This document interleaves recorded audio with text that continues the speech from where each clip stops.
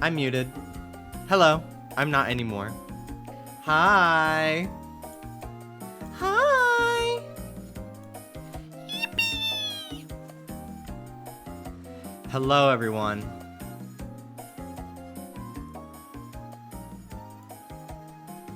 Hello, hello, hello. How's it going, everybody? Hello, Clefable. Baby Tortuga.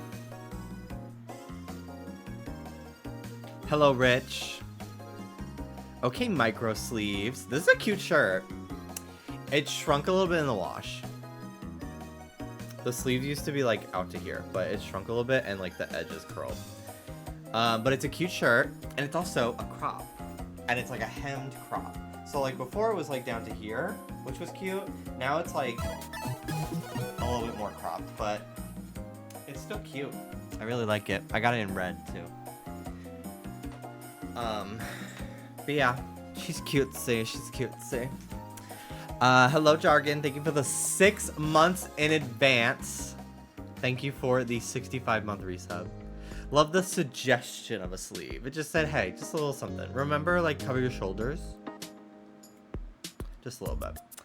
I went to Target yesterday and I got an N64 shirt. And I cropped it. It's cute. Maybe I'll wear that later this week. I really wish that Nintendo capitalized on, because like I feel like Nintendo 64 is like the system that they put the logo on and they just sell merchandise with it. Like I don't really, outside of like the Amazon store that they have, I don't really see like merchandise as much anymore for like the NES, and definitely not Super Nintendo. It's either NES or N64, which is very strange. I guess it's two of their most popular systems ever. But the Wii is, and the DS is more popular. So I'm like, I get so surprised that they don't like sell t-shirts, because I'll just find the shirt. Hold on. So I bought this at Target and I cropped it a little bit. And it's really cool, right? It's a really cool N64 t-shirt. And I just don't understand why they don't do this for the GameCube or the Wii or the DS. Because that demographic is my age now. We have somewhat disposable income. So I don't understand why they're still marketing to like, I don't know, this one demographic, you know? Like I never see... Y2K in general is in right now. I'm just surprised that I still don't see them capitalizing on the GameCube in any way, or even the Wii. Like, I could understand because the GameCube didn't sell that well in comparison to N64, but like, where's the fucking shirts that have the Wii logo on it? People would eat that shit up, myself included. Because like I like the Nintendo 64. I have like some games that I played that I liked, but for the most part I don't have any nostalgia for it though. Like I've gone back as I've gotten older and I bought an N64 from a retro game shop in high school, and I like bought games at yard sales and I'd play the classics, you know, Pokemon Snap and stuff, but I don't have any childhood nostalgia for it. So I feel a little bit like I'm a poser when I wear N64 stuff, but not entirely. I definitely feel like a poser when I wear like OG PlayStation stuff, because the only games I ever played on PlayStation were ones I did videos on. So like Pepsi Man. There was a Scooby-Doo game that I didn't do a video on. Oh my god. One of these days I have to make that video, because if I go into my I started working on this video for a Scooby-Doo game back in 2016. And like so much of it is done, and then I'm just gonna scrap it. It's crazy. There's lore around it, but I have journal entries from like 2017 and 18 being like, I gotta finish working on my Scooby-Doo video. I need to get that done soon, and I never did because depression and ADHD. Wild. One of these days. But I just love the PS1 like aesthetic. The art. Wait until 2026, upload as a time capsule. Literally! So true. Hello, Antonio. Hello, Jargon. Cinnamoons, thank you for the 31 months. 31 months with the best streamer. I mean, it's true.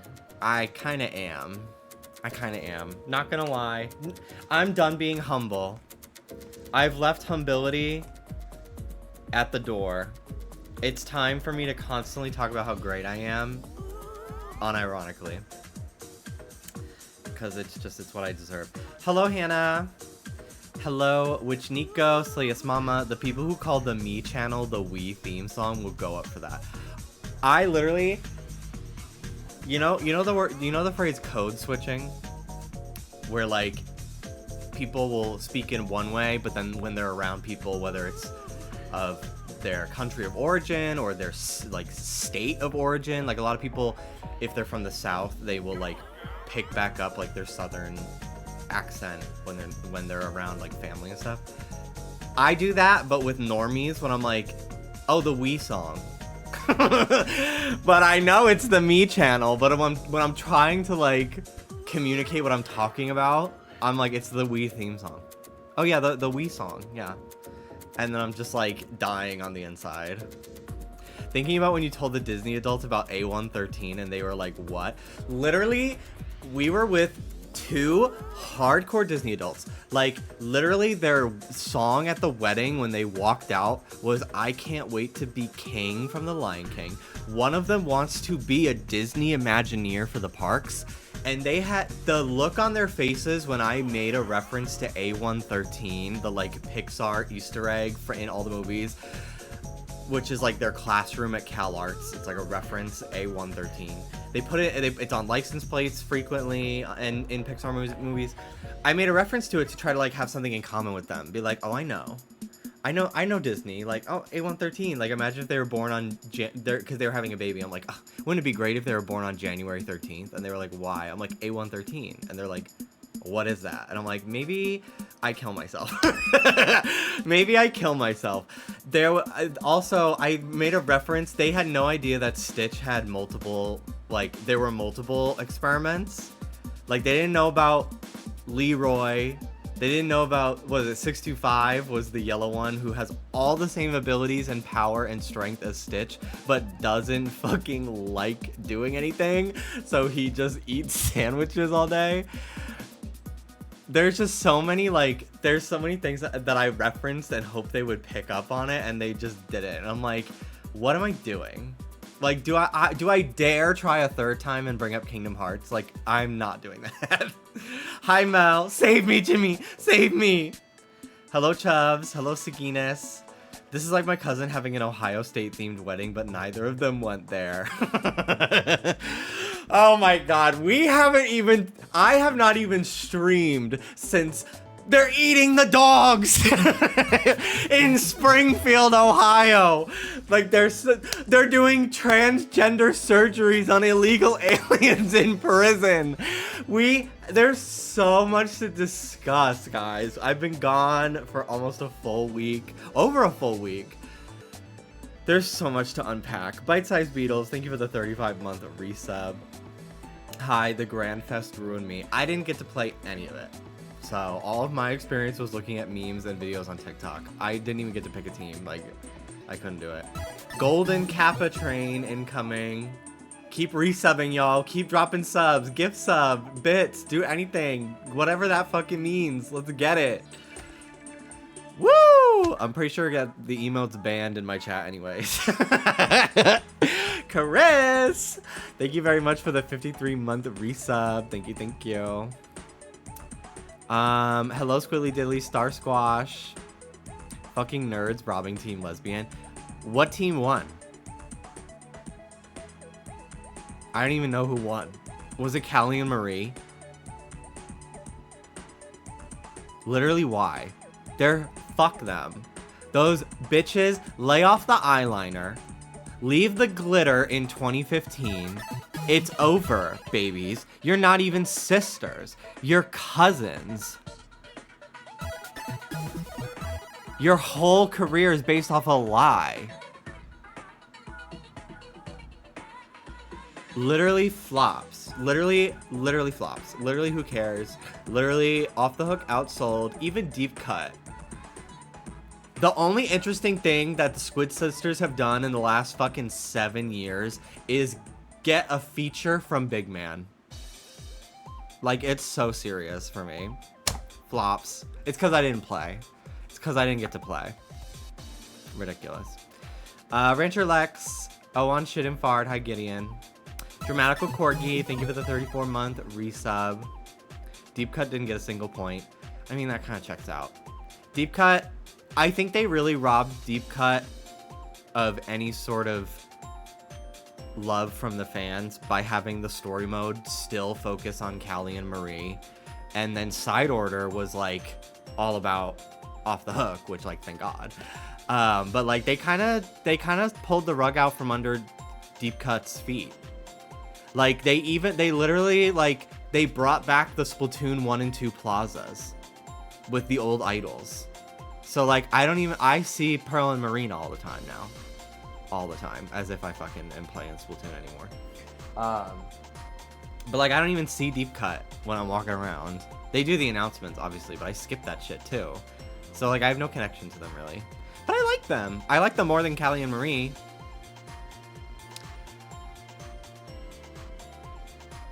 That's for sure.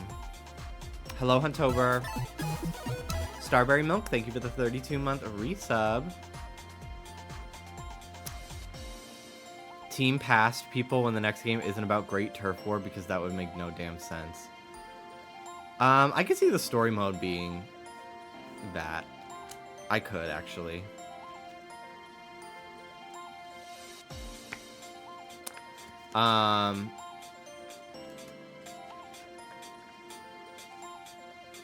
Octolings deleted from the game live. There could be some rogue Octolings. You never know. They could rewrite the plot on the fly. Matt, hello. Zeph Chan. Starberry Milk, thank you for the 32-month resub. Galactic Supercluster, 37 months. Amy, thank you for gifting that sub to Ray. Cinnamoons, 31 months. Bite Size Beetle, 35 months. Pickled Lennon, 59 months. Thank you so much, everybody. Thank you. I feel like I missed a lot of people. Rat King Mickey, hello. EDO. Hello, everybody. If I didn't say hi to you, say hi again. I'm not scrolling back up. There's too many messages. I don't want to be behind on chat again today. But yeah, feel free to say hello again. I'll say hello to you back.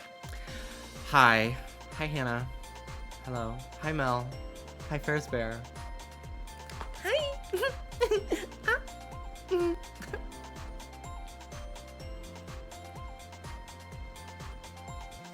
Shoujo, hello. Hi, Marcine. Hello. It's been a while. OMG, when did Lois get up there? Like 5 months ago. She's been up there for a while, but she was on this side by herself. But now she's over here. Mario's not even in the frame. I had a call with my dermatologist a few weeks ago. And I was doing it on my phone. And I was like holding my phone in a way so like you couldn't really see all the shit behind me. Because my room's kind of a mess. And I was like, whatever. I don't really feel like showing all my crap. Because typically when I'm on like Zoom or something for my therapy or whatever, I just use this camera so they just see everything and they're like, so we will be upping the dosage. I got it. Yeah, I was on with my dermatologist who I don't know how old she is. Her skincare is amazing, so it's a mystery. But I guess she saw my Snorlax sticking into the frame and she was like, before I hung up, she was like, I like your Snorlax. I was like, oh, it's not just Snorlax. I showed everything. And she was like, oh. And I was like, I ruined it. I got too much. Damn. Anyway, what did you talk about? Nothing that would interest you for sure. How far behind is my stream today? Can you guys press 1?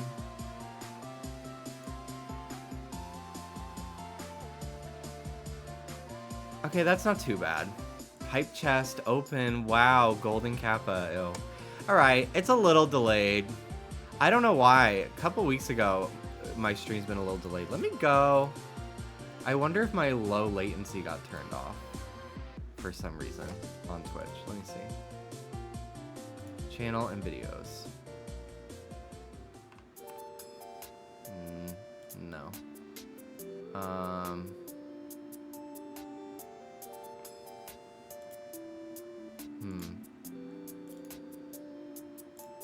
Creator dashboard. There's so many fucking stupid pages on this website. Stream. Low latency is on. Whatever. I just feel like usually it's like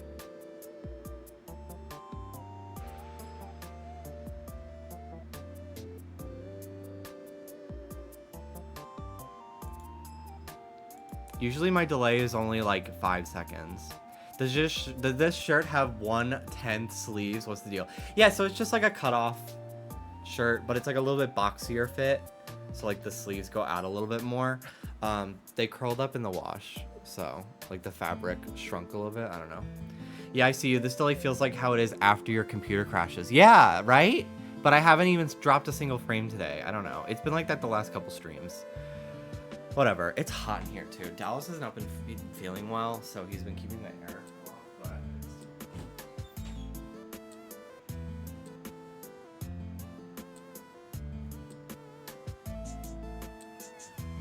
my office just gets so much warmer than the rest of the apartment too, because the ventilation is not as good. I wonder if it's just like clogged with dust up there since we moved. I asked maintenance, they're like, yeah, it is what it is. Just the way the building's shaped, your bedroom and living room get colder. I'm like, cool. The one room that has more lights in it gets hotter. Great. Anyway. But yeah, the shirt's cute. It's like a little crop top too.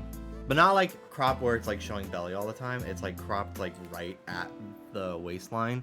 So like if I like lift my arms, it's a very noticeable crop. It's very cute. I got it from an Instagram ad. All right. I literally made an outline of all the things I want to talk about in chronological order because shit's crazy. I'll be skipping the debate because like, what is there else to say?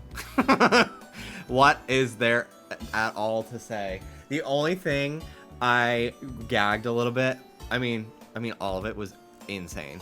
But Kamala saying, a dictator, they would eat you for lunch. And I'm like, she quoted Billy. This is so crazy. She might as well also just say the apple's rotten right to the core. Like, oh my god. So crazy. Anyway, so last week was fucking insane. The last 2 weeks of my life have honestly been the most like trying times of my last few years. Like since we moved, honestly, it's been the most exhausting week in like 8 months.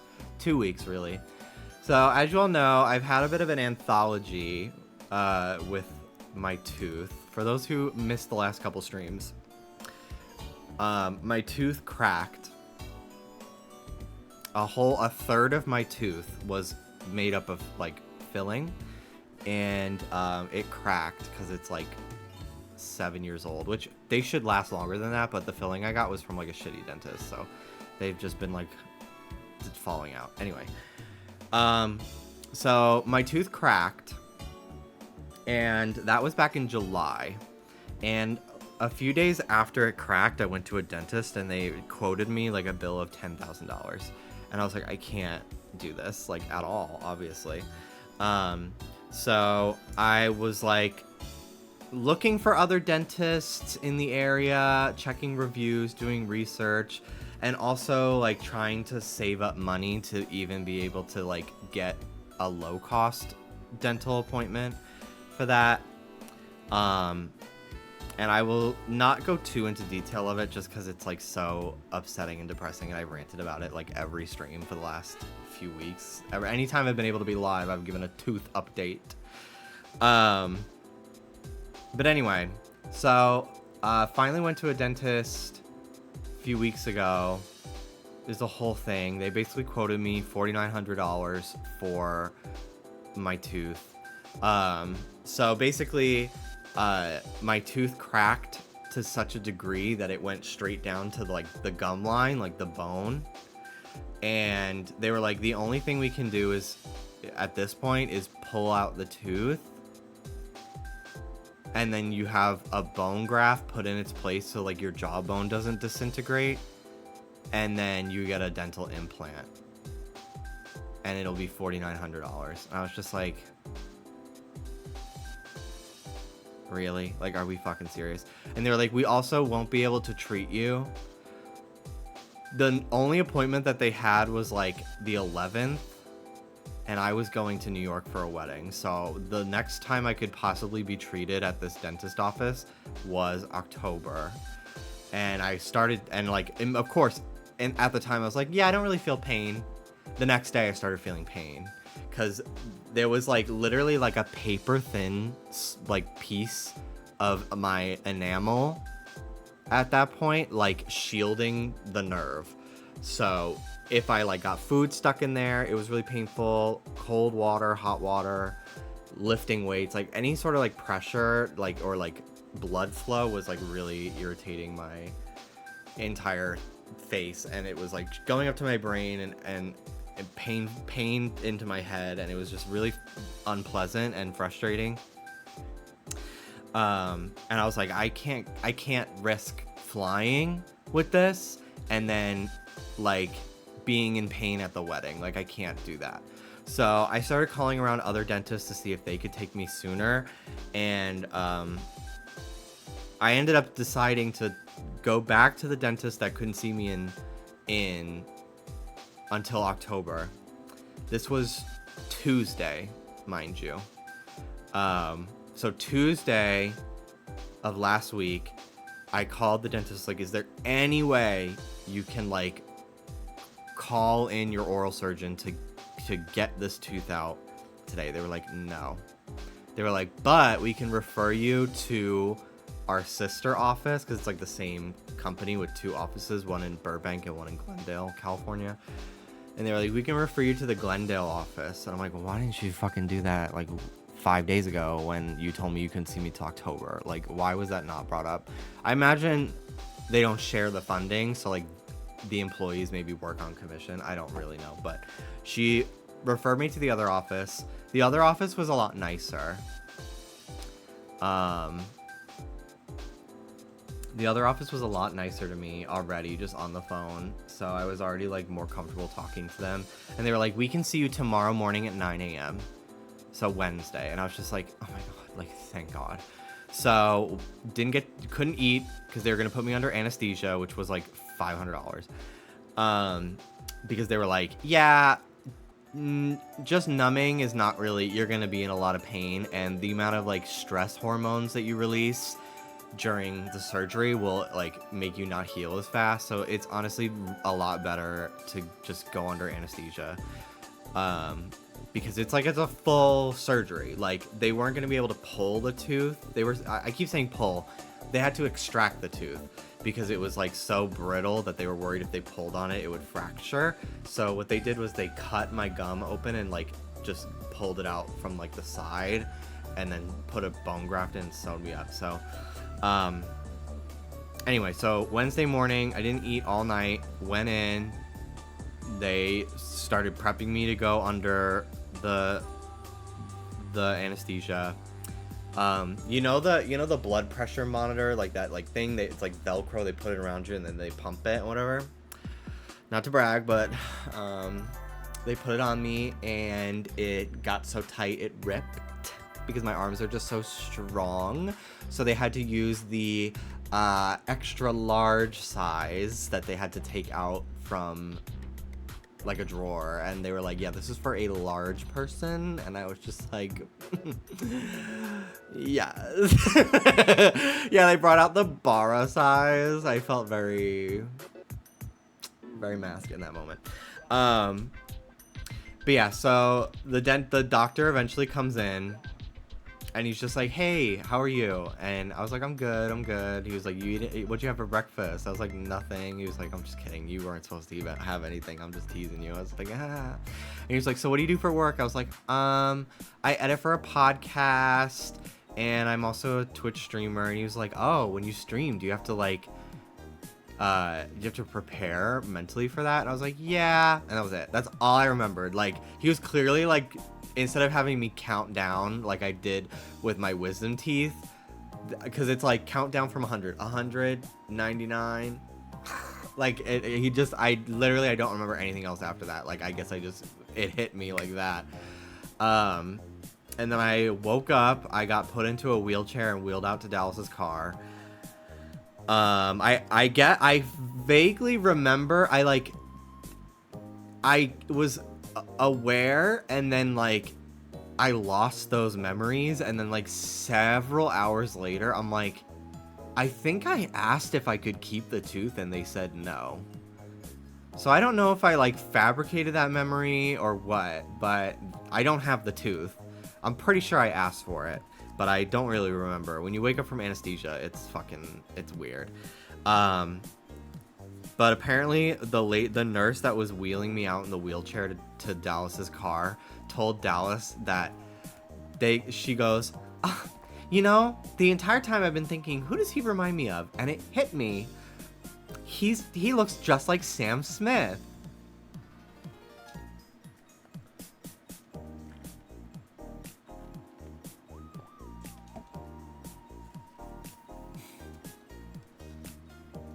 And Dallas knew I would not like that.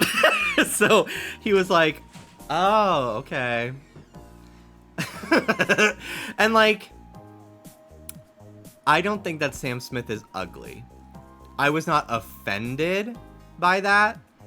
I fucking hate being told I look like people, because I never fucking look like the person that they told me I look like. Get down from there. Excuse me. Do not fucking climb Mount Everest today, little buddy. I don't think so. I don't fucking think so. I just don't look anything like Sam Smith. I think you just are saying that because I'm a thicker guy with painted nails. Like, I literally, I don't look like Sam Smith. But Dallas told me that, 10 hours later. He's like, oh yeah, while you were, out of it. I didn't even react. I was like, I'm like, I'm convinced that the people who tell me, the only people I've ever been like, I kind of see it.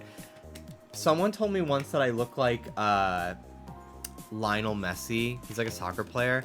And I don't think I look like him in the face, but we have similar silhouette, and if you squint, people usually comment that when they're like, oh my god, I was scrolling through my For You page and for a second I thought you were Lionel Messi. That's the closest one. Yeah, okay, more bulking validation, exactly. But this also whole trip was just one big bulking validation for Jimmy. But I've also been told I look like he was in the Jason Segel. He's from the Muppet. He was in the Muppets movie. Bitch. Everybody knows him from How I Met Your Mother. Yeah. Yeah, I haven't seen that show. Forgetting but Marshall. Yes, somebody was watching that on the plane next to me on the way home. I was like, oh yeah, people used to tell me I looked like him back in the day, which I kind of see when I don't have a mustache and I make certain facial expressions. But I don't know, nobody I've ever been told I look like I ever see it. The amount of times people have tweeted me, they're like, I'm watching TV, oh my god, why are you on this show? And it's a guy with a full beard. I'm like, what? I'm convinced that these people can't see the apple, and they just don't actually remember what I look like. I used to think you look like the guy from Queer Eye. Anthony, back in my self-hatred days when Queer Eye was first airing, I used to say I looked like Anthony if he was made incorrectly. So mean to myself, but I used to say that. I'm like, I look like Anthony if he came out weird, came out a little wrong. So not nice to myself. The babies, they got a nice walk today. Hello, hi babies.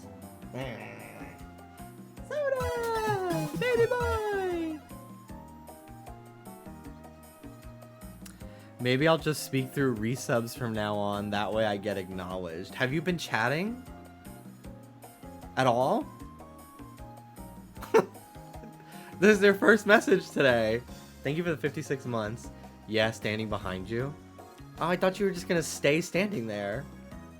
Sorry, was I not responding? I literally was like talking to you.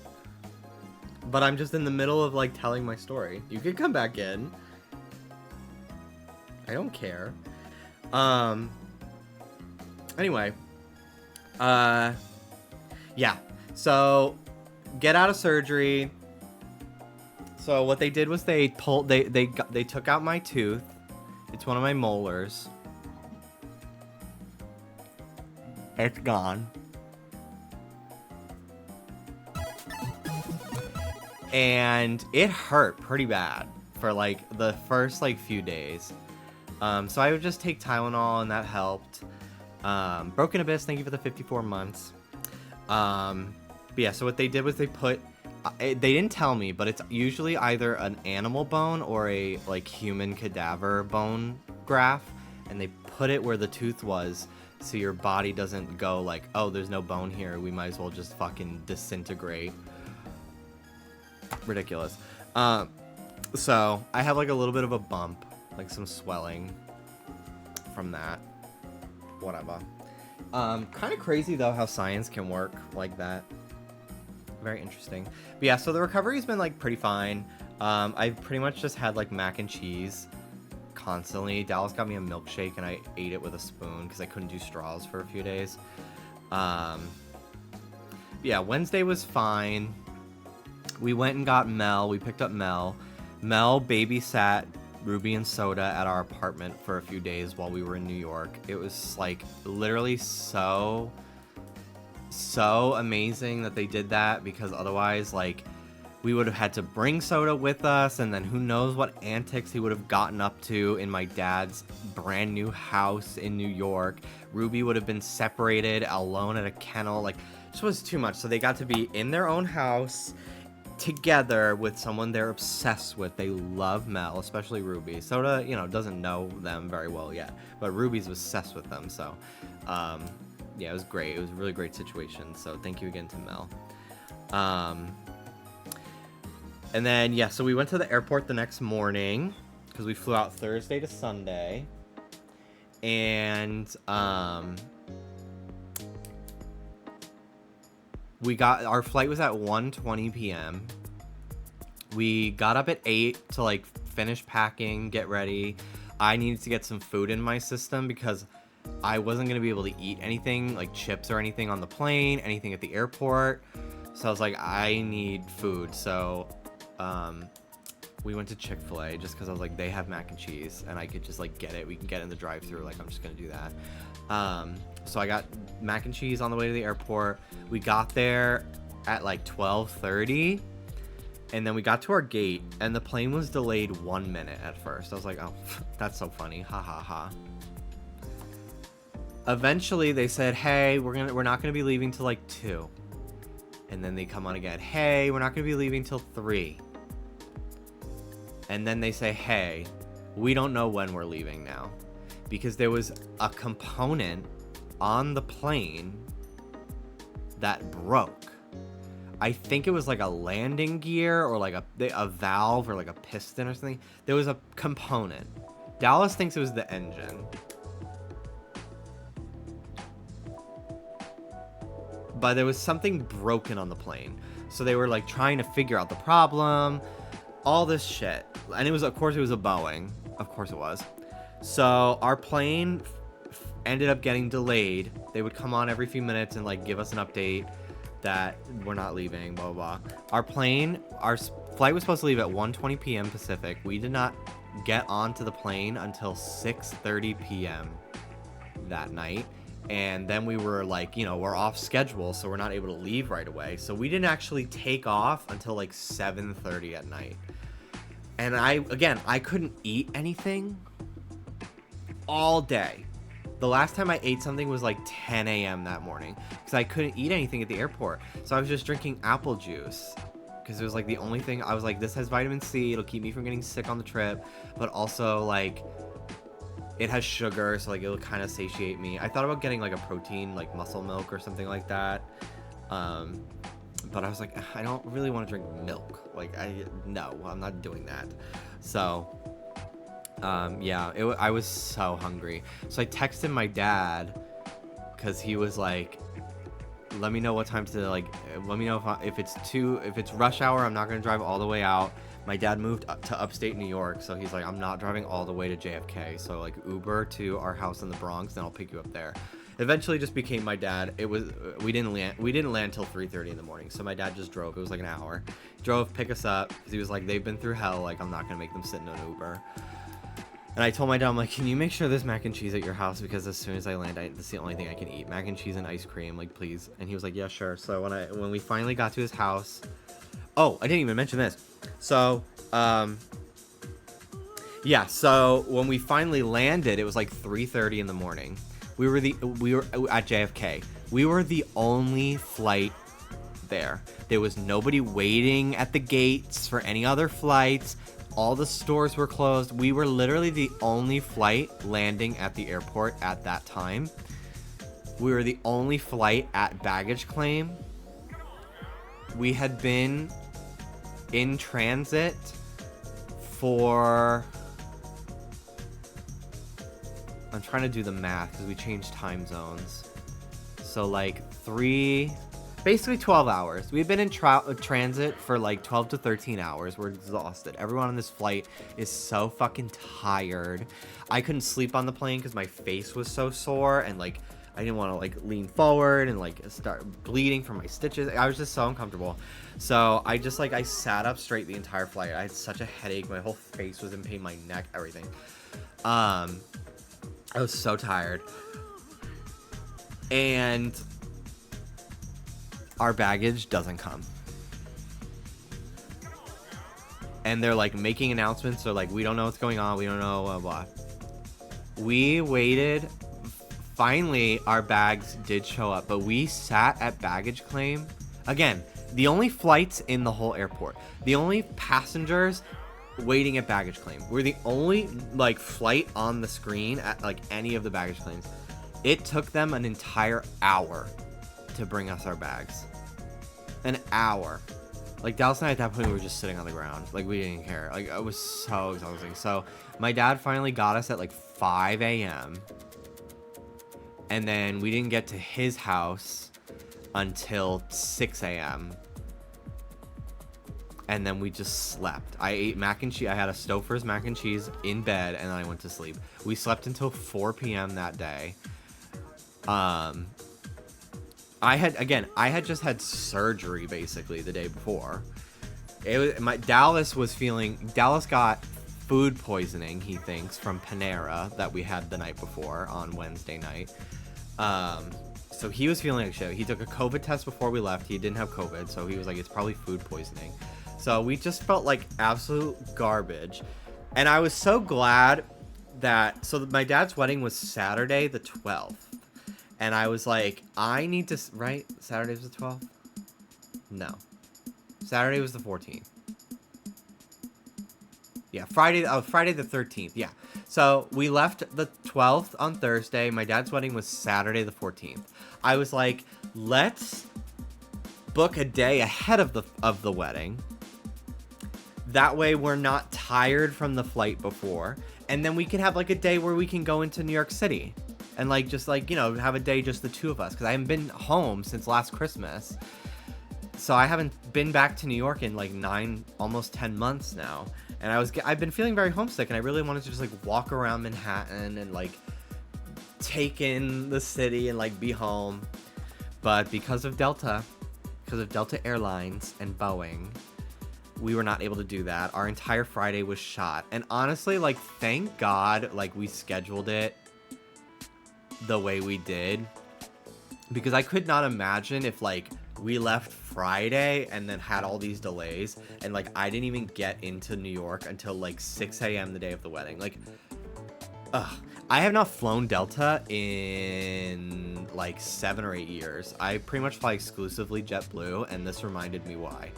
However, now that I'm home and I got home Sunday. Yesterday I was busy. Today I'm fine. Now that I'm home, I'm going to look into this. So a couple months ago, Pete Buttigieg and the Department of Transportation passed a law where if a flight is delayed over 3 hours, you are entitled to a full refund of that flight. Point blank. No questions. They are required to give you a full refund if you ask for it. So I'm going to get in touch with Delta and be like, legally, you have to give me a refund because it was a 6.5 hour delay. You completely ruined an entire day of my vacation because of you. And the flight out there was like $500 per person or something like that. It was fucking insane. So yeah, so I'm gonna look into that. You might be entitled to more. I think so. I'll see. But yeah, I just have to like brace myself for being on call with customer service and like make sure I have like a list of the things I want to say. I have to prepare myself emotionally for that. But I want to do that this week before it gets to be too late. But yeah, my dad was the one who paid for the flight, so like I'm not like they like screwed me over, but like they screwed my dad over. Like he paid for the flights for us to go to his wedding. So I want him to get his money back, you know? So anyway, yeah, so that was the deal on Friday. So we slept until like 4 p.m. Just knocked the fuck out. Complete day shot. And then that night, my dad and my new stepmom, they had a bunch of our relatives over, her nieces and nephews, and my step-siblings' cousins, and then some of my aunts and my uncle came over as well. And it was really great. It was a really great time. Just getting to talk with everybody. I introduced so many people to Dallas because it was his first time meeting pretty much anyone on my dad's side of the family, really. He'd only really met people on my mom's side before this, outside of a couple instances with my grandmother. And, you know, he was perfect. Like, it's just amazing. He's so good at conversing with people and everything. I had a conversation with one of my aunts who is conservative, but I was honestly, like, it was honestly one of those fictional conversations that, like, people always talk about, like, no name calling, no belittling, no calling each other stupid for their beliefs, like, really sitting down and listening, and, like, I was, like, kind of gagged at, like, I don't think either of us left that conversation with our minds changed on certain, like, policies and stuff like that. And, like, she's gonna be a Republican forever, but she's a little bit more on the open-minded side. Like, she's cool with gay people, and she definitely was like, yeah, it's pretty fucked up, the don't say gay bill that I told her about and everything. So, like, she has some beliefs like that. But, you know, some of these fucking boomers, you can't convince them that, like, capitalism is a disease. Like, it is, but they don't get it. Like, they just don't understand it. But I was really, like, I could not believe I was having a conversation with, like, a 60-year-old person that wasn't, like, telling me, like, one of these days you'll see what I fucking see. Like, she was, like, actually listening to what we had to say, and then she would have her counterpoint of her point of view, and then we would come, like, it was a genuine conversation that, like, both of us genuinely wanted to hear each other out in hopes of potentially, like, changing minds. So it was, you know, I had never ever witnessed that ever. I had never been in one before. I don't think I'll ever be in one again. But I was like, wow, this is like, I feel like I fucking just found a cryptid. Like, this is the equivalent of Bigfoot. Like, this is the quote-unquote civil fucking political discourse that, like, people say should happen. And, like, I don't know. Just wild. I just was like, wow, I can't believe I'm having a conversation with a boomer that is not them, like, talking about eating dogs in Ohio. Like, that level of insanity, you know? And just, like, completely blocking out anything I will have to say. And, like, actually believing my facts that I brought up. And I was pleasantly surprised with the conversation. So yeah, that was Friday night. And then Saturday was the wedding, and the wedding was great. It was a really, like, low-key ceremony. They did it at a courthouse because my dad's been married. His first marriage, my mom passed away. So his second marriage, he was able to get married in a church.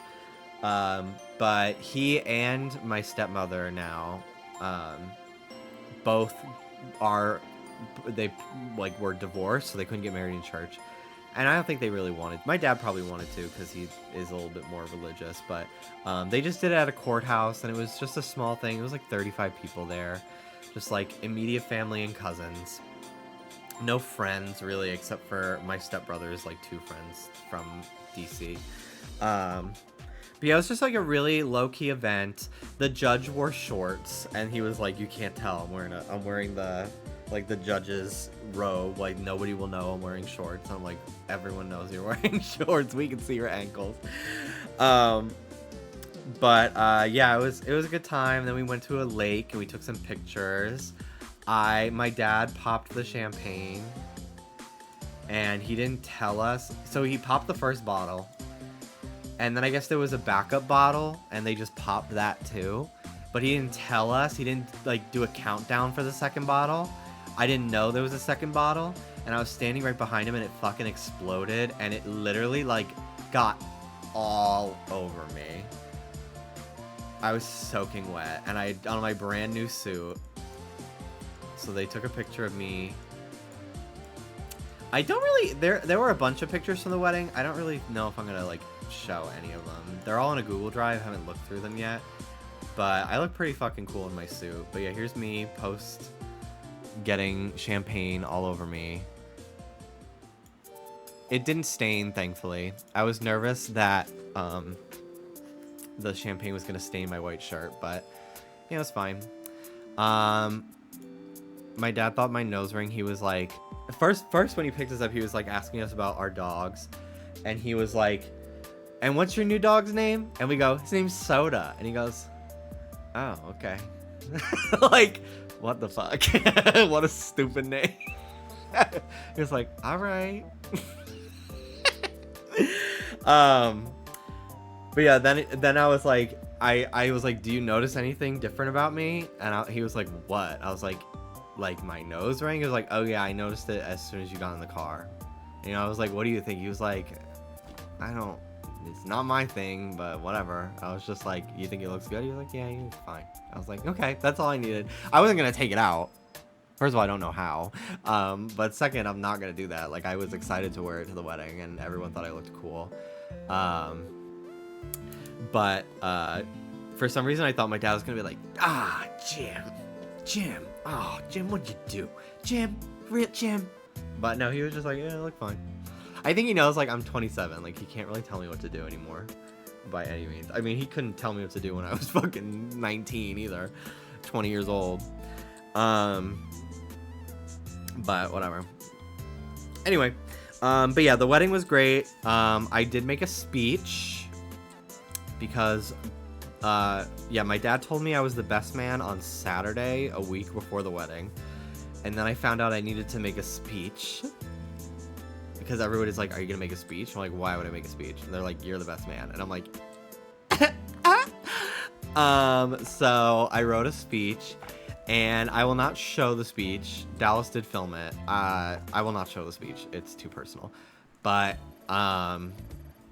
everyone really loved it. I got a lot of people coming up to me afterwards, complimenting me on it.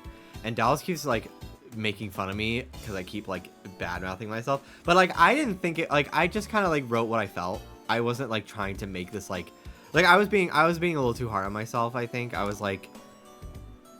like, I don't think it was that great of a speech, but everyone like really was impacted by it, and I'm like, maybe these people just are not as in touch with their emotions, so when somebody shows genuine feelings, they're just like gagged. I don't know, whatever. But I had a lot of people come up to me afterwards, and they were like, "Your speech was amazing. Like, it was so like I was tearing up. I was like, really? This is crazy." Gag. What an orator I am.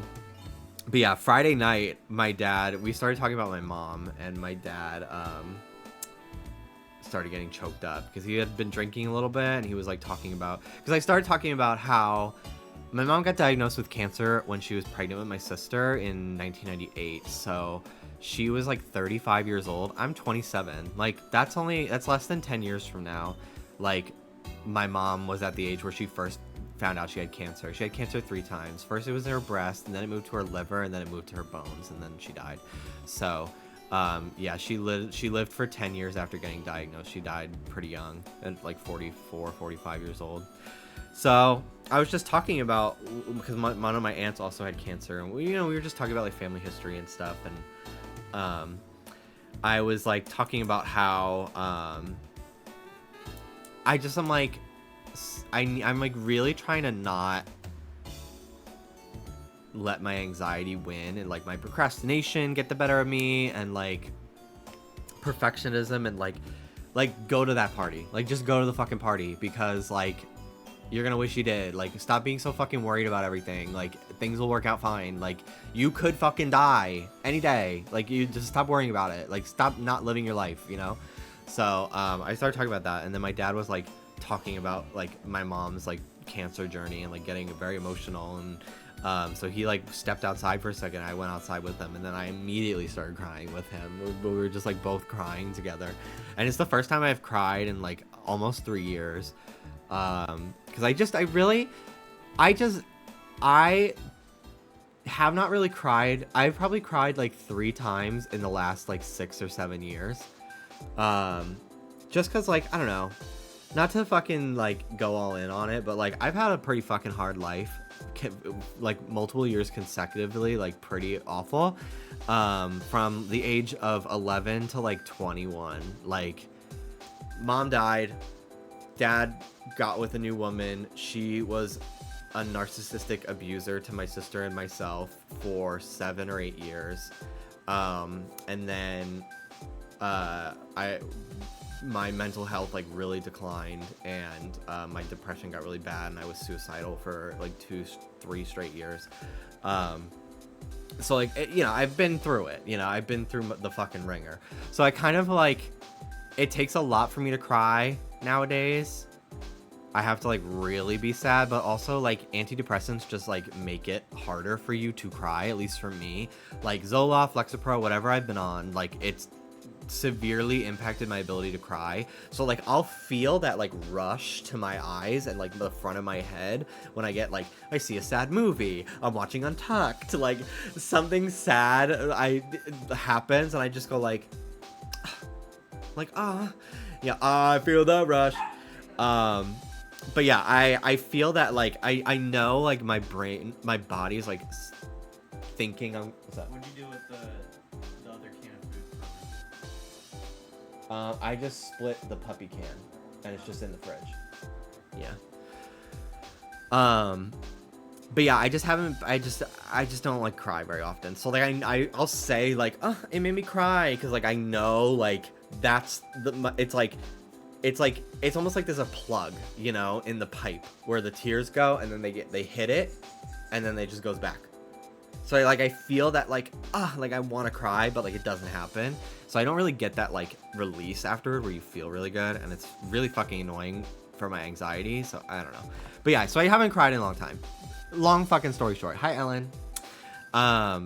But yeah, I cried with my dad, because like just seeing him cry and like talking about my mom was making me very emotional. It's the night before a wedding, and my stepmom, at the time my dad's fiance, but yeah, my stepmother, my new stepmom, is incredible, absolutely incredible.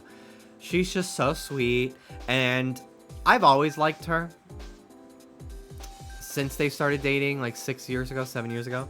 They've been together for a long time, and I've always really liked her. Like, I've just always thought she was so pleasant. I mean, it's pretty fucking easy to follow up the narcissistic piece of shit that my dad's ex-wife was. She was a horrible person.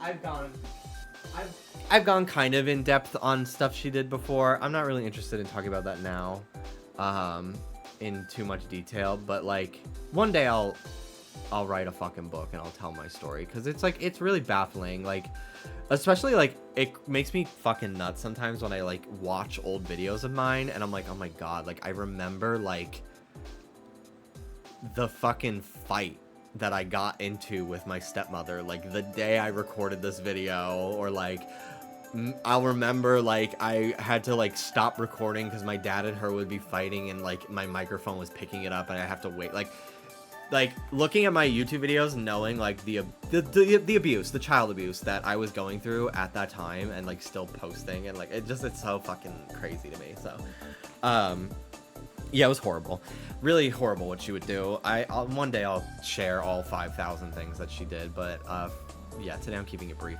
Clockwork Blues, thank you very much for the 47-month resub. Thank you. Yeah, so when I went to my dad's new house, like I've always loved my stepmom, my dad's current wife, and like hopefully forever from now on. So yeah, when I say my stepmom, I'm talking about his current wife. I don't want to say her name. I don't want to dox. I'm not really comfortable saying her name. But yeah, my dad's new wife, not current wife. My dad's new wife that he married this weekend. And then if I say his ex-wife, I'm talking about like the woman in the middle, who I will also not say her name. And then if I say my mom, I'm talking about my mom. You know, it's just now there's 3 people I have to like differentiate, because before it was like mom, stepmom, fiance. You know what I mean? But anyway, so the woman he just married, she's incredible. I've always just loved her, and she's just very sweet.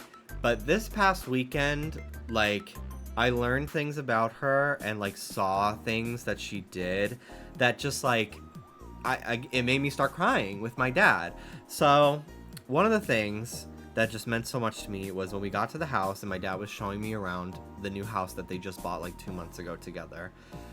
The house was covered in pictures of my dad and my mom together, like proudly on display. Like they had a mantle next to the dining room table with like a bunch of family photos on it, and front and center in the middle of the mantle was my dad and my mom's like wedding picture. And then in the downstairs living room, like my dad's gonna turn into a man cave. It's gonna have a dry bar and all this stuff. Like just lining the walls was like pictures of her and her kids, and pictures of me and my sister, and pictures of me and my mom, and my sister and my mom, and my dad and my mom together. Like just so many photos that like it just made me very emotional. And that, like, to share one detail, my dad's ex-wife used to take photos. She hated me. She hated my sister too, but my sister did not fight back as often as I did because she was a little younger. She would just like go to her friend's house when she was like getting into a fight with my stepmother, his ex-wife.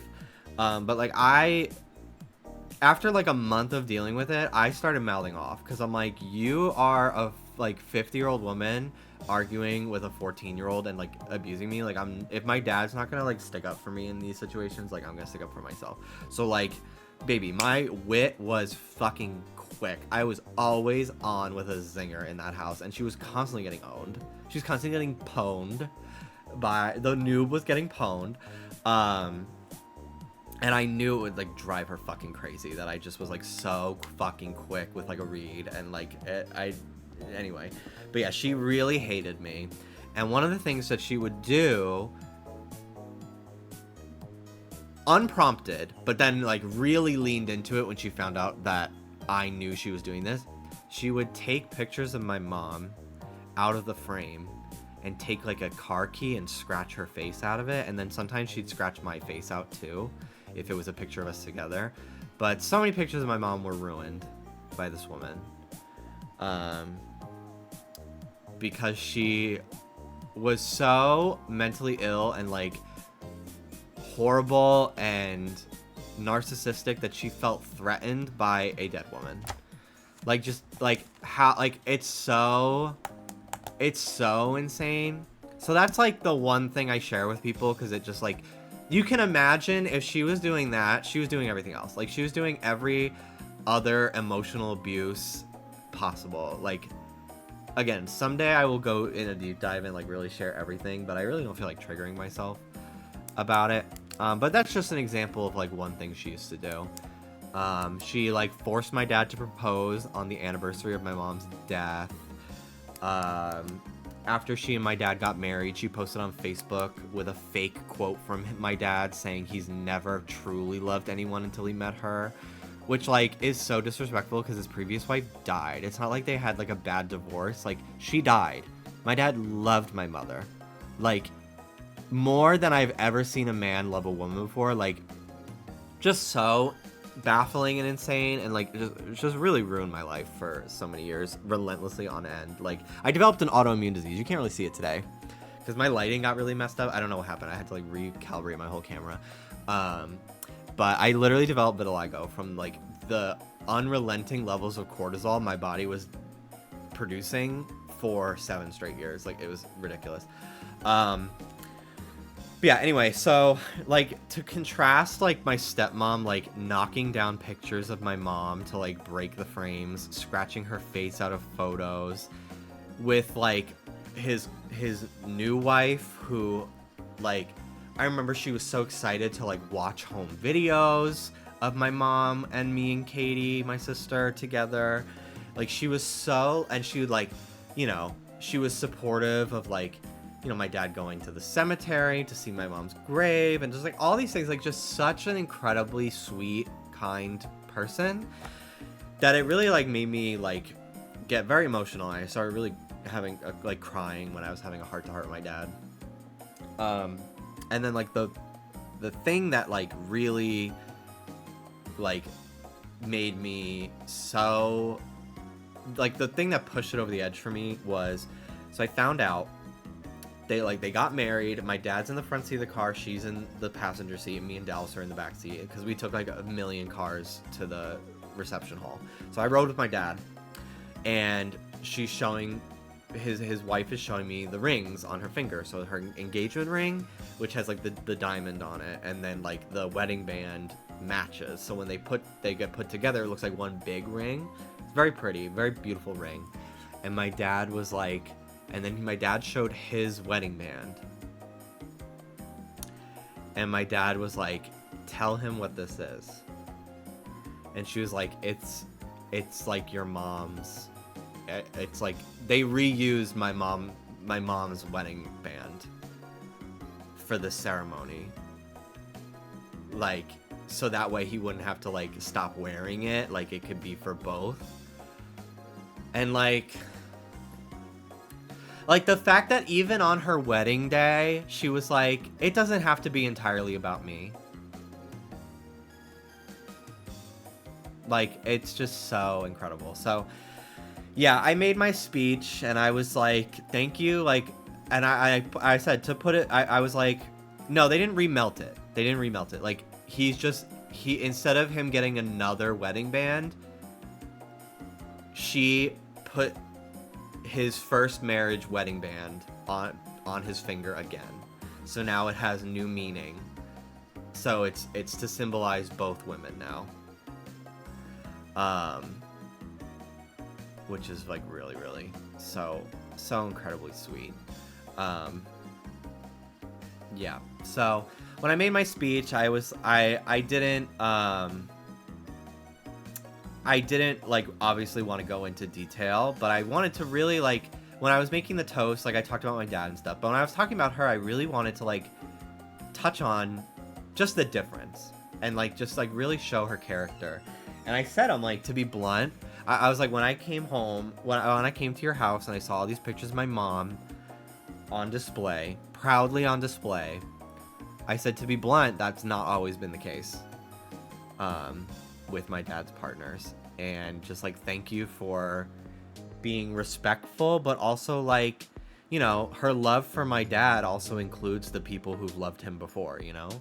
So I really treasure her. Like, I just think she's so amazing. So, yeah, that was the wedding day. And then Sunday, my Dallas and I, we left. I got to see my grandmother one more time before we left. And I didn't get to go inside my house. It just was too, like, the plan was originally I was gonna go down to the city with Dallas on Friday, and then I was gonna go, like, in the afternoon, go back to my dad's house in the Bronx and like clear out my childhood stuff and like bring a bunch of games home, just a ton of stuff. But I just did not have enough time because of the flight delay, so I didn't really get to go inside my house. And he's planning on selling it in like 2 months or so. He's like really trying to put it on the market, so I don't know if I'm ever going to be able to go back inside, but I at least got to stand outside of it.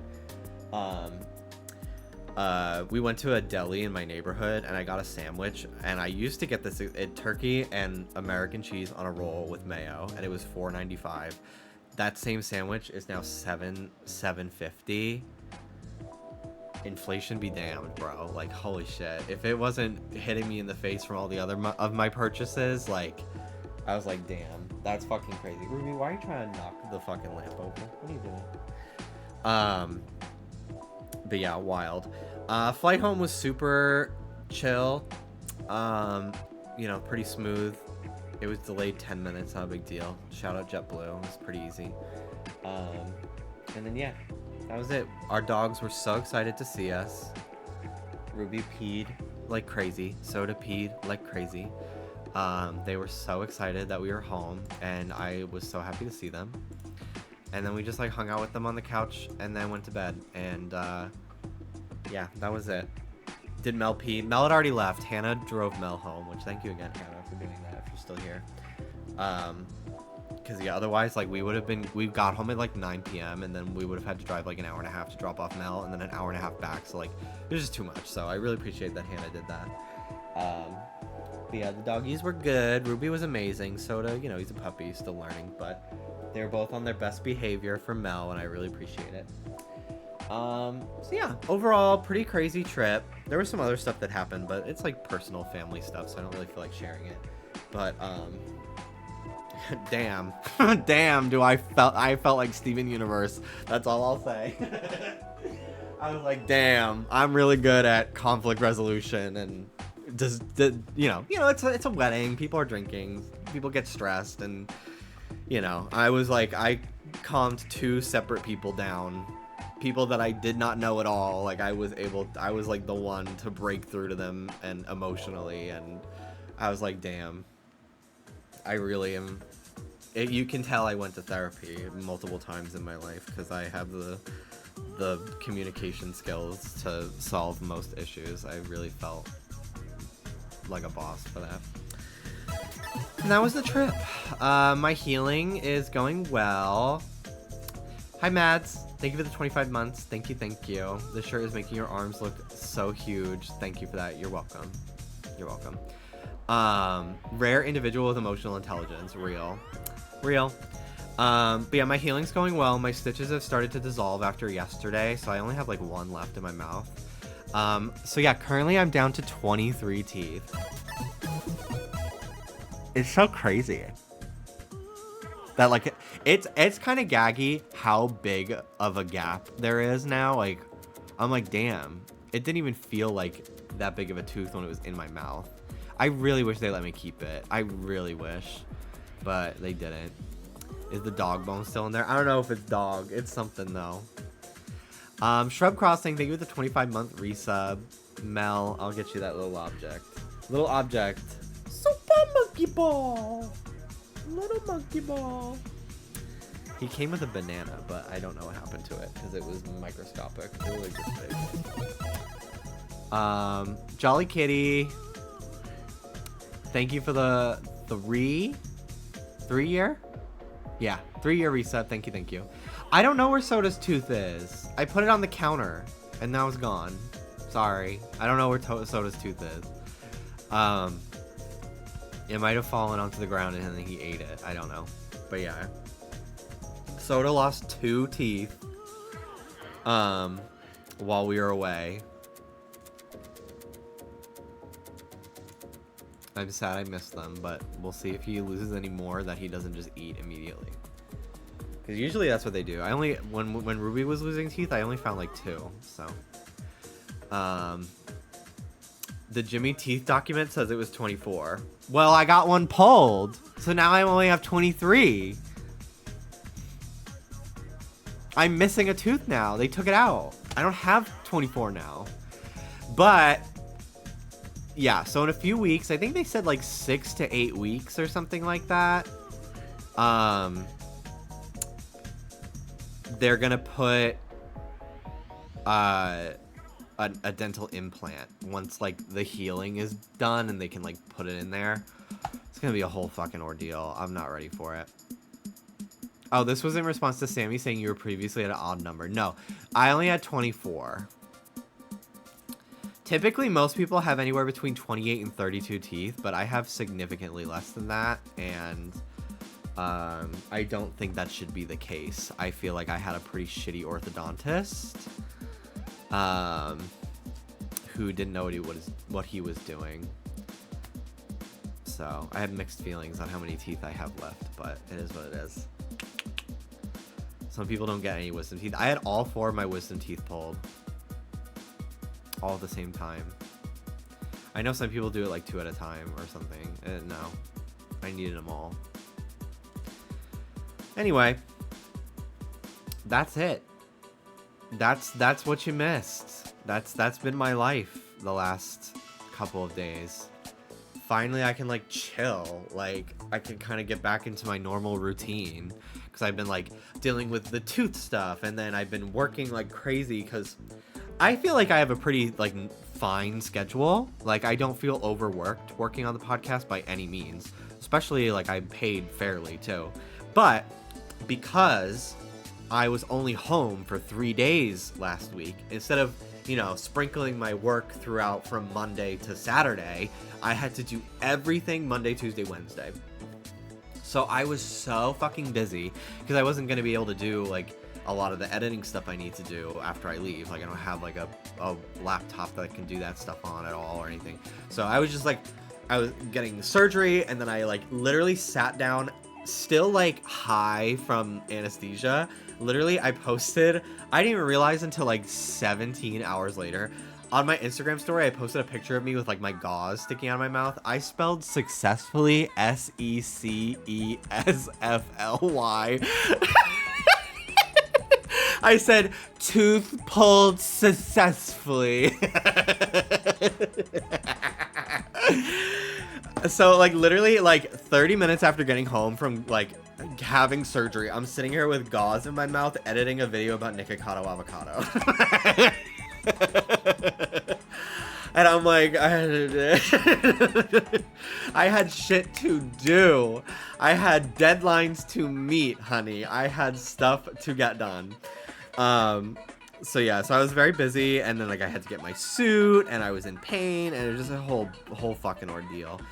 So now that that's done, I don't have any like upcoming like major events happening until October when I have friends coming to visit. So hopefully the next few weeks will be a little bit more chill. I can like stream again at least 2 to 3 times a week. I'm so happy. I got up pretty early today, and in the shade it was nice. In the sun it got a little warm, but it was like 60 something degrees today. Eventually warmed up to like the 70s. So we were able to take the dogs on a daytime walk for the first time in 3 months, because especially the last few weeks, it's been in the hundreds. Too hot. The ground's too hot for their feet. It was crazy. So we walked to a coffee shop today, and I saw that they had pumpkin spice, but I didn't see until after I told the guy my order. So next time I go, I'll get pumpkin spice, because I don't really care for the caramel today. But yeah, it was a cute local place we haven't gone to in a bit. Yeah, we walked over there. We brought both dogs. It was Soda's longest walk yet. Usually we do like a block to 2 blocks. We did like 8 blocks today.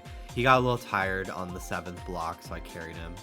But overall, he was good. He was tired. Like, he's just been out of it all day, just tired. And, you know, we got all that energy out, which is great. But yeah, it was so nice to like, it's fall, like it's getting to be fall. Yesterday was so beautiful out. Today was a little bit warmer, but yesterday I was waiting outside for the Uber to come with like my hard drive full of files of today's Trish episode. And I was just like, wow, it's so breezy and beautiful out. Like, it was just, it was amazing. What else? Oh, my grandmother, she was like, a few years ago, my cousins were all at Thanksgiving, we're all going through all her jewelry and picking out like which ones they want to be left for them in the will. with my grandmother. I'm very honored to be in the presence of so many locals. Hello, locals. Welcome in. Thank you very much, Nintendo Talk, for the raid. How's it going, everybody? Thank you so much for that raid. Ruby, you want out? Hold on 1 second. My dog wants to be out of this room. See you later, Ruby. Bye-bye. Thank you very much, Pat. Appreciate it. I hope you're doing well. I was inspired by your stream. Was it yesterday? I don't know what day it is. I think it was there yesterday. I was inspired to play some Animal Crossing today because of your stream. I'm ready to get some spooky DIYs because I have one, and it's not even a good one. I don't know which one it is, but it sucks. But yeah, thank you so much. Welcome in, everyone. Nintendo Talk is a really amazing Animal Crossing YouTuber. That's how you know the content is good. Still pulling numbers on a game that many people consider to be a dead game. That's how you know the content is just that good. That's how you know. So shout out. Great design inspo YouTube channel for Animal Crossing and other cozy games. But Animal Crossing is definitely his biggest content. Yeah, thank you. So, yeah, a couple years ago, my cousins were all going through my grandmother's, like, jewelry and stuff like that, and, like, picking what they want. And then she was like, well, why wait till I'm dead? Like, I'm not wearing some of this stuff. Like, you guys can just start having it. So there was one ring that I was able to get. And it's this one. It has, like, an onyx on it, and it's gold. And I don't typically wear gold anything. I think I look better in silver. It's just my personal jewelry of choice. But she gave me this ring, and I don't know how old it is, but it's probably pretty fucking old because she's 80, and it needs to be resized because it like barely fits on my pinky, so I'll probably get it resized at some point. But then she also gave me this silver ring with some sort of, I think it's like a topaz or a jasper or something. I think it's like, it looks like Romans or like Greek soldiers or something. I don't fucking know. But this one, it's pretty cool. It's like carved. It's like a 3D shape. Let me see if I can. You can kind of see there's like a shape on it. I'll take a picture at some point once I get it resized. But yeah, because I've really been wanting to get into like rings and bracelets and more necklaces and stuff. I wanted to get more into jewelry, but I'm like, I don't really want to like buy any online because I don't know if they'll fit right. And then I go to like a thrift store and I'm like, ugh, I don't want to like pay to get it resized if it doesn't have like sentimental value, you know. So yeah, so I got those rings, and she said she has some like bracelets and necklaces that she's gonna let me have next time I visit. So yeah, excited about that. So very cool. And that's it. That's literally everything I wrote down on my outline of things I wanted to talk about. Oh yeah, Dallas and my stepmom the night before the wedding got hungover, or they got really drunk because she just kept like refilling people's glasses of wine, and her and Dallas were the only ones drinking the white wine. So she went down to the basement, came back 10 minutes later, found another bottle for me and Dallas. And Dallas was just like, he drank way too much. He had like maybe 6 or 7 glasses of wine. So he had already like had food poisoning before we left, and then was hungover too at the wedding the next day, and he's still fucked up. Like, it's been 3 days now, and he's feeling a little bit better today, but like he's just been like only drinking chicken broth as his only source of food. So yeah, he's not doing so hot right now. But yeah, I didn't drink it all. One, because I was on antibiotics from the oral surgery, but I was like, I don't really feel like being hungover at all. I drank champagne at the wedding when we made the toasts, and that was it. I was like, I don't really feel like drinking this weekend. So yeah, anyway, that's it. You're all caught up. That's what you missed on my life. Now we're here. It's Animal Crossing time. I had not played this game in a couple weeks, but we're back. For those of you still here from the Nintendo Talk raid, hello Riccatelli, hello. This is Animal Crossing Hard Mode, a challenge pioneered by Nintendotalk himself. I have kind of softened some of the rules now that I'm like a year into this file. I still only let myself sell to Flick and CJ. You know, a lot of the rules stay. I just don't really I don't really force myself to evict villagers anymore. That's literally the only rule. Also, I'm like letting myself time travel ahead just to like play in different seasons. But pretty much every other rule I still keep. But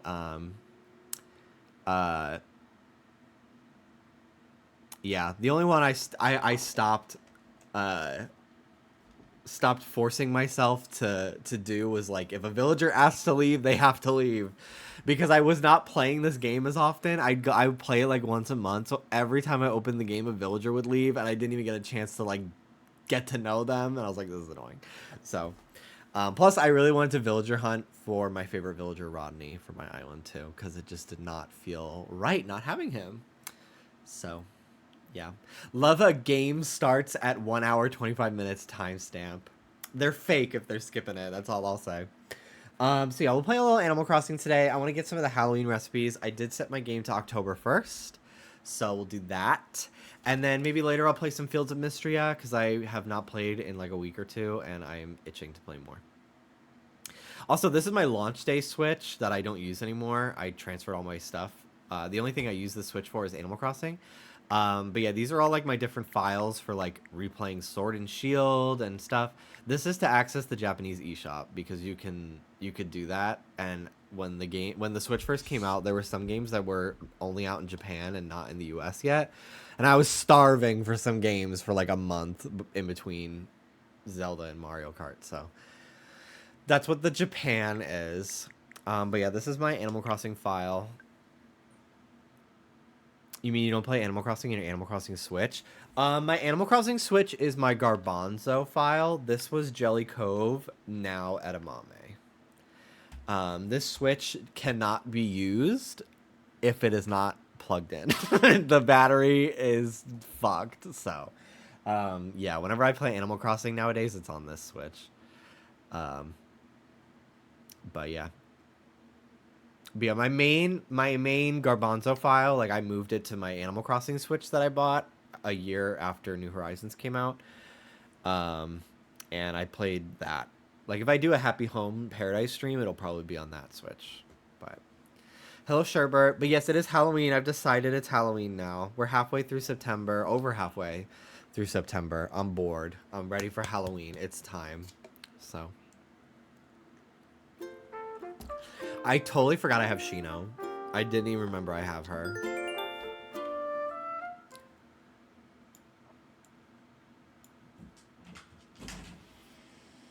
Hello, Ruby. Welcome in. Queen of opening doors. Hi, Scuba. Hi, Ruba. Hi, Ruba. Hello. Hello, puppy. I gotta ask Danny for his Shino. I just want someone's photo before I do. I love that you still play Animal Crossing too. My launch Switch has been dead on my counter for a year. I haven't played a game on there since Tears of the Kingdom. This Switch, like, I'll have to take a picture. It's like pieces are falling off. There's like no screws in the back. I don't know how it's still staying on. There's cracks being held together by a sticker. And I did replace the battery, but the battery is not in all the way for some reason. So if I move the Switch in a certain way, it comes loose and the Switch turns off immediately. So I only play it docked. Julie playing this Plucky Squire? Yes! There's a lot of games. I hate how infrequent games release during the summer. And then they all fucking release all at the same time in like September, October. It drives me nuts. I'm like, where was this 2 months ago? Plucky Squire, though, they've been, like, talking about it for a while. I'm mostly talking about Nintendo being, like, Zelda, Mario and Luigi, Mario Party. Like, all this fucking shit back-to-back. Sonic Generations. But I digress. But yeah, I'll be playing Plucky Squire. Ruby's been shedding her, like, summer coat a lot lately. So, like, it literally, there's just so much dust in the air. And I'm not allergic to dogs by any means. But, like, Jesus fucking Christ. It's insane. Also, I just realized that my monitors are not... my computer thinks this is my second monitor. I don't know. It's not important. What?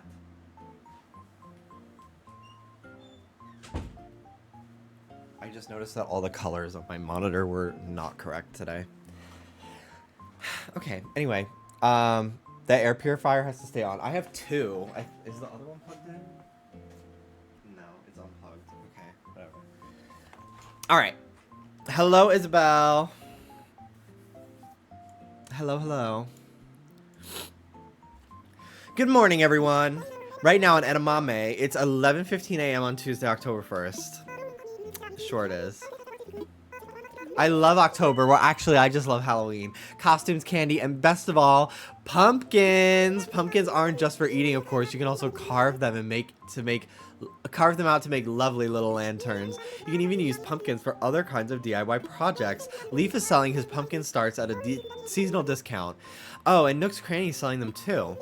Wouldn't it be wonderful to see pumpkins sprout up in every little corner of edamame? Also, Nook's Cranny will be selling candy from now until Halloween. Be sure to stock up. You'll want to have plenty on hand to share on Halloween night. I need Zyrtec and I need Flonase. I'll be right back.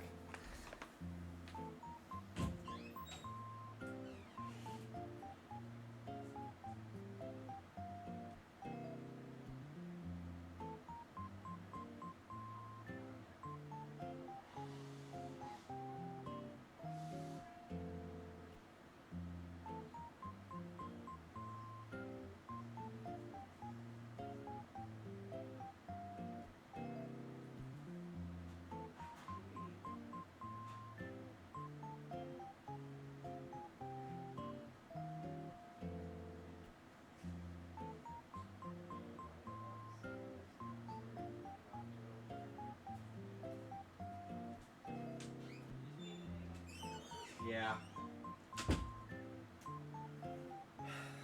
Okay. I need a pumpkin real bad.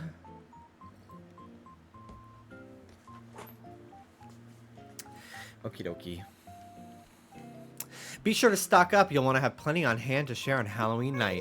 Really look forward to see everyone's Halloween costumes. Don't forget to have your silly, scary outfits and accessories ready before the event starts on the 31st. Oh my, sorry, I went on a little longer than I meant to. That's all for now. I hope you enjoy the loveliest of lovely days. Thank you, Isabel. Thank you, thank you. So yeah, we're in October, so I can start getting spooky DIYs because my villagers never fucking give me them. They didn't... Last year, I didn't really play too much during Halloween. I mostly did Animal Crossing in the summer, but when I was playing, they still weren't giving me recipes, so it was really annoying me. Alright, what's in the mail today? Jack. Thank you. Apple stuffed cheeks. I take long walks and read long books and take long naps in long pajamas. This time of year is wonderful, but it's far too short. Real. Honestly, even when I lived in New York, fall, because of global warming, it's becoming less and less of a thing. Like, I feel like it's like 3 weeks. But I've also now lived in Florida and then California for the last, like, 4 years of my life, so... Yeah. So last time...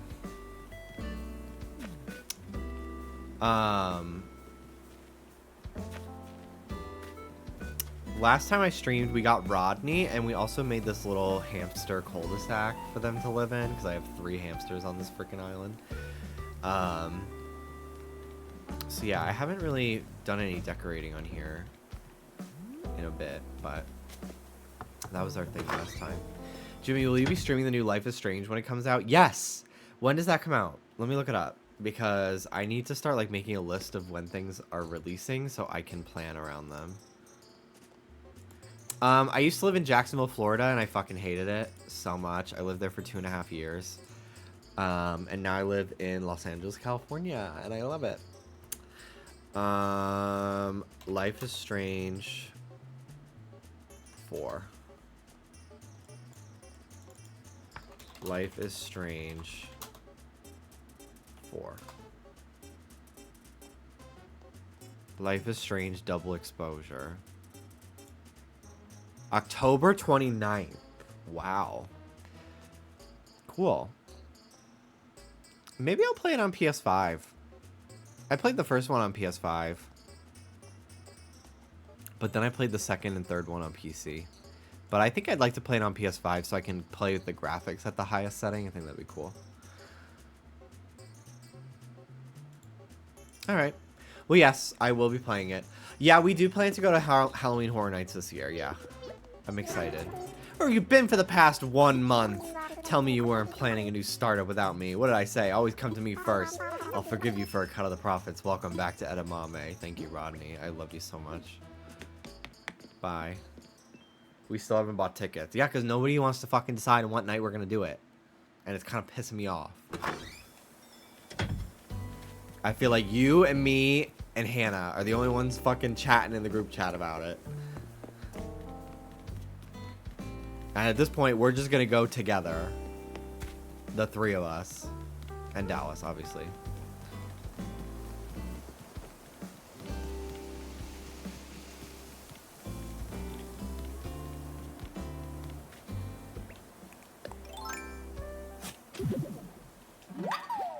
Someone asked me about the Brat remix album, by the way. I don't know who I think is going to be on it. I would obviously love certain favorites of mine, like Slater. But yeah, no matter what, I'm going to eat it up. The remix with Troy was everything. Did it get announced or was I tricked? I don't know if it got announced. I just know the remix album is coming, but I don't think we know who all the features are just yet. I thought the track list was announced. Maybe it got announced. I haven't really been online yet today. I woke up, we walked the dogs, and then I worked. I edited the Patreon like extended episode of the podcast today. Ruby, stop trying to come in here. Come in. Hi, Booba. Hi, Booba.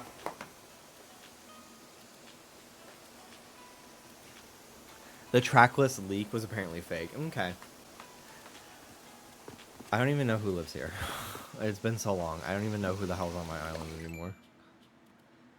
Paula, Fret, Hamlet, Graham, Biff, Rodney, Molly, Biscuit. He could leave. He's cute, but if he asks to leave, I'll just say yes. I don't really care. He's adorable, but I don't feel it. Tiffany and Shino. Very nice, very nice. I haven't really seen my island at this time of year. Ever. Kind of cute.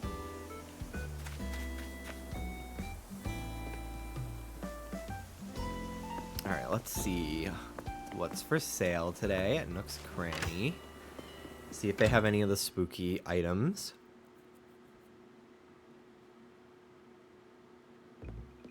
They do! Thank fucking God. Spooky lantern. Thank you. I do want to make a new farm. Do you see Tropikitch is posting again? Yes! Yes, I did! Tropikitch, for those who don't know or don't remember, is an incredible Animal Crossing creator that kind of took the girlies by storm. Like 2 or 3 years ago. With their island builds. Maybe we'll go to some of their islands today on stream for some fall inspo, because they have a really beautiful fall island that I liked. I don't know if it's just like Ruby hairs like floating in the fucking wind, or it's like hair from my nose or hair from my mustache like pointing up, but like something is fucking tickling my nose today and it's driving me crazy. Hold on.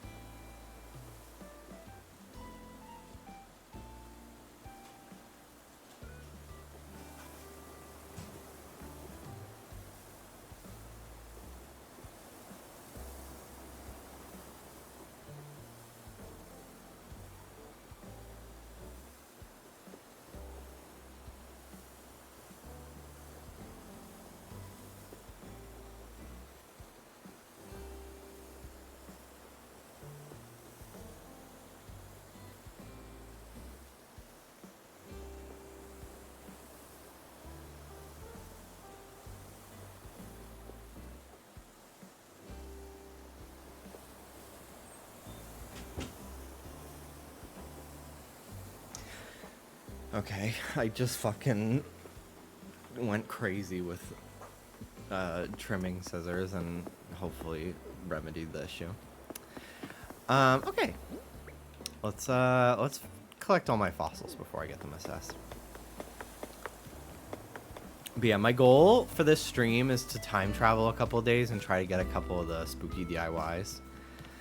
Hopefully I have some villagers crafting. I have a feeling they're mostly going to be cooking because that's all they ever do on this island. And it drives me nuts. What are your thoughts on the Drag Race Queen's looks at the Emmys? Plain Jane, I am so excited for you to be on All Stars. The prosthetics that I will be seeing will be gaggy. Hey Beefy. Hi Mandome. I do feel beefy today. This tank top.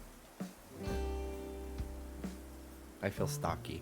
I had several people this weekend in my family talk about how much I bulked up, which was very confidence boosting for me.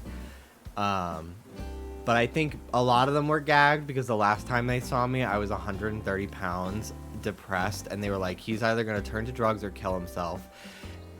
In fact, the opposite is true. I don't do drugs.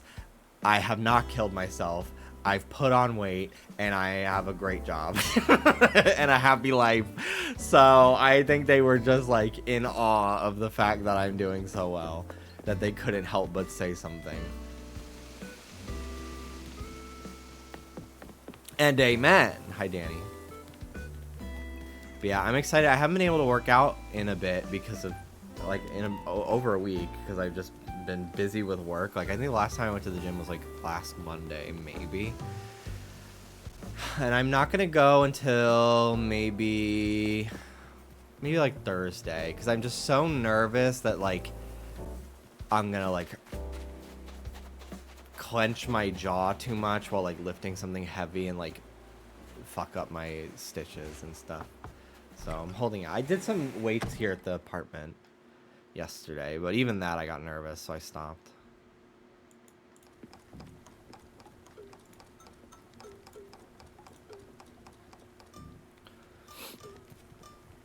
Hello.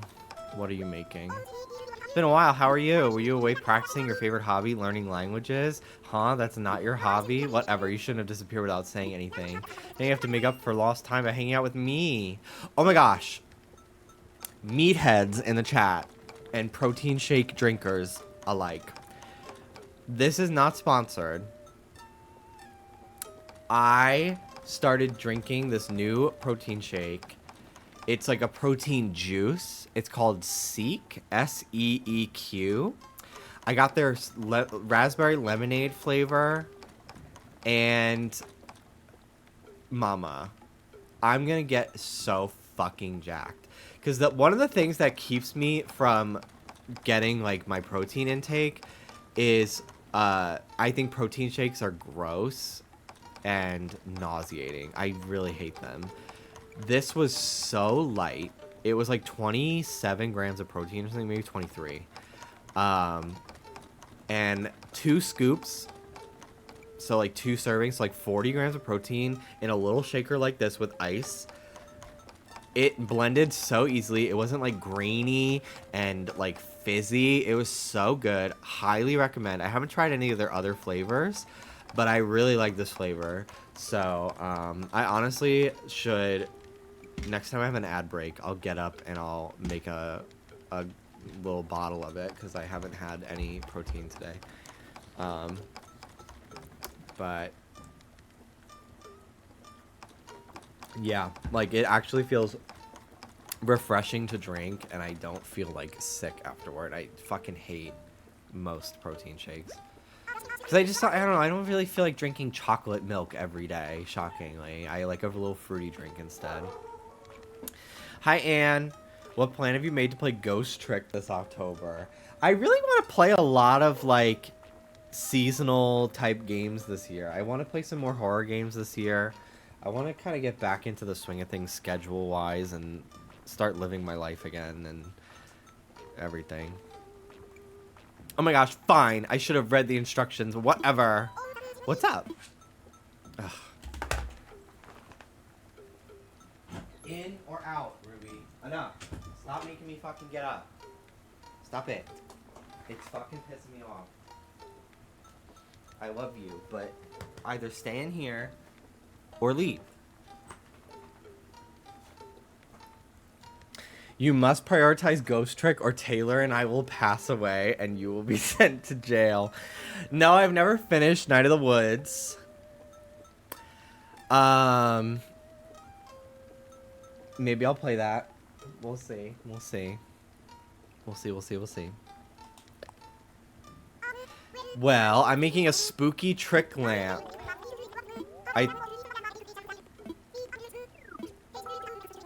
Okay, I don't have this one. I will forgive you if you play Hades and Anne, and just Anne will pass away.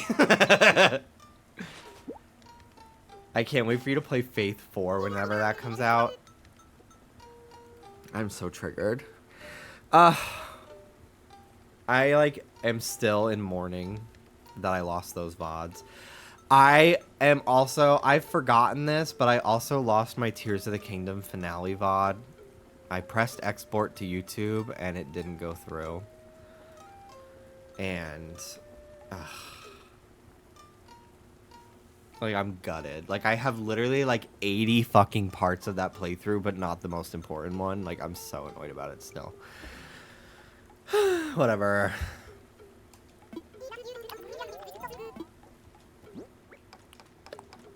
Spooky trick lamp. Whee!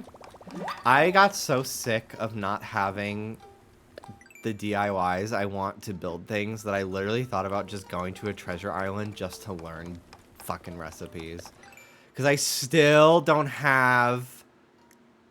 yeah, these are all the seasonal things I have for this time of year.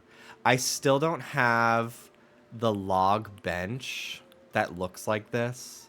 I still don't have scattered papers. I think I have document stack. Yeah, but I don't have, I just have so many fucking things. So maybe we'll go to a treasure island today and you'll watch me learn 80 different fucking recipes. Because I can't do it anymore. It's stifling my creativity. Because my villagers are never, they're always crafting shit that I already know the recipe to, or food. And I'm like, I need furniture.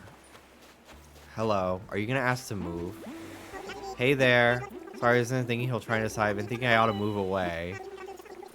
Sure. He's cute, but I barely talked to this guy since he's moved here. Whatever. So we're going to villager hunt today, too. I don't know for who. I don't have anyone in mind, but I definitely need a lazy villager.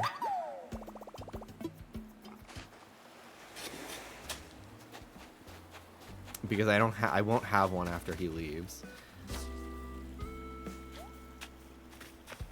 Hunty, that is going to be okay. I am sitting on grass in the sun. Hello, Michael. Dallas and I were driving the other day, and we, looked left. No, we looked right for the first time at, a traffic light that we stop at, and we saw an entrance to an entire, beautiful park with a lake and everything. And we were like, we passed this every day. How have we not fucking noticed that this is here? So now that the weather's finally getting nicer during the day, we're gonna take the dogs and walk it, and I'm excited to go to it. Why am I seeing Anna Delvey on Dancing with the Stars? Oh my god. I don't think we've talked about that here. Hold on. That was announced a week or two ago. Hold on. Okay, so for those who do not know, there's this woman, her name is Anna Delvey, and she is infamous for concocting this fake life as a New York socialite. She pretended to be rich. She scammed people out of money. There's a whole lore about her. She invented this fake, hotel heiress persona. I don't know about hotel. But she invented this, fake, old money socialite persona and basically scammed a bunch of people out of money. Some of them were not rich, which is kind of sad. Like, there was this one friend of hers that she, like, racked $40,000 of, like, debt onto her card, and, like, I don't think her friend was rich, but she, like, scammed a lot of people out of, like, millions of dollars, and it's, like, kind of goals, because, like, yes, eat the rich, like, I kind of live, but also, like, I have mixed feelings on certain aspects of her personality. But anyway, so because the definition of what makes a star is so, I guess, who cares anymore, Dancing with the Stars now has people like disgraced White House press correspondent Sean Spicer as the stars on their show. And they also have Miss Anna Delvey on this season of Dancing with the Stars. And I think the most iconic part of this entire casting is the fact that while she is performing, she has her ankle monitor on the entire time because she is under probation and house arrest. And it is fucking crazy. And I think it opens up conversations. She had this like fake accent because she was like, I think she like tried to pretend she was like this Russian like billionaire or like billionaire's daughter or something. There's a whole lore. They made this show inspired by her story called Inventing Anna. I haven't watched it mostly because I knew everything about her from like true crime YouTube for years beforehand. But yeah, her story is fucking crazy. But it also does shed light on, like, obvious white privilege because, like, people of color are arrested for these, like, petty crimes. Like, literally losing their right to vote, having their entire lives upheaved by, like, possessing a fucking bag of weed in their car, and this bitch scammed people out of millions of dollars and committed fraud after fraud for years, and then she gets to like be on TV as like a fucking celebrity. Like, it's a very complex subject, but you can't, despite everything, you can't deny like the iconicness of like this glam photo shoot with a fucking ankle monitor on her. It's wild. I will not be watching Dancing with the Stars. I never watched that show. I don't really care about it. But yeah, I did think that is a crazy story. I think someone did play her on Snatch Game, but I don't think it was a good or memorable performance at all, so I could not even tell you who did it. Like, how many fucking times am I gonna get this goddamn boomerang? Oh, I already have it. I don't have it. Never mind. I don't have this DIY, I guess.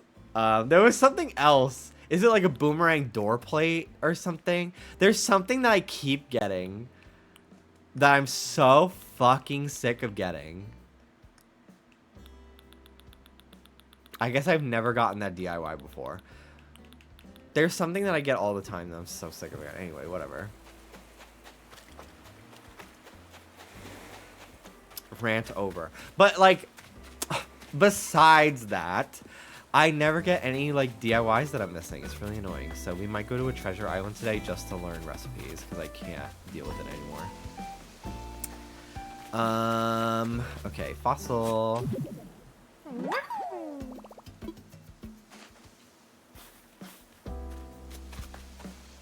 I've not been hitting my rocks anymore, even though I do need the money. Just because I'm tired of picking up the stones, which I do not need excess of. So we'll see. If this gives me money, we'll keep hitting it. If it's stone, we're walking away. Money! Yippee!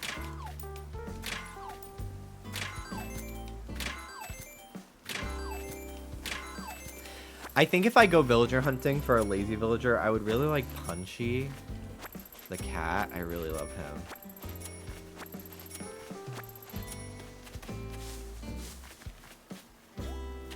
There's so many bugs to catch too.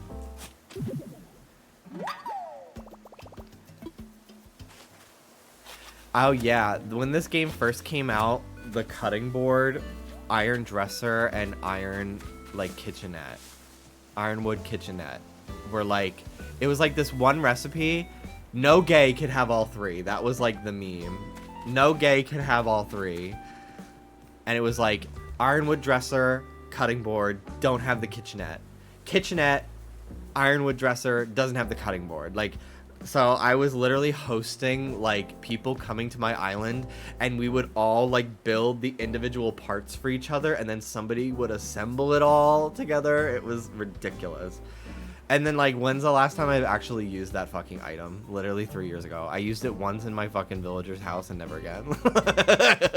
But at the time, it was such a hot commodity.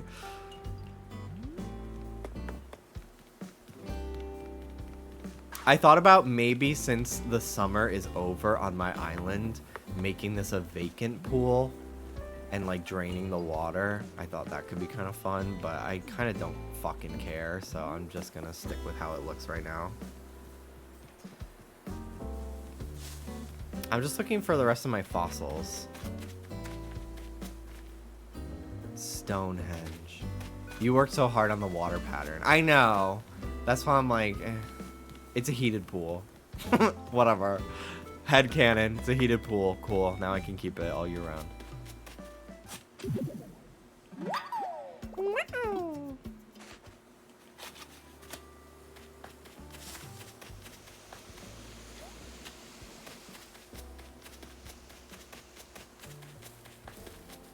Okay.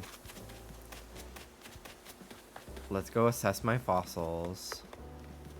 You can make a little tarp pattern maybe and cover it. That could be cute. That could be cute. That'd be cute.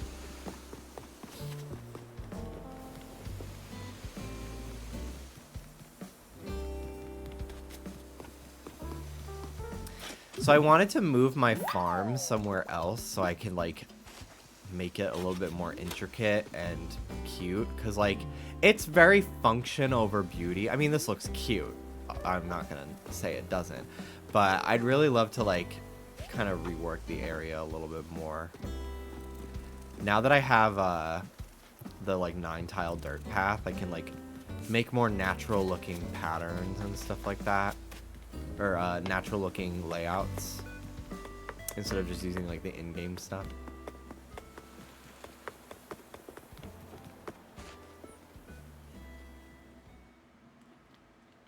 Yeah, once I get more of the pumpkin DIYs too, exactly.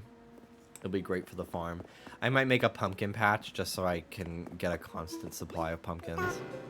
But I'd really like to decorate my island like significantly for the seasons this year, because I have not really done that since the first year of this game. I'd love to give it a really good holiday makeover. Make some cute custom designs and stuff.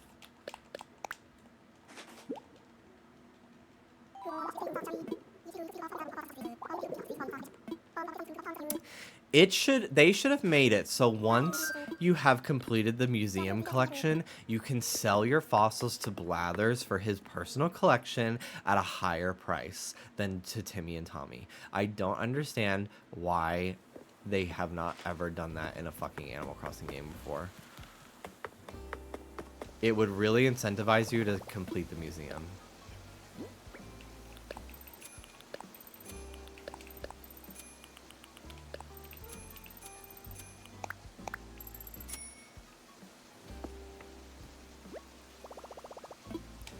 I also think I'm going to move my Able sisters.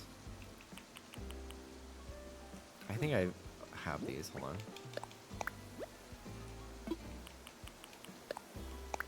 Yeah, okay. I'll just sell them. What is this one? Tacoid? Okay. IRL museums love having duplicates of shit. They got drawers of the same skull over and over. They don't care. Exactly.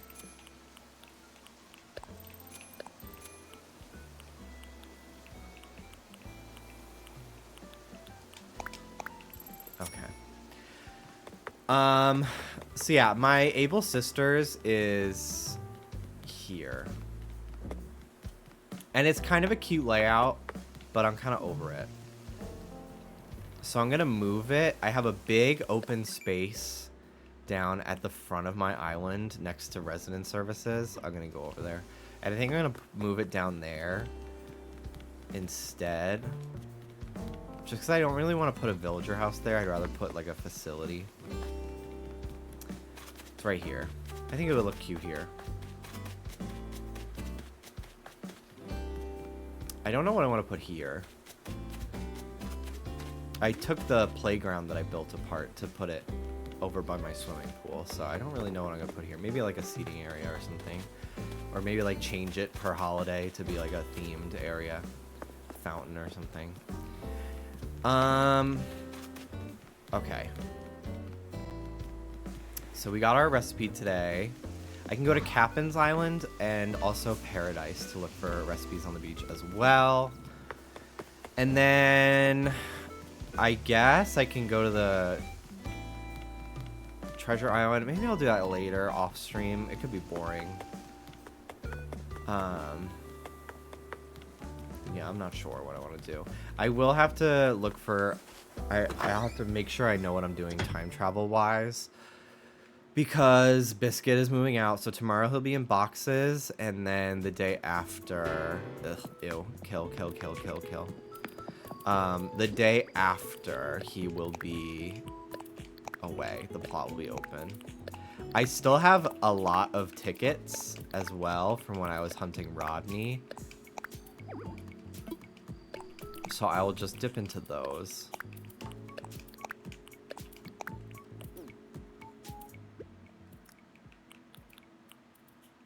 And I have some pumpkins too. That's nice. Ooh. I'll assess these and sell them as well.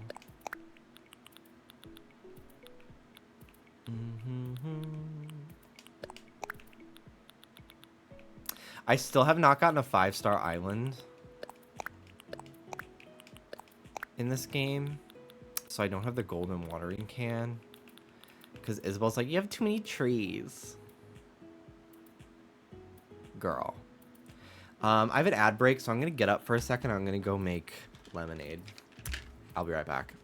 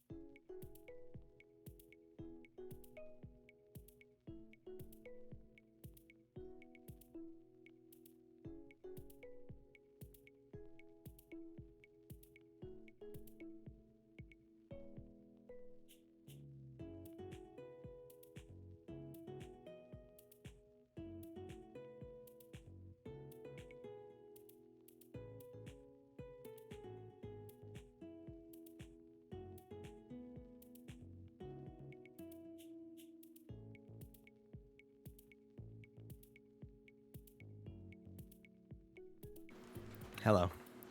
I returned. Sucks you can't do anything. Oh, the Jacob's Ladders, the Lily of the Valley. Yeah, in previous Animal Crossings, you could like put them on display in your house, but in this one, they just fucking sit there. Did you freshly squeeze the lemons? Yes, I took a big heaping scoop of powder. I did 2 scoops. So this is like 40 something grams of protein. It's very yummy.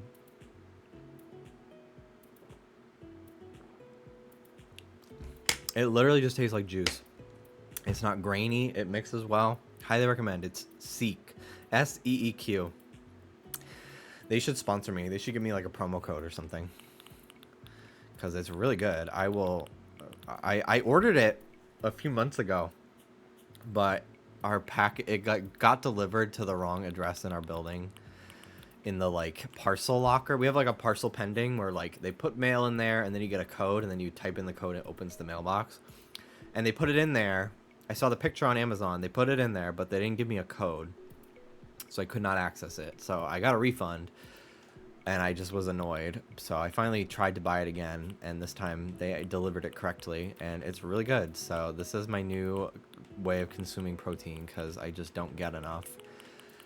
And I don't like protein shakes. So it's very good.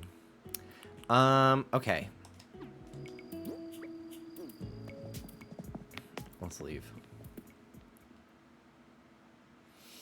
Let's leave. I was very pleasantly surprised. So when I went to the dentist to get my tooth removed, so the bill they quoted me for extraction, bone graft, and implant, the total was like $4,900. So I was planning to pay for the first two, the extraction and the bone graft. So I was planning to pay like $3,600 on the day of the surgery. And I don't know if they misunderstood how to charge me because I did like a dental plan where I get a discount. I don't know what fucking happened, but for the surgery and the bone graft, I only had to pay $1,700, which like only $1,700 is still fucking insane for literally you're just pulling my fucking tooth out. Like, it's so stupid. But it was like significantly less. So I don't know if the dental implant is going to cost like $3,000 and that's where I don't know what the hell is going to happen. But yeah, I was very pleasantly surprised that I did not have to pay nearly as much as I thought I was going to have to. I did not have to pay nearly as much as they told me I was going to have to pay. Like, I don't know what happened, but some miracle fucking happened, a glitch in the system. I don't know. I was like, yeah, sure. And I gave him my card and paid half of what I was expecting to pay that morning. So we'll see if I get charged a certain amount again in a few months when I get the implant to replace the tooth. But yeah, it's still insane. Like, that was like a couple weeks of paychecks just down the fucking toilet for one fucking tooth. Ridiculous. But, you know, instead of it being several months of paychecks, you know, could have been worse. But thank you again to everybody who on the stream before I got all that done and I was like talking about the bills that I was gonna have to pay. I got a lot of people donating that night to my stream, and it's never expected or required to watch my streams, obviously. And I do know that like times are tough for everybody right now, so I am extra grateful to those of you who even dropped me like $5. Like, it helped in so many ways, so thank you so much for that. All right, let's pick all my crops. I'll just put it in my storage. I haven't been picking my crops for the last few months just because I didn't have storage. My storage was full, but I increased my storage, so now I have room for stuff again. So I'm gonna start picking my crops and selling them again. Dental care is no joke, and it's so expensive. It's incredibly expensive, and I'm just really grateful that I was never really negotiating prices while I was in pain, because I think they love when you wait until you're in immeasurable pain, because then they can, like, you'll pay anything to make the pain stop. I think the reason why it went as well as it did when I was like getting quoted the first time was because I was like, I'm not even in pain, so like I have the ability, like pain wise and time wise, to shop around to different dental offices. Like that's what I did. I went to one and they gave me a quote of 10 grand, and I was like, absolutely fucking not. And then I went to another one and they quoted me for almost 5 grand. And then I went to a third place and somehow it was less. I don't know. Because the third place is like affiliated with the second place. Like they have the same dental plan. They shared records. So I don't know what got lost in communication or what. But yeah. The lady who worked at the place I got the oral surgery at, though, who was like helping me pay for everything and like setting me up and like having me sign stuff. Her name was Joy, and bitch, she fucking was.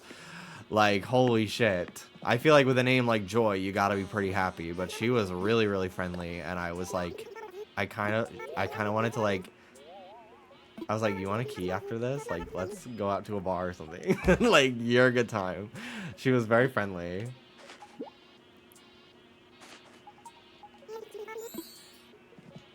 Before I aged out of my parents' insurance, we set 3 appointments, and they assured me I was covering all 3. Months later, I called to confirm my third, and they said I still have to pay for it. I didn't go. It's so insane, yeah. Just every dental care is like, it's just, I just feel like so many dentists are grifters. Like, I don't feel like your actual interest is in the health of your patients. I feel like your interest is the bottom dollar. Dental care is not considered health insurance in America, and bitch, if you thought health insurance was already useless, dental insurance is almost worse. Like honestly worse. But like they love to guilt trip you with fucking posters in the office of like how much like a tooth infection could kill you. Like there's like so many like negative health, like there was a whole thing. It was like high blood pressure, diabetes, heart disease, erectile dysfunction, depression, like autoimmune disorders. Like it was like listing all these things that could happen if you have like gum disease or like a tooth infection. And it's like, but you're going to charge me 10 grand to fix the problem, even though it's a life or death situation. You're making it seem like, it's just so upsetting to me, the way this country handles all this shit. It makes me so mad. I wish that it was like a bigger subject in like political campaigns. Like I really wish that like Kamala would talk more about like dental. I feel like her platform right now is primarily focused on like the fact that she's not Trump giving grants to people starting a small business. It's like, I'm sorry, but like who's doing that? Like the average Americans are not interested in being entrepreneurs. They're working minimum wage jobs. They're working 3 different minimum wage jobs to make ends meet, and they don't have health insurance. Like, why are we so focused on like giving financial benefits to people who start a small business? Like, who's doing that? Who has the time to do that when the rest of the economy is in shambles?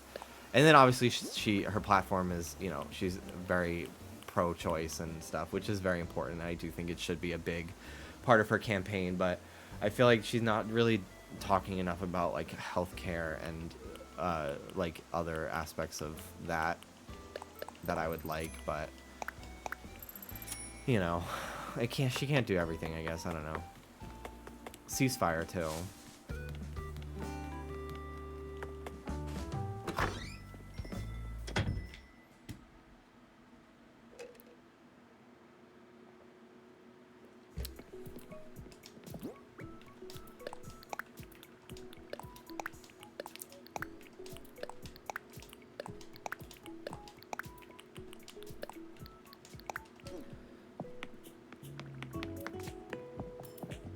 I was talking with my family about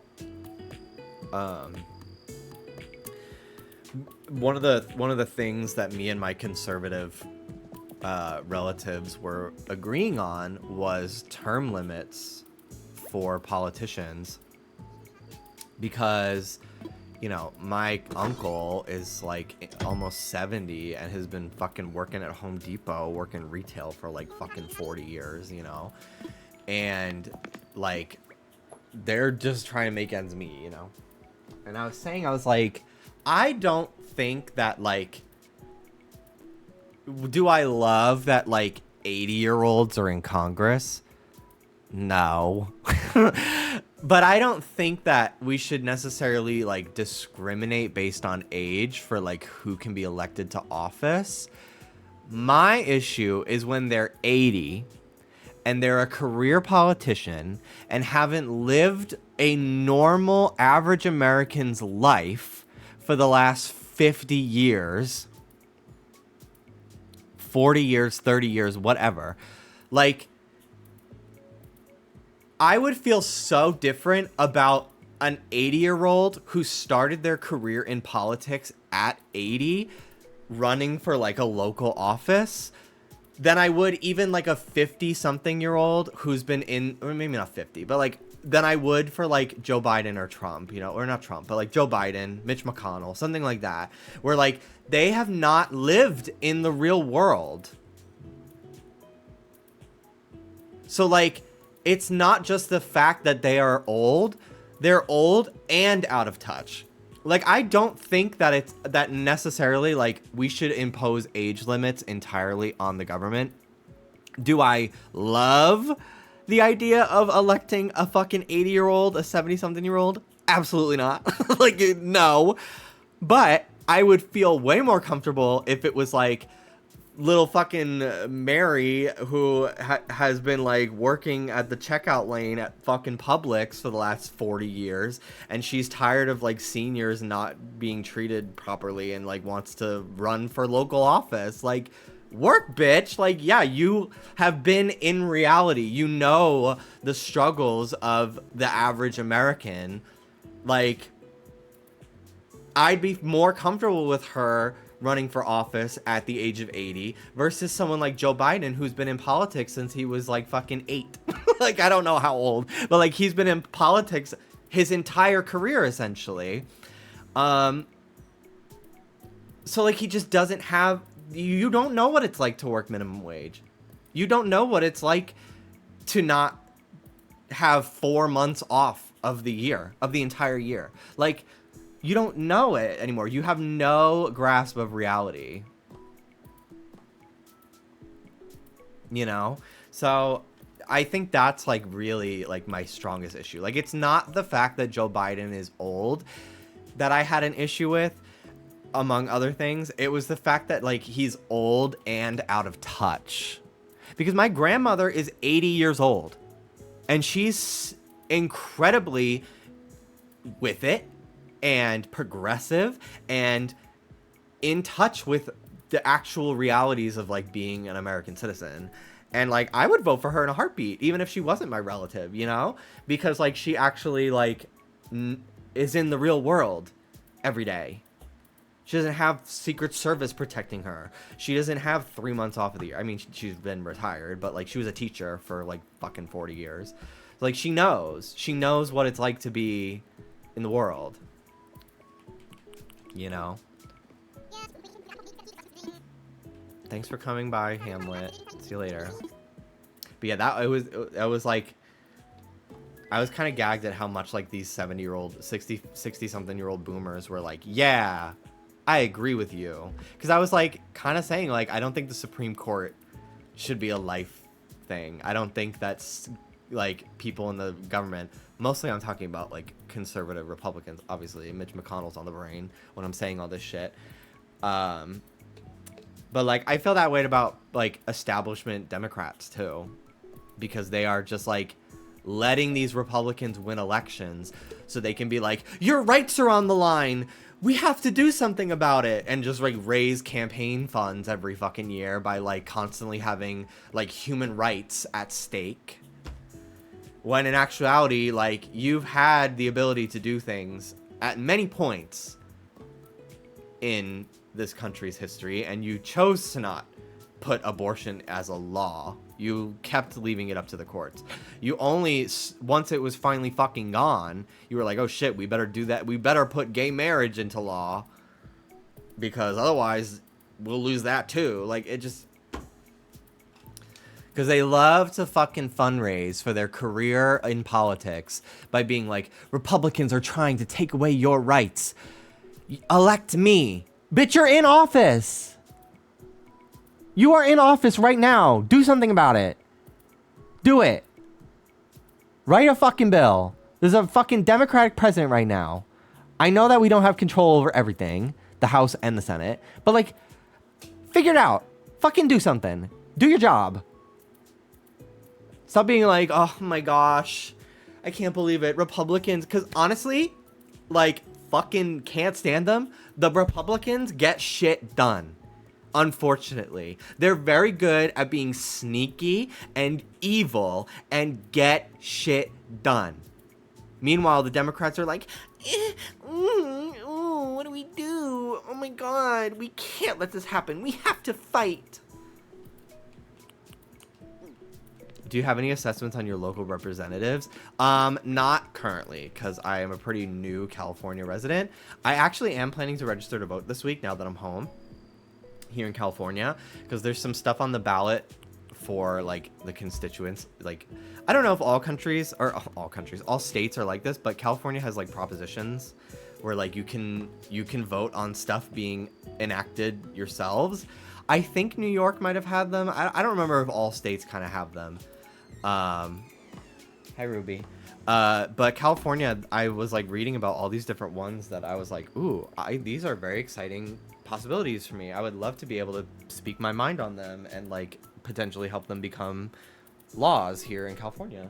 Like, one of them I think was like buildings made after 1970 can now be considered like rent controlled. It would like broaden the possibilities of rent control and stuff like that. I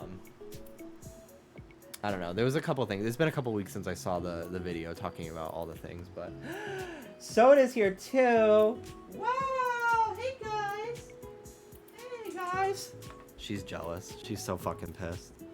She was like, this was my moment to have some alone time. Hi, Ruby.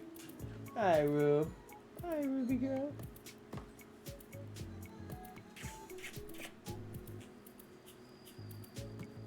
Hi, little man. You have a good walk today? We went far, huh? We went far, huh? He came into the coffee shop with me. Exhausted. I was holding him in my arms while I ordered. Because they let dogs inside all the time. I've seen them before. My sweet girl. Hey, little man.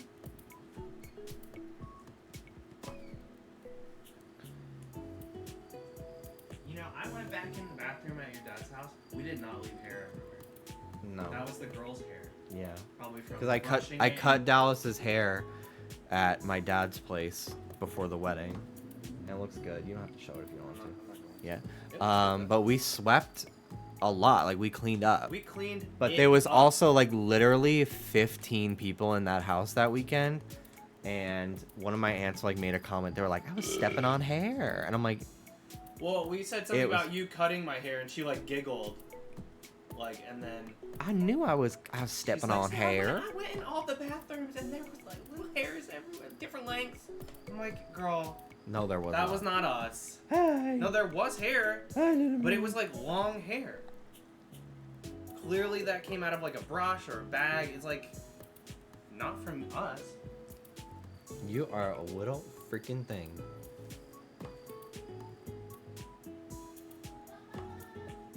I've been voting by mail in Florida for the past year since I want to help my parents. I'm so sick of New York City's mayor and our governor, so I'm finally switching my residence to New York after 6 years. Well, I did not register to vote in Florida because every single year, halfway through the year, that when we lived there, I'm like, we're leaving. My aunt is from New York and then moved to Alabama 35 years ago, so she does have a southern accent now. But she's originally from the Bronx. But yeah, so when I lived in Florida the first year, literally like 3 months before our first lease ended, we were like thinking about like just saying, fuck it, let's pick up and move to California and figure it out. We'll get a 1 bedroom or a studio and we'll just make it work. We obviously did not do that, and I'm better off for it because we would have had to move home. But yeah, and then we stayed, and then we got a 16-month lease at our second apartment, and we were like, well, we're only gonna stay here for like 6 months, and then we're gonna just break the lease and move. We did not do that. We stayed the full 16. So I just never registered to vote down there because I was like, I'm not gonna stay here long enough to go through all the process and like all that shit. Yeah, so I don't have an address there anymore, so I wouldn't register to vote there and do absentee because it would be fraud. But yeah, and then my dad is selling his house, so my like residency in New York won't matter anymore. So I'm gonna register out here. Thank you, Gamma. Thank you for the 54 months as well. But when I lived in New York, I would vote in everything. I'd vote any little election because I lived around the block from my polling place, so I would just walk there like first thing in the morning. I voted in everything. I kind of loved it. I felt so adult and like a functioning member of society. Any little city council seat, any state government seat, any like treasurer, like attorney general. I voted in fucking everything, and I would like research it too. I was just like, oh, I'm doing my part. I'm doing my functioning member of society part.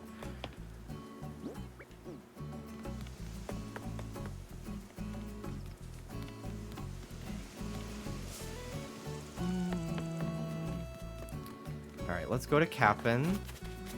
See if there's a recipe on the beach. I love imagining I was deciding vote for the borough treasurer.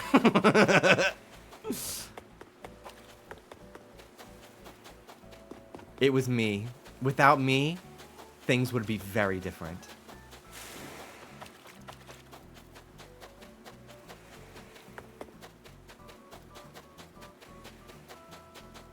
Sometimes it does come down to one vote. Oh yeah, I'm sure for like the smaller positions or like the less glamorous positions that nobody fucking shows up to vote for, like I'm sure it actually does count. Especially when it gets down to like your district's like council and stuff, like where it's like really like a microcosm of a microcosm of a thing. I still think in like New York, it would still like be like tens of thousands of people per election.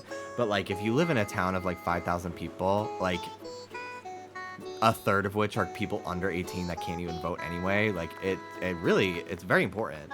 And it's like those fucking counties that end up like deciding shit for the whole country because like electoral college votes get won, which I fucking hate that system because my God, the popular vote only gets more and more different every single time. But like those local governments gerrymander districts and like it's fucking insane how much like everything really comes down to like those local elections and Senate seats and stuff like that. It's very important. I'm glad that like one of the more effective like forms of messaging I've found in the last few years that the Democrats have like finally fucking figured out how to do is like showing people the importance of the midterm elections. I think honestly that was like the only like upside of like the Trump administration was how much it like showed people like you can do a lot of effective change even in a non-presidential election year. Like the midterms are arguably more important. I would say they are more important. I mean, the presidency is incredibly important because they point the Supreme Court, and Trump literally fucking nominated 3, and it drives me incredibly insane. But like the Senate and the House of Representatives are arguably more important because like the president can't do shit if the Republicans are blocking everything or like not writing the laws that need to be made and stuff.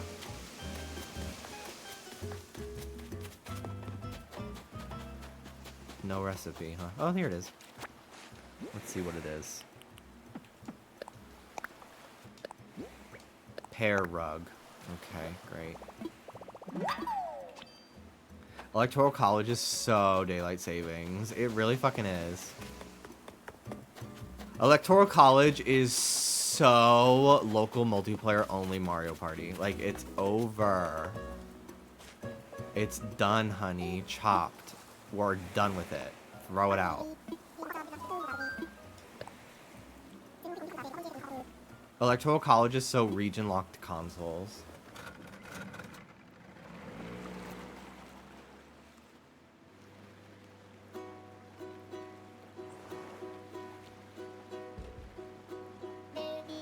I'm so excited for Ninja Mario Party. Me too. I've been really... My lips were like kind of chapped the other day. Like dry. And I've been like... I was like, I'm not going to have like chapped lips with like cuts from me pulling the skin on my lips in these wedding pictures. So for the last like week and a half, I've just been like... Every night and like throughout the day. Like, but at night I like coat my lips in like a fucking inch thick layer of Vaseline. And then like throughout the day I like do a little bit of like... little lip gloss mom. But my lips looked so healthy at the wedding, and I'm like, well, I might as well keep that routine going. But I also was like, I don't want my lips to like crack when I'm and like get chapped and stuff when I was getting the oral surgery, so I was prepping for that as well. There will probably be a trans member of Congress elected in November. That's exciting. In what state? There was a drag queen that was running, not Honey Mahogany, who lost and then pivoted to being a fucking conservative instead. Fuck her. Grifter ass fucker. There was a drag queen, and I think they're... I can't remember if they're trans or non-binary.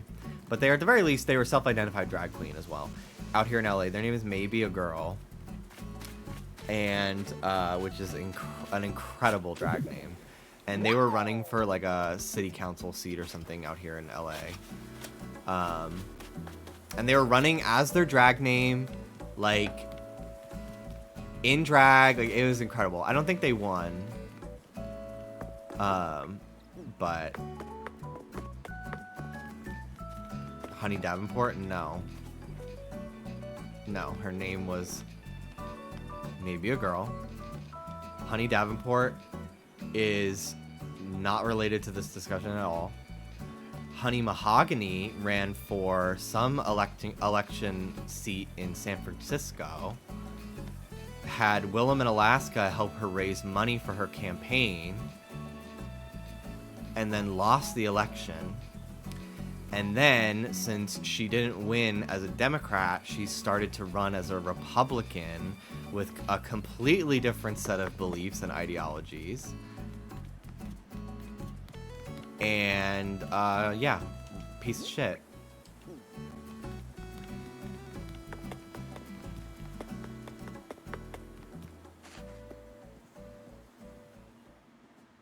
Drag Race Wiki is free. I love to Google things instead of saying... I think... Not to drag Gamma, because... This is not a Gamma-only thing. But I think my least fucking favorite thing... One of my little pet peeves about streaming is when I say something and I am correct, and someone goes... And I literally said who I'm talking about. And then someone goes, you mean them? You mean... this person? No. I said who I meant. I said who I meant.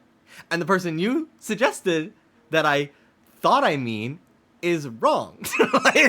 And not relevant to the conversation. It's like the only thing about streaming that like drives me actually crazy. Or like, the other thing is when I ask a question about a game and people go, I don't know. They type, I don't know. Like, then don't type anything.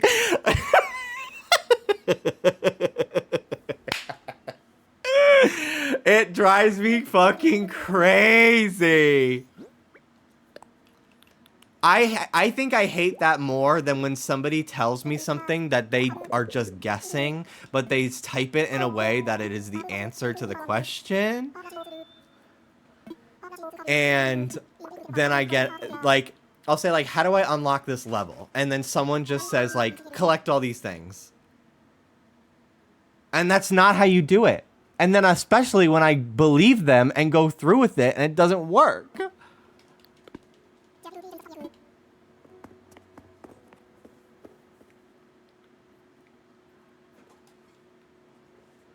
Me giving an answer to a video game question, but I'm typing, I'm pretty sure, to cover my ass. Literally, I'm always like, I think. IIRC, if I recall correctly. And like, if someone does that, that helps me out so much because I'm like, well, I'm not going to rely on what they said 100%. I also love when like 5 people answer the question and it's the correct answer, and then someone says something completely unrelated. It'll be like, how do I unlock this character? Collect this item, collect this item, collect this item. You can't. And it's like, yes, you can. They have a silhouette on the character select screen that says with a lock symbol on it. What do you mean you can't? And they're like dead serious. They're like, you can't. And then I unlock the character and they're like, oh my god, I spent my entire life not knowing this character was in the game.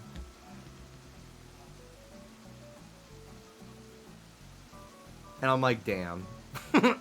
Damn. That's how you know somebody's watching me in like, I'm like 3 tabs down. They're scrolling on Twitter or they're playing a game. And they're not even watching with my fucking screen pulled up.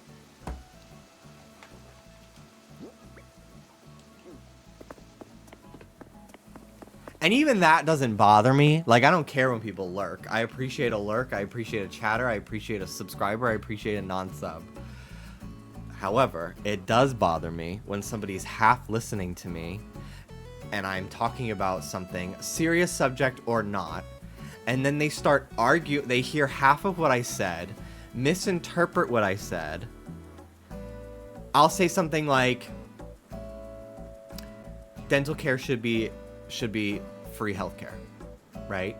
And I'll be saying the second half of my statement talking about how stupid it is that it's not. And then somebody will misunderstand what I'm saying because they're half listening to me and they think that we disagree, and they'll start arguing the points that I just made against me, even though we agree and I just said all that shit myself 30 seconds prior. And then they go, sorry, I wasn't listening. Ah! It drives me crazy. It drives me fucking nuts.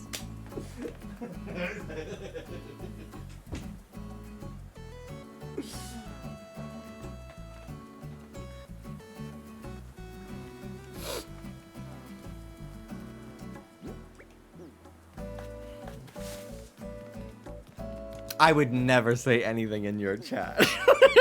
All that being said, please don't forget that I do love chatting and people typing in my chat and talking to me. I value all my viewers very much, but I think it is understandable to find some things a little bit ridiculous and point out those ridiculousness.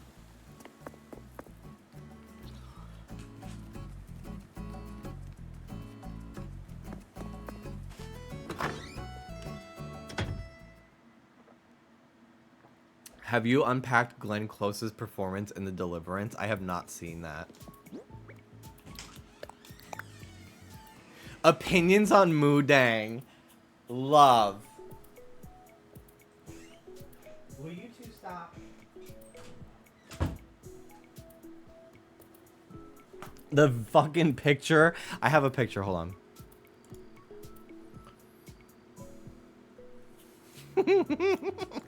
Of her getting fucking pelted with water and screaming. I love this picture.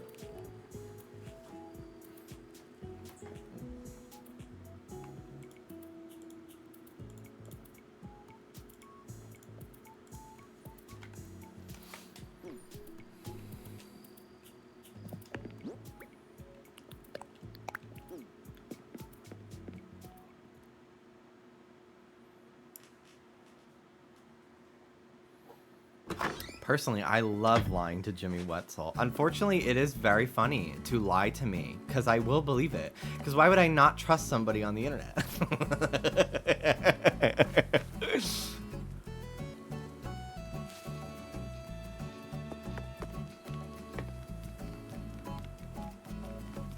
Okay. What is the Able Sisters dimensions? 5 by 4. So let's figure out what we're gonna do here for the store.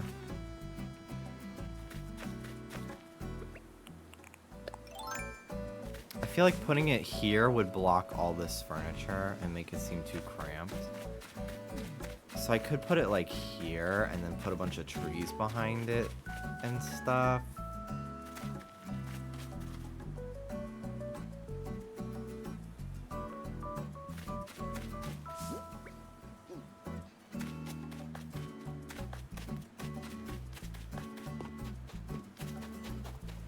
Do I not have any fruit? Here we go.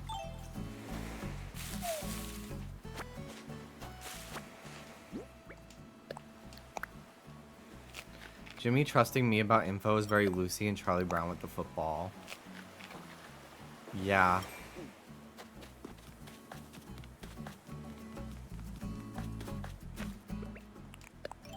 Opinions on my sister assigning match the words to definition worksheets to middle schoolers and then just Googling match the words and being confused. We're so cooked. Like, I hate being the type of person that's like the younger generation is screwed, but like they are, and it's not their fault. Like, it's the fault of the fucking Gen X and boomers who created the systems that those kids are now learning in. Like, I was watching a video about how kids, because they like stopped teaching like phonics and stuff, kids literally just cannot read anymore. They can't read.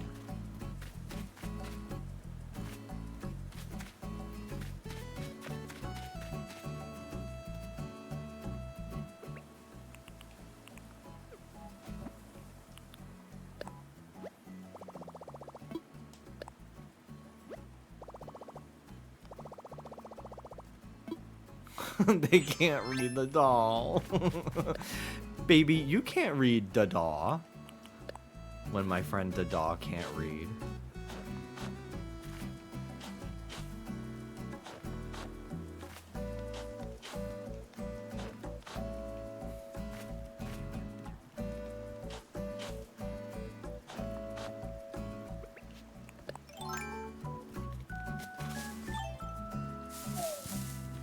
Also getting rid of technical classes being mandatory for how to do basic shit. I just think that it's alarming at how little focus. When I found out that they don't teach phonics in school anymore, that gagged the shit out of me.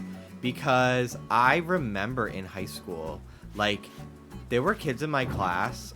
I went to Catholic school that, like, did not really have, like, the finances. My elementary school was a Catholic school that didn't really have the money to invest in, like, a lot of, like, different types of, like, programs and, like, subjects. So it was, like, math and, like, language, like, English and grammar and stuff was, like, their big focus at my elementary school. I was gagged in high school. We had a composition and grammar class in freshman year of high school. And half the year you took comp and grammar, and then the other half of the year you take Microsoft Office. And the kids, and you know, half the freshman class would take one the first half, and then they would flip.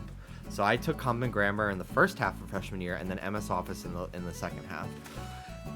And I was gagged at how many of my classmates in freshman year of high school in comp and grammar did not know what a noun was, or a pronoun, or a verb.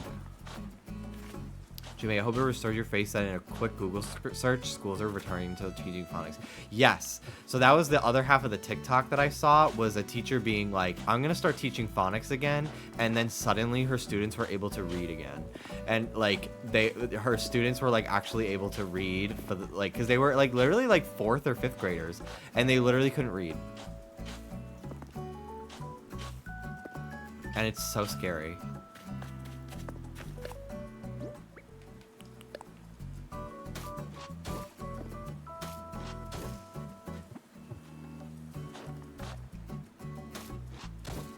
think kids having AI at their fingertips has so many consequences, because I can tell you that if I had that in school, you bet I would have used it. Oh, absolutely. I mean, when I was in high school, our calculators were basically computers that could, like, I was able to run Pokemon Emerald on my fucking, like, graphing calculator. And, like, kids would have text files of all, like, the formulas you were supposed to memorize, and everything. So they cheated on everything. Like, everyone, I didn't cheat anything at all in high school, because I'm like, with my luck, I'm gonna get caught, and then I'm also gonna have, like, guilt the entire time and be stressed that I'm gonna get caught. So I never cheated in high school. I never even, like, copied friends' homework. But, like, my entire grade, we all had a Facebook group to, like, communicate with each other about, like, oh, is it, like, what's the schedule? Like, just, like, whatever questions we had, we could just, like, message the entire grade at once. And people would just, like, do the homework. Like, some of the kids in the class would, like, do the homework and then just, like, post a link to the file. And then everyone would just download each other's homework and, like, cheat off of each other constantly. And I was like, first of all, how the fuck are you going to let all these, like, stupid losers, like, copy your homework? Like, these fuckers probably would not be nice to you. Like, why would you just, like, let all these fucking freeloading losers, like, copy your homework? Like, that's crazy to me. So, like, I didn't understand it from that point. But I was also like, you're all going to get found out. You're all going to get found out that you're all cheating from each other. Because if the teacher actually looks at any of your answers, especially if they're all wrong, like, you're done. So I never, like, cheated. You could not catch me. The amount of times people, the joyous glee that I took when, like, one of the fucking, like, football players or, like high profile at the school, like, basketball players would, like, ask to copy my homework, and I got to look at them and go, absolutely not. Because first of all, half the answers were probably wrong anyway. But, like, fuck you. There was this one kid. He eventually went on to, like, be a professional, like, he was a high profile. He was like, so there was this kid in my grade in high school, and he was like 6'6", so immediately good at basketball just because he's tall, but then also, like, I guess was good at basketball too. So my school, like, he was like, this is our ticket to fame. He is going to be a professional athlete one day. We are going to fucking, like, ride for this kid, give him special treatment all the time. So he got to, like, walk around the school. He was late for class. In every class that I ever had with this kid, he was always late. He'd show up late. He didn't have a hall pass or anything. The teachers would just, like, let him sit down. If it was anyone else, it would be, go get you have detention if you were late for class. Unbelievable. So he was, like, able to be late to class all the time. If you were seen in the hallway without your blazer on, you were technically out of uniform. You'd get written up. You'd get detention. He would always walk around without his blazer on, his shirt not tucked in, his tie off. Like, they did not want this kid to, like, transfer schools, because he was, like, their star athlete of my, like, generation of students, you know? So they gave this kid such fucking special treatment, like, treated him like he was a god. It was so fucking annoying. He never did any of his homework. And anyway, so Kay, thank you very much for the 74 months. So I remember in senior year in English class, he sat behind me, and again, late all the time, never did his homework, blah blah blah, but, like, never got written up. He was just allowed to coast. Anyway, so we had to do PowerPoint presentations on, we all got to, like, pick a book, and then we had to, like, do a whole, like, thesis thing about it, and, like, it was a whole project, you know? So I'm like, there's two people ahead of me to be, like, called up, because they're going row by row. So there's, like, two people ahead of me to go present. So I'm, of course, like, I'm on my computer, like, getting my presentation ready to go present it to the class. And he taps me on the shoulder. He's sitting behind me, because, like, if I'm 2 away, he's 3 away. So he taps me on the shoulder, and he goes, hey, so how do you open PowerPoint? How do you make a PowerPoint? This is, like, easily, like, 10 minutes before his, like, assignment is due. And this is senior year. Senior year. If it was freshman year, I would have helped, because, like, maybe he just doesn't know. because it was the first time I had ever had to make a PowerPoint in high school, senior year. So clearly he's at all the past 3.5 fucking years of this school, he's never once actually done any of the PowerPoint assignments that we've had a plethora of. Like, are you kidding me? So, so he tasked me. He's like, "Hey man, so how do you do a PowerPoint? How do you like export a how do you not even export? How do you save a PowerPoint?" And I'm looking at him and I'm like, I can't do this. I couldn't even control myself. I went, I can't do this. And I turned around and just ignored him. I was like, I literally can't do this. I'm not, like, this is insane to me. I hate you. I hate you so much that you're probably still gonna, like, you literally didn't do this, like semester, like quarter defining, like, project, and you're probably still gonna, like, graduate and coast. Like, fuck you. I hate you. Anyway, so he did end up getting accepted to, like, a big college and, like, played for their basketball team, and I think now he's, like, an NBA player. So, like, I mean, good for you, I guess, but, like, he's like a dumbass loser who isn't smart and also rich as fuck and probably conservative, because if he went to the school I did, and I was obviously, like, I was not rich. I was able to afford going to the good high school that I went to. I went to a Catholic private high school that was very expensive, and the reason why we were able to afford it was because when my mom passed away, they had this big fundraiser for me and my sister to raise money for, like, our education, whether that be for, like, going to a good high school or for college or both, if we could, like, find the money for it, because my dad became a single dad and, like, we wouldn't be able to do any of that. So I went to a pretty good high school because of the help of other people, but because I went to school with, like, a bunch of fucking hoity-toity rich kids, they were all just fucking garbage people who didn't have any consequences of, like, reality. Not all. I have, like, a good, like, group of friends that, like, we still keep up with each other on, like, Instagram and stuff.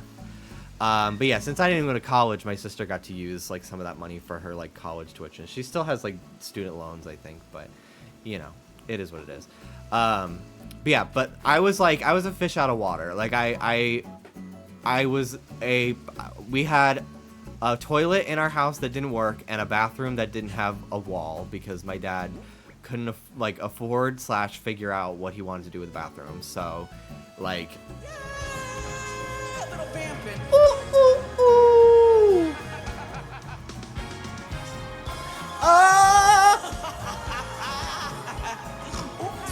Yorker.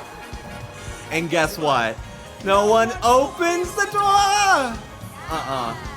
For a native New Yorker. Here we go. Oh.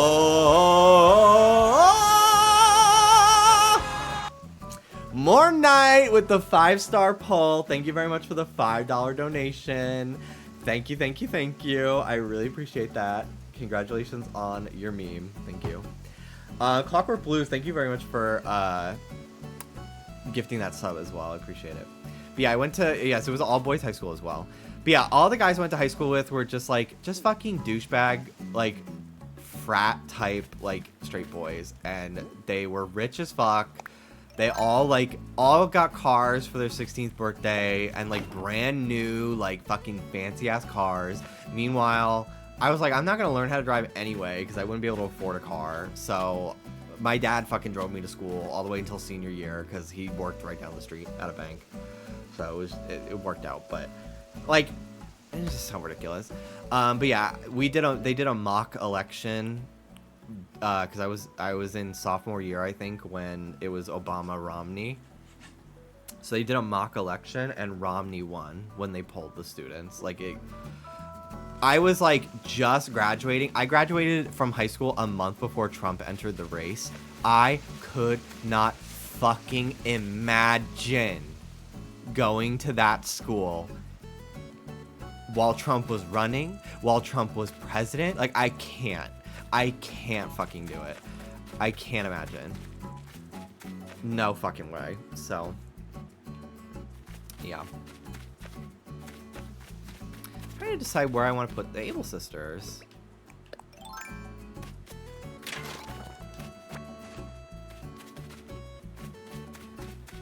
I feel like, let's see. Did the uniform have good colors?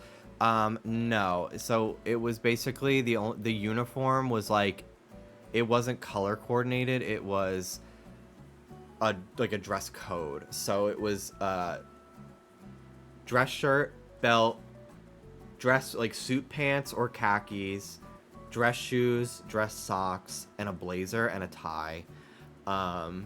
And you like could have a little bit of freedom with like what color shirt you wore. As long as you met all the requirements, you could wear whatever you wanted. But I still hate it. Like, I hated wearing khakis because my dad, you know, I was really skinny and I was pretty short. I never had a growth spurt. I just got slowly taller. But my dad was always expecting me to have a growth spurt. So like I would grow like an inch or two a year until I was like a senior. I was 5'10". I just tapped out. But I started high school like 4'11" and 100 pounds.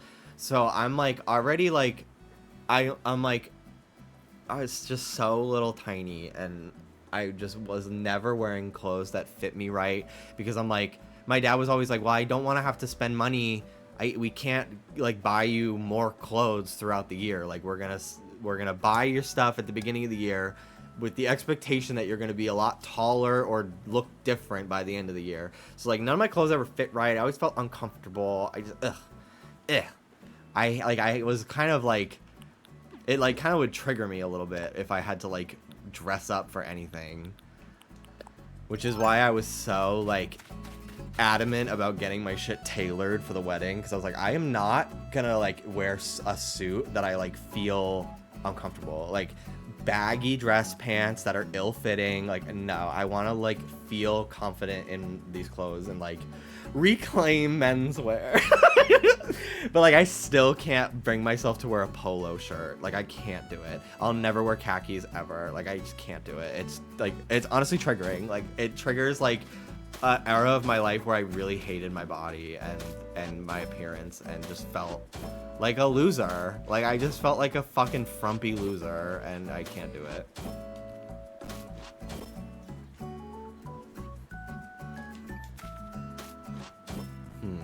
This is a little too close.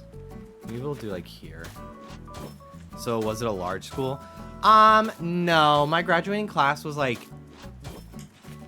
I would say maximum 100 people, but I think it was a lot less. I think it was like 70.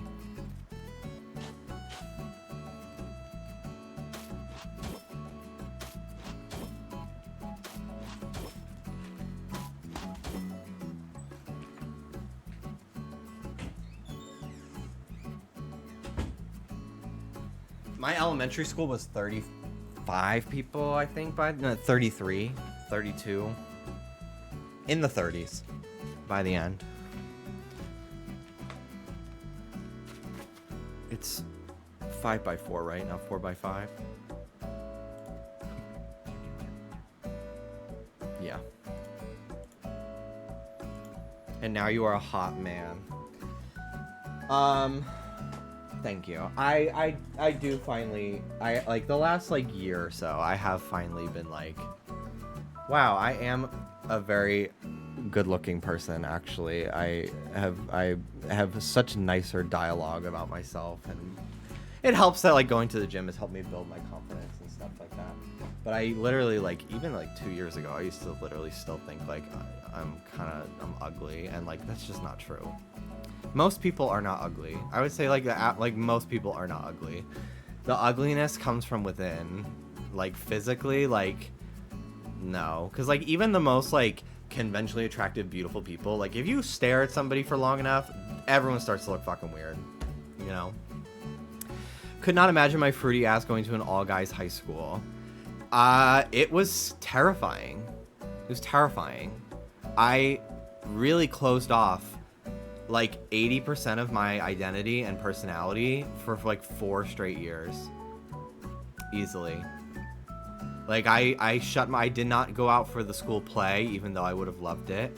I never did theater in high school. I loved swimming because I did the play in 7th grade and I loved it.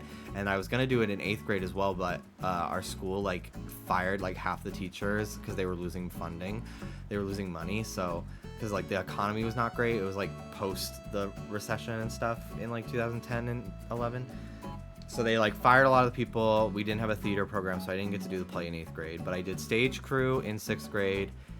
7th grade, I was the wizard in Once Upon a Mattress, which is Princess and the Pea. I was like the queen's little henchman. I had like a monologue at the beginning of the play and then some bit lines here and there. But they would always give the bigger parts to the 8th graders because it's like, you know, it's their last year being able to do it. So you practice a little bit in 7th grade, you get the bigger roles in 8th grade. And I was really excited to do it. And then, yeah, I was too afraid to be called gay and bullied by these like, because like when I was in elementary school, I got bullied a lot when I was younger. Also,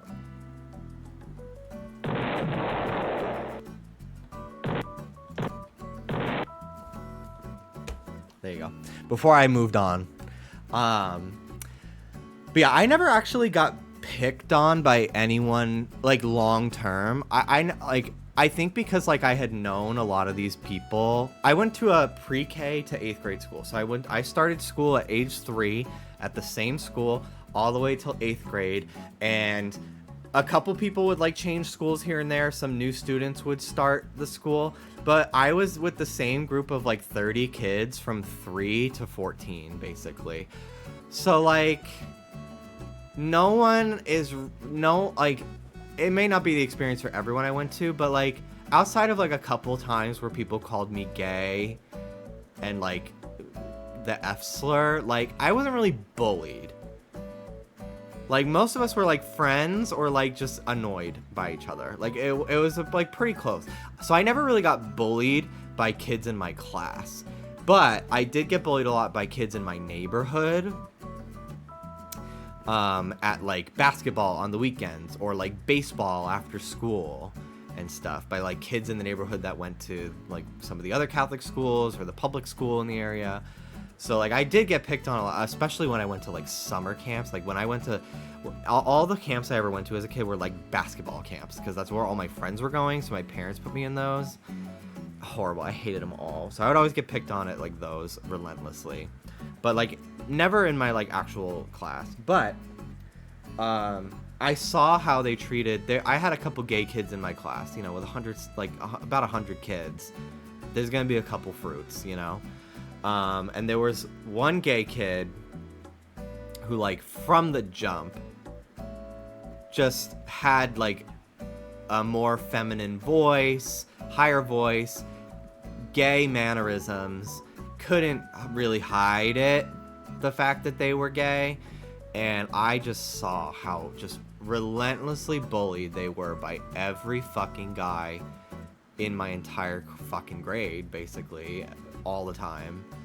I remember on the last day of school, one of the, like, these, like, little fucking nerd kids, this, like, fucking 4'8" little nerd kid went around fucking outing my friend, basically. By senior year, like, we were in homeroom. He sat behind me every day in homeroom for 4 straight years. So, like, because it was alphabetized. So, like, I became, like, pretty, we were moots. We were oomfies, if you will. And I was, like, hanging out with him a lot by the end of the school year because we had a lot of classes together. And, like, this kid just, like, went around the school, like, outing my friends, everybody on, like, the last day of school. And I'm like, why would you do that? But anyway, I just saw how they treated him, like, from the jump in high school. So I, like, immediately was like, I can't do anything. Like, I have to shut myself completely down. I have to fly under the radar. I gotta be DL. I gotta be DL trade. Yeah, fucking right. But anyway, I, like, didn't let myself do, like, the school play, theater, because I was like, I'm not gonna put a target on my back. Like, I didn't talk to people. I barely looked people in the eyes for, like, the first, like, year of school. And then I eventually would just, like, only stick to my friends. By senior year, I stopped really caring as much. But, like, I was very private still and protective. I loved swimming. I was on the swim team in my neighborhood. for like 2 years in middle school, and I loved it. And I stopped swimming because I didn't realize I was depressed after my mom passed away, so I just didn't want to do anything but stay inside and not leave my room and go on YouTube. But I wish I had done swimming in high school, but I was too afraid that, like, I didn't want to be in a locker room with a bunch of guys getting naked because I would be attracted to them and it would make me uncomfortable. And, like, honestly, didn't want to get a boner while wearing a fucking Speedo on an all-boys fucking school team in high school. Like, I just did not want to put myself in that fucking position. I saw that one episode of Degrassi where Riley got a boner in the pool during swim class. I'm like not setting myself up for that. I'm not doing it. So I didn't like let myself I didn't let myself do swimming in high school, even though I would have loved it. I never used the weight room that they had in high school, even though I desperately wanted to build muscle and like work out and not be skinny anymore, because the football team ran that shit like the fucking Navy after practice every day. And I was like, I'm not going to be in the same tiny little confined space with these fuckers, because they're probably all going to call me gay and make fun of how like they can lift more weight than me. Like I just was like, I was so like in a self-preservation mindset in high school. It was miserable. Like I will never go to like a reunion for high school ever. It was so horrible. And I was never picked on. Like I mean, I had a couple instances that like there was this one kid that like came up to me in the hallway and squeezed my arm, and he was like, just as I thought, nothing there, because like I was skinny, and it was so humiliating. So I still kind of have like a little complex from that to this day. But for the most part, like, I mean, the self-preservation worked. Like, I kept to myself, and like most people never fucking talked to me. And I felt safe and not in danger all the time. But it made me have a very, like, uneventful, like, boring, kind of sad high school experience. Because I just was afraid to be gay. I also was like, if I am gay, like, are they gonna expel me? Because it's a Catholic school. Like, I did not know what would happen, so I just didn't tell anybody. Because I honestly didn't even really know. I mean, bitch, I knew what I was Googling in high school. But, like, I really, like, you know, you're in denial about it for so long, potentially, as well. So, like, I really didn't, like, accept that, like, this is what it is until I was, like, late into my junior year. And even then, like, it was just something I still kept to myself until I graduated in my senior year.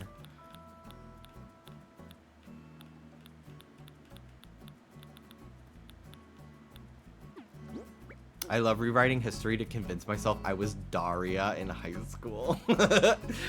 I haven't seen 30 Rock, but I know that there's this one episode where Liz Lemon, Tina Fey's character, goes to her high school reunion, and she finds out that she like created this narrative in her head that she was like bullied and picked on and like this misfit, when in actuality she was the bully of her entire school, and everyone like hated her because she was mean to them or something, because she was like so quick to assume things about everybody else that she was like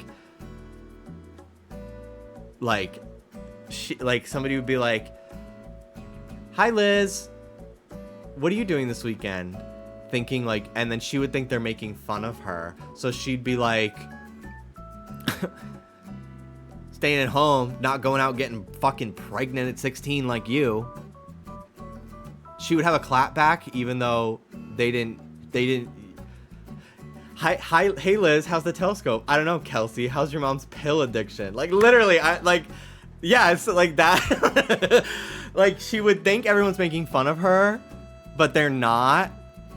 So she's responding as if they are, and she just ended up being an asshole. Like it's just a fucking crazy, like, it's a crazy episode. I've seen clips of it on TikTok and it's made me laugh. I'd love to watch 30 Rock. I've watched a few episodes here and there, but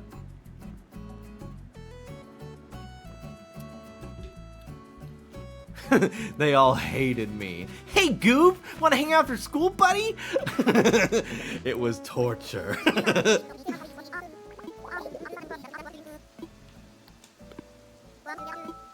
Who cares what Biscuit thinks? He's moving out tomorrow.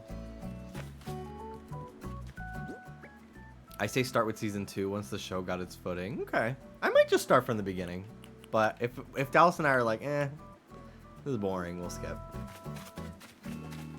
Jimmy, hi, I miss your streams. Highlight. I miss streaming too. I really did.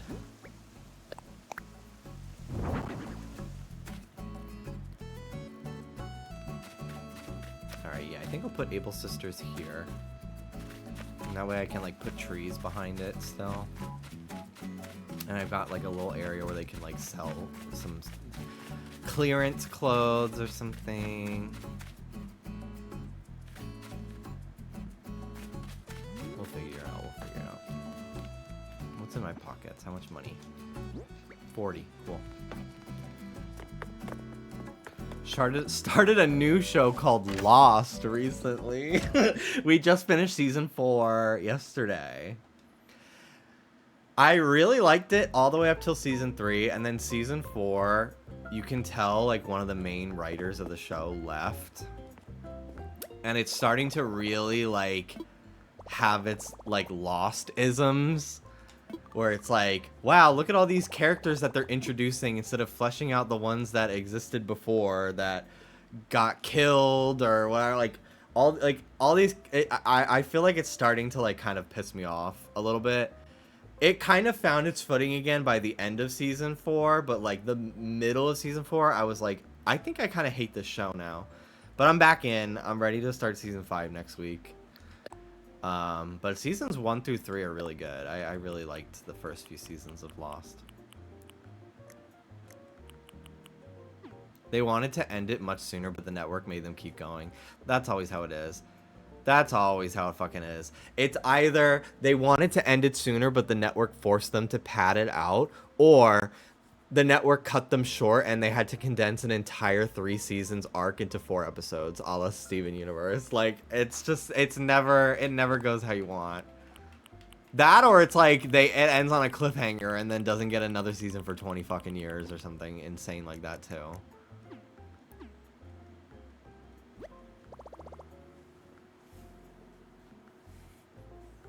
I wish you could see how just passed the fuck out she is right now. It's so funny. My puppy is being so mischievous right now. It turns out she just wanted me to turn off my laptop so she could sit on me. Aren't pets silly? I love like when like your dog's trying to tell you something and then you finally like get what they're trying to say, and then it clearly like is what they wanted because they're not trying to get your attention anymore.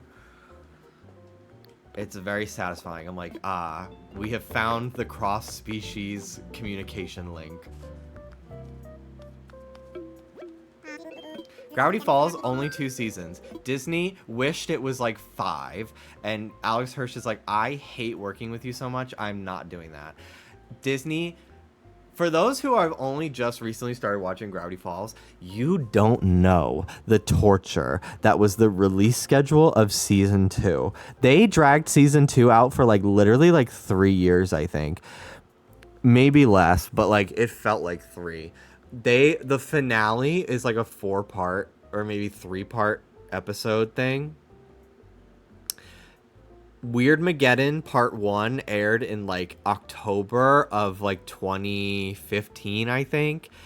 Maybe 2014. And then it literally like 6 months later, they aired the other 2 parts of the finale. When in actuality, it's supposed to like air as like a 3-part, 4-part, like 2-hour-long event. And they like, it was just insane at how much they like dragged the show out, and like the release schedule was horrible. Like, people don't know. If you watched it for the first time like all in one like weekend or like a binge or something like that, you don't know. You don't fucking know the release schedule agony. That's crazy. It's on so long. I thought it was like 4 seasons at least. Yeah, it's literally 2.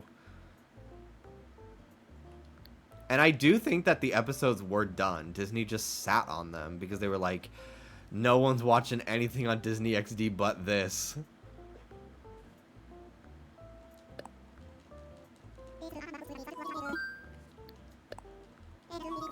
They should never have changed it from Toon Disney. Literally, Disney XD being like the boy network, you could not pay me to watch any of those fucking shows. Zeke and Luther, are you fucking nuts? Obviously I'm gay, so like I already like watch like the girlier shows, you know, like Hannah Montana and like I guess that's it. I guess I didn't really watch anything like, I never really gravitated towards anything like super girly, but I never gravitated towards anything that was like super boy. Like I was always like, I like something like Sweet Life of Zack and Cody, Pokemon, Foster's Home for Imaginary Friends, like shows like that have appeal to anyone of any fucking gender as a child, you know? So like when Disney XD was like all about like being extreme and like skateboarding and boy stuff and boogers, like I hated it. I was so repulsed and repelled. I was also like leaving middle school by the time like that channel started, so like there was no way that I was gonna like start watching a new Disney show. Like I could barely keep up with Sweet Life on Deck. Like I was like really like tapping out of Disney Channel at that point. I was really only sticking around for like the shows that I had already invested most of my life into, you know? But yeah, I loved Toon Disney because like sometimes you just wanted to watch like Kim Possible reruns, or like, I don't know, any of the like House of Mouse shit like that. Like I loved that they would air the cartoons, and they just stopped doing that.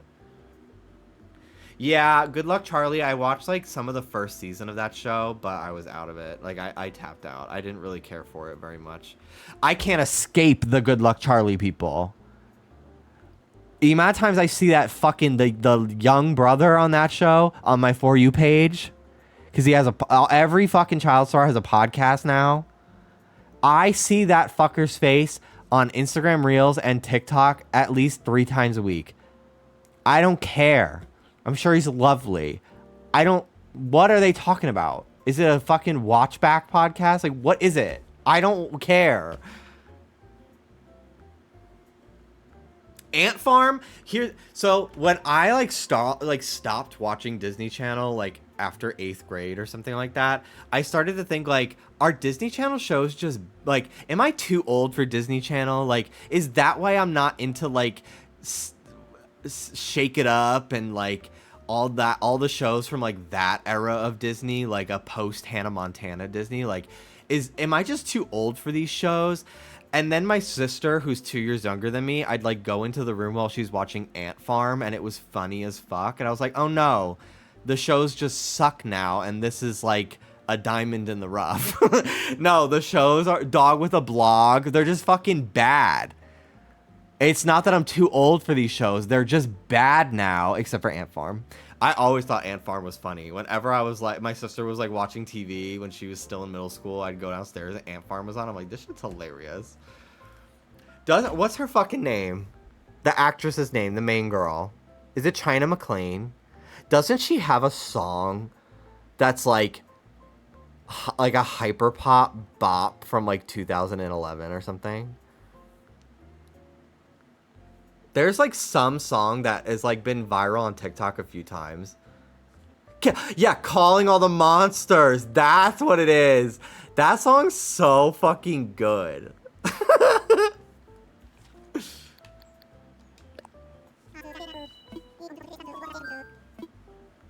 Play it. I'm not getting my stream muted. If I was just chatting, I would, but this has been a good stream. I don't want the VOD to be muted.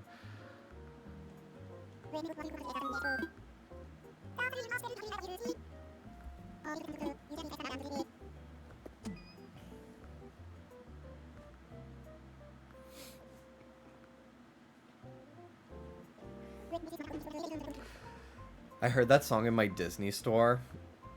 I wish I had the level of delusion to like still like, Disney has just really changed under like Bob Iger's management these last like fucking 15 years. It's so it just feels so, maybe I'm just older and I'm more aware of it, because like Disney's always kind of been this way, but it's just more apparent now as they just continue to become a monopoly and like incredibly capitalist and like destructive. But like I watch like Defunctland or something, or like see videos of people talking about like the Disney stores in the 2000s, or like even if like Dallas and I sometimes like will watch like a old Disney movie. Like the other day we were watching Toy Story, and I'm just like, I don't feel this way about all, like it's truly a Disney thing. Like the magic is gone. Because, like, I still have that, like, childlike wonder with, like, Nintendo games.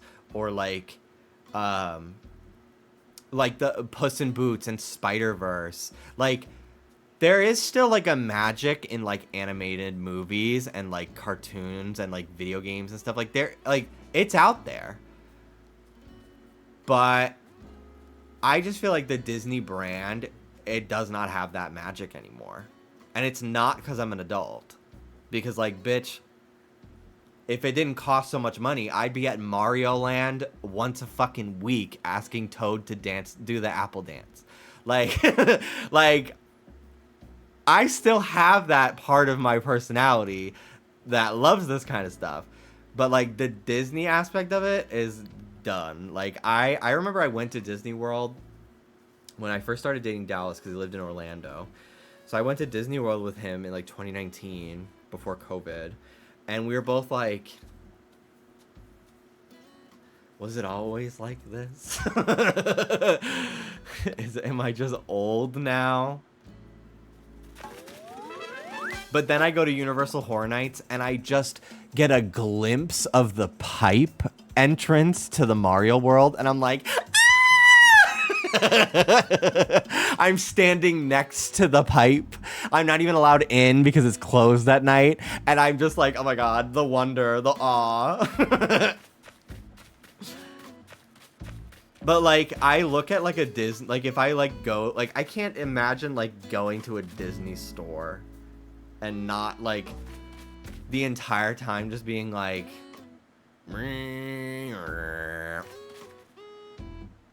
and like knowing that it's just this capitalistic monopoly that just sucks the life out of everything.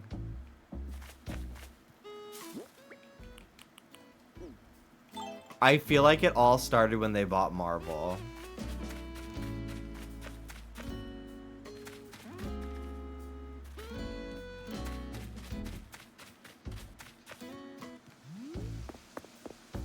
And like Disney has always had this like incredibly like aggressive capitalistic like predatory corporate mindset. Like it's always been this way.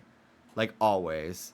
Especially if you like do some research into like any of it. Like it's always been a thing. But I just feel like it's never like affected the brand to quite a degree as it has in the last like 10 years. Because, like, all this shit was still happening in, like, the 90s and 2000s. But, like,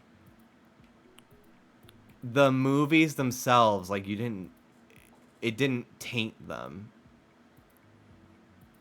You know what I mean? I feel like a lot of it started when they started doing these live-action fucking fairy tales. And I think the peak of that was Lion King. Because at that point, it's just a fucking lifeless reanimation of a beautifully artistic, stylized movie. For what? It's like, is this a fucking PS5 tech demo? Like, what is the reason to do this?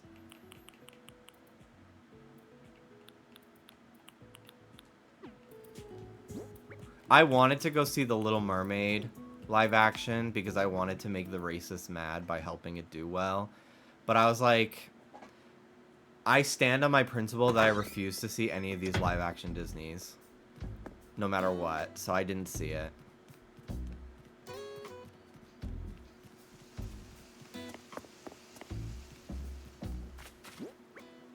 The only one I would watch is Hercules. Yeah, but I'd see it on Disney Plus. I don't think I'd go to the theaters for Hercules, but that is one where I'm like, okay, maybe I'll see it. Depends on who's in it, and it depends on how camp they're willing to be. Like, I can't deal with like a fucking like photorealistic fucking Mr. Clock or whatever from Beauty and the Beast.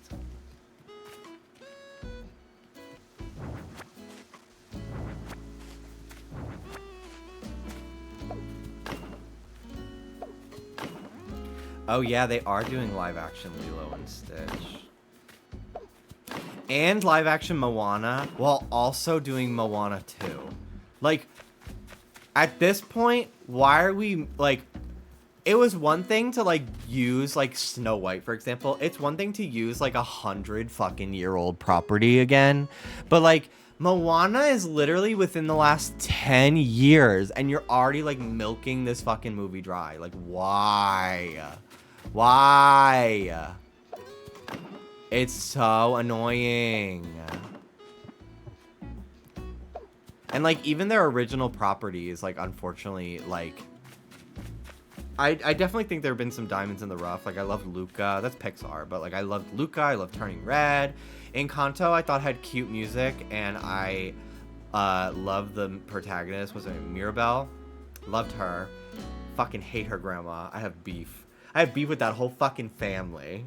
But, like, overall, I think Encanto's a good movie, you know? So there's definitely, like, they have their moments. I thought Inside Out 2 was cute. But, like, even something like Wish, like, that felt like a fucking colossal F, you know? And I think it's because the brand is kind of, like, the whole Disney brand is just, like, kind of tainted by their overall, like, business practices and just general, like, mistreatment of their staff and everything.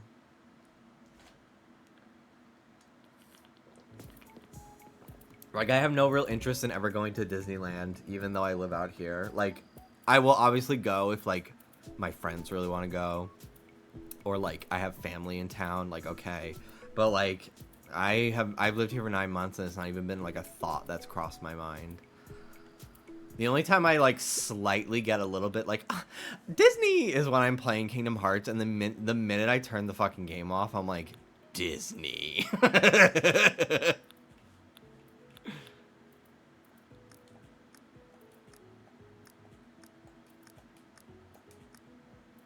Disney TV animation, though, has been slaying for several years, though. I'm glad that so many amazing shows and artists are still able to create, like, pretty revolutionary programming for television.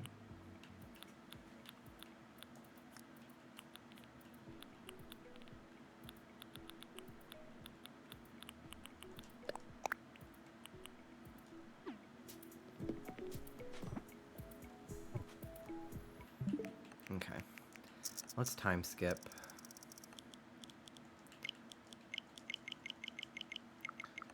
Brand new day.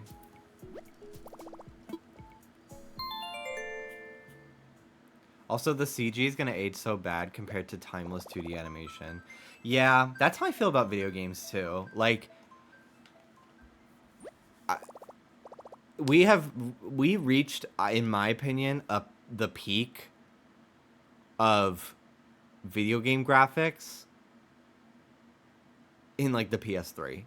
Like, I don't really feel like they're looking that good in the last, like, 2 fucking systems. Like, I really don't care. And the fact that, like, there's still a large amount of people that, like, still have not had the fucking, like, they've not gained the mental clarity that art style over graphics is, like, art style is key versus graphics, you know? And, like, clearly, like, Sony, I mean, the new PlayStation's what, $700? It's the PS5 Pro? For what? For what?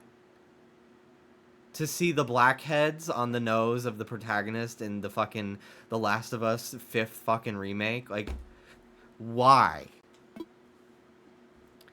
And like, don't get me wrong. I'm not sitting here that I'm like every game has to be cartoony. Like I love me The Quarry. I love me Until Dawn. You know, I love me Life is Strange. Like I love all sorts of types of stylized games. But I feel like you're like there's a reason why there's like it's not just nostalgia that people love pixel art games, low poly games, PS2 style games, that fucking TikTok filter that like uses AI to make like a PS2 version. Like the reason why that's also popular is because it's really impressive that they made these beautiful timeless games. Like I just played Mario Sunshine the other fucking day on stream a couple weeks ago, and like that shit still holds up. Why? Because it's a stylized game that works with the hardware it's on and is aiming to claim like they couldn't make these like photorealistic, like super high def games. So they were like, okay, we need to work in a way that we can make something still look memorable and beautiful. Like, it's ridiculous.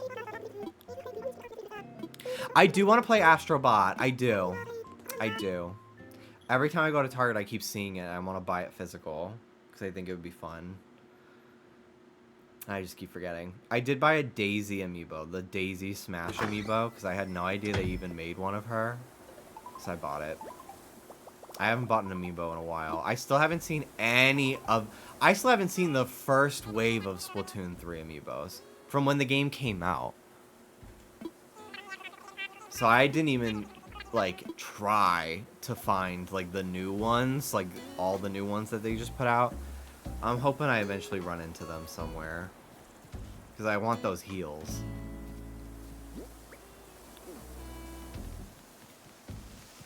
Yeah, I really need to sit down tonight and make like a list of all the upcoming game release dates that I want to keep an eye on, and then like all the, you know, games that I want to play and everything. And I need to like have like on my calendar so I could see them in front of me. Are you gonna get the Sonic Funko Pops? Absolutely not. They're making Cream the Rabbit though, which is kind of cute.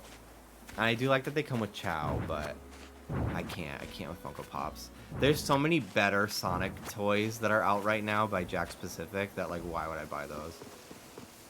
I get it if you're into Funko Pops, but I've never been into them. The only Funko Pops I've ever willingly bought for myself are the Steven Universe ones, because it was literally the only merch they ever had back then. Why am I taking these? I gotta put the ducks back.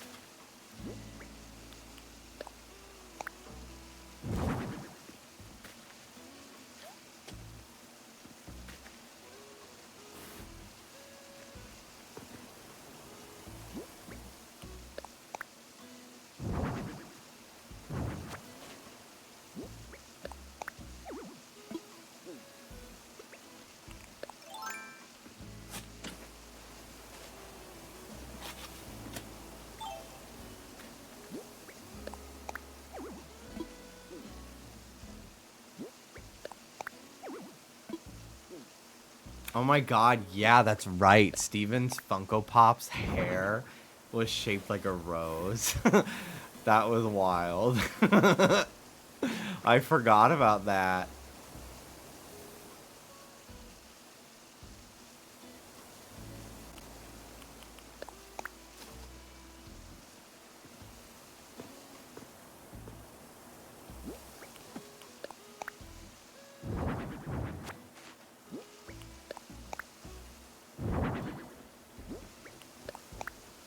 I love putting the old, like the clothesline in between the trees like this, because it kind of makes it look like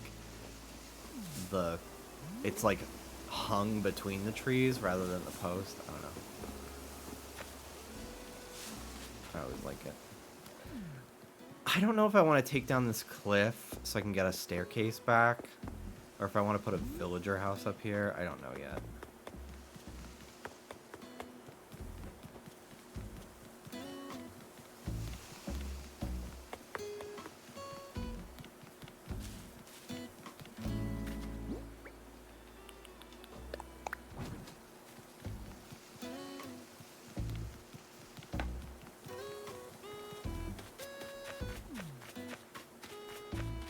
I don't even know if I want this here. just gonna chop it down.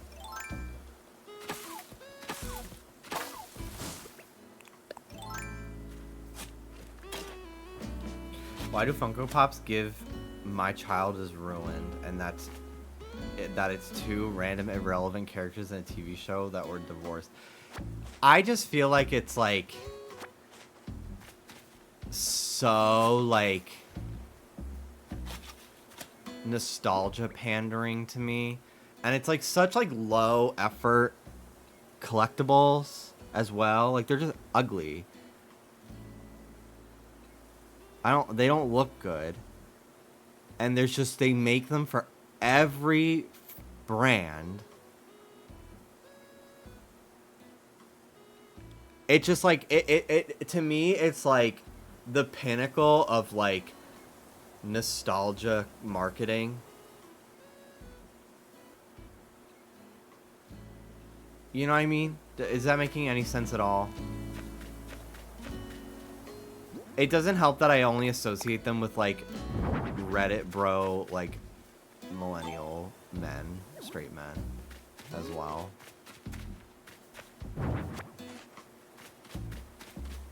I have mixed feelings on Nendoroids, too. I don't really like them. I'd rather a Figma or a statue.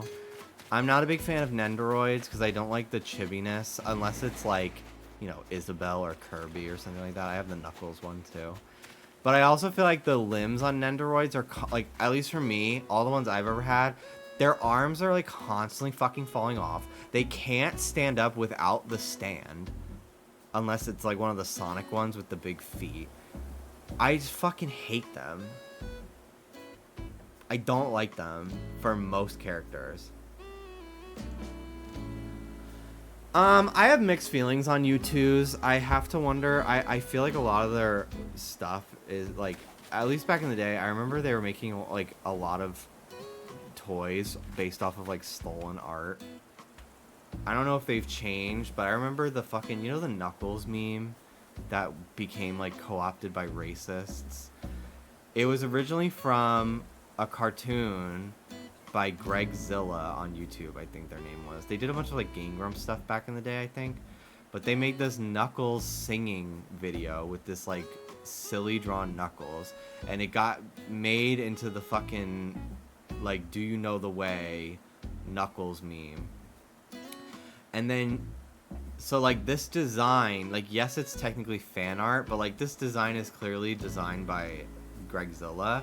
And I never looked into whether or not Gregzilla got, like, a cut of this, but, like, U2's made a ton of, like, vinyl figures, like, probably 3D printed vinyl figures of this Knuckles design, probably without permission, and probably didn't give a cut to Gregzilla at all, even though, like, it was technically his Knuckles design.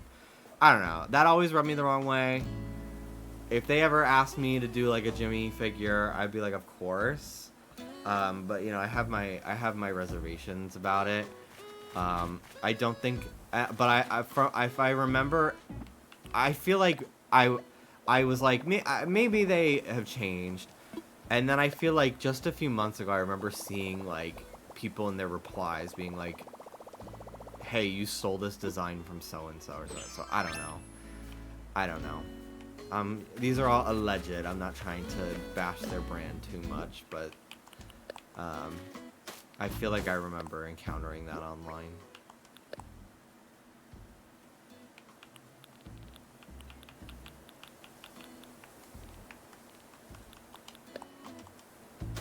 Also, like, unfortunately, like,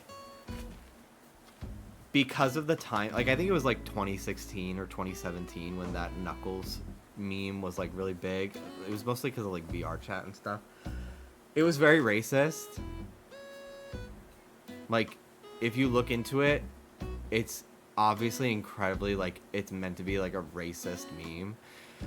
So I was also, like, it's almost as if they, like, it's practically this, like, almost the same as if, not the same, but, like, it's very much as if they had made, like, a fucking Pepe figure in, like, 2016. Like, I was like, this is incredibly insensitive.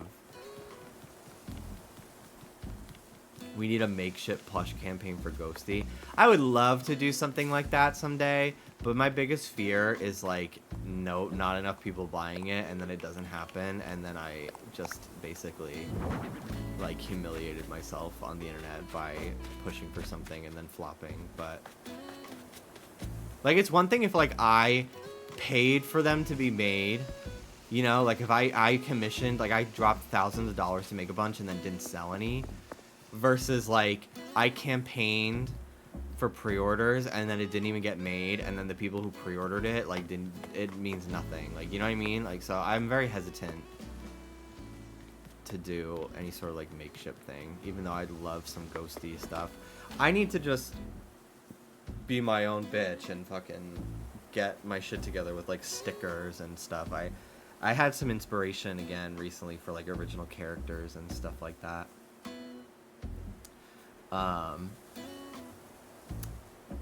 Recently, so I want to draw sometime this week. I don't know if I'll do it on stream or not, but I definitely want to draw this week in my free time. I've just been so busy for like a lot. I've just been very busy lately with like working and stuff that, like, you know, I work on the podcast like 3 to 4 days a week. How are your art commissions going? I stopped taking art commissions back in like April of this past year. I got a lot at the start, and I was still like getting offers from people, but I was finding myself having less and less time to work on the commissions that I was taking. So after I finished the commissions I had, I just stopped taking commissions because I was like, because I wasn't drawing enough. I wasn't drawing much at all. So when I was drawing, it was like other people's characters for money, and it was stressing me out. So it's like, I need to like, plus I got a job where I didn't need to have that as an income source. So if it was stressing me out, I just stopped having it. So I have not done commissions since like March.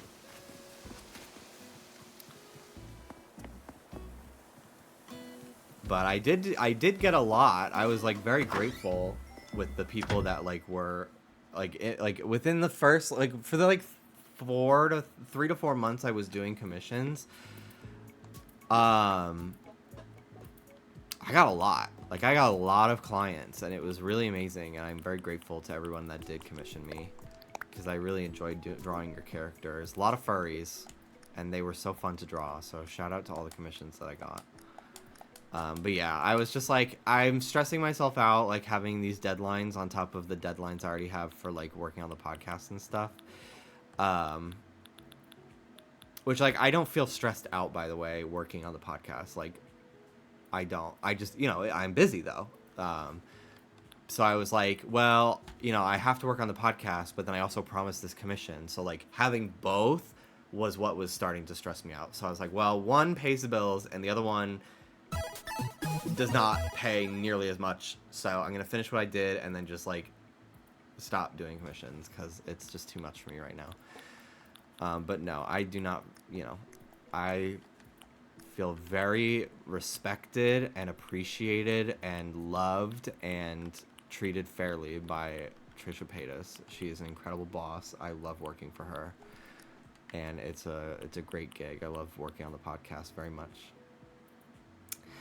Bulbasidon, thank you very much for the 47 months. This sub alert changed my brain chemistry. Hate it. When is the figure drawing training arc? Ugh. I know.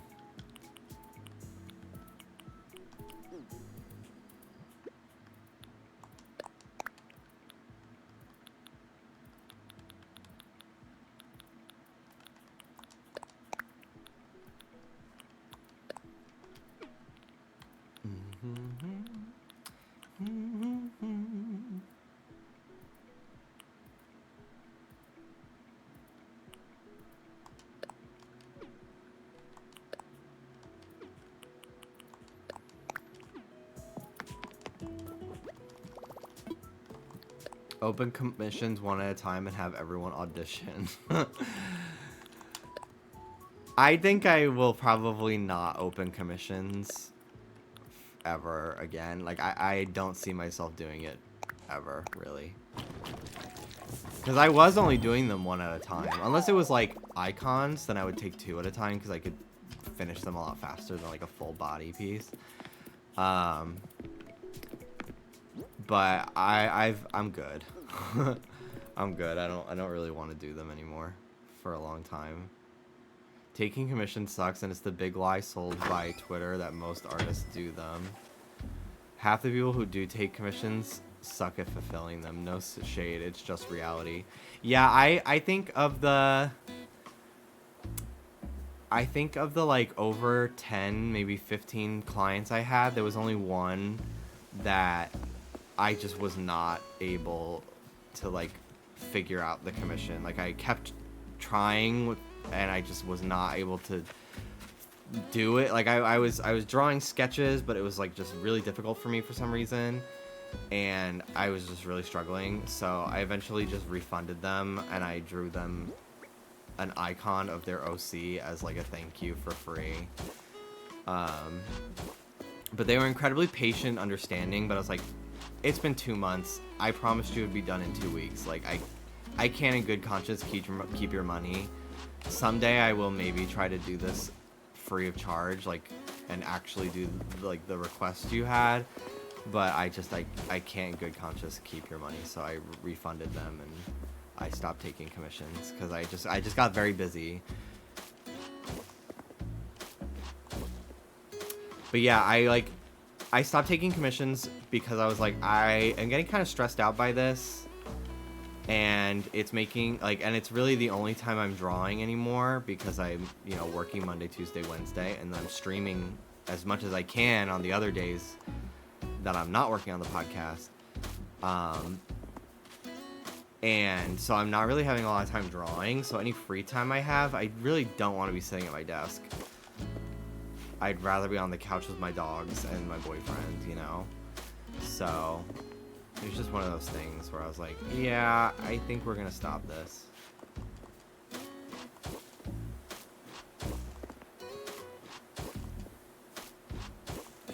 But yeah, I only had like 1 or 2 experiences where the people I was working with, like I was communicating with while being commissioned, it was a little frustrating because I just felt like I wasn't being listened to, or not listened to, but like, I don't know. I'm very grateful though, but I just think that it just was a bit of a headache. So I was like, I just don't really want to deal with this. But most of the people were really, really amazing to work with and had really amazing characters I loved doing. I watched Trish's ASMR channel. It's very camp and mindless. I respect that she talks so much about taking care of her mental health and wanting to be a better person. Yeah, I think she's an incredible person for a number of reasons.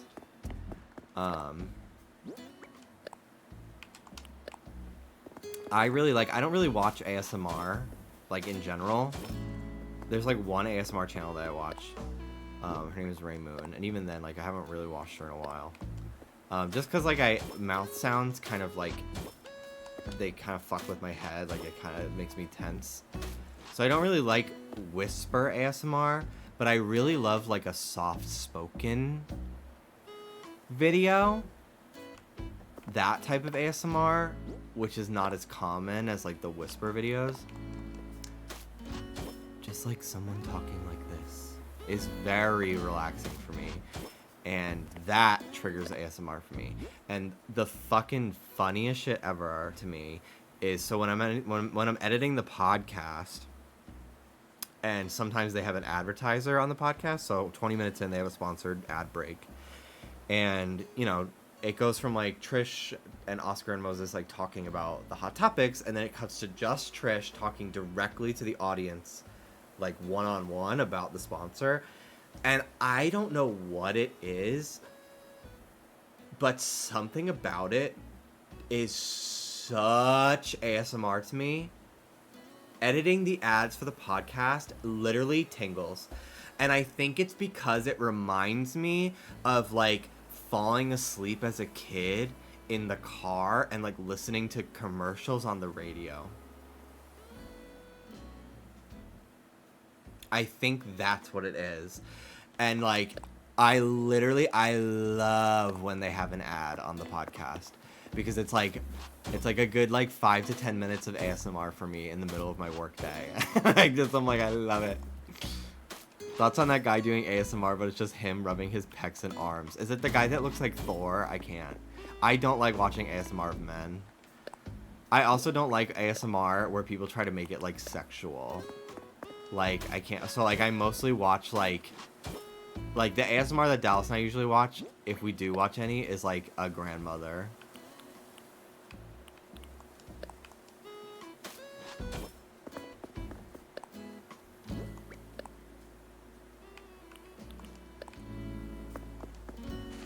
I just feel like a lot of like I feel like guy ASMR artists really just, they lean into this just like, I'm your boyfriend, I'm trying to be sexy, and it's like, shut up, stop. Maybe I just hate men. Maybe I think that's what it is. I think I just find men insufferable to watch.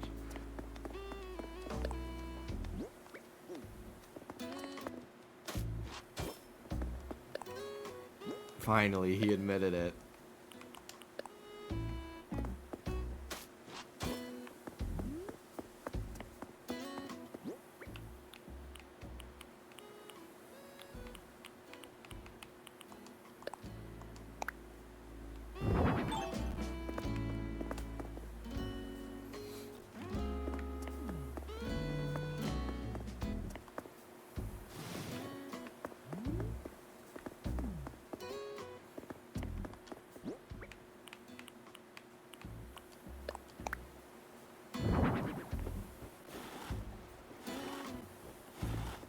Need more nun treating your incurable plague ASMR. I do think I would really do very well at ASMR, because I would have so much fun coming up with these fucking strange scenarios to make videos out of. I think they're so funny. That's why I like Trish's, because it'll be like, we are trapped on an island. I am John Locke. And I am going to patch up your wounds. Like, it's so fucking funny and creative. I would have a hard time holding back laughter. It's true. It's true. You're right, Mel.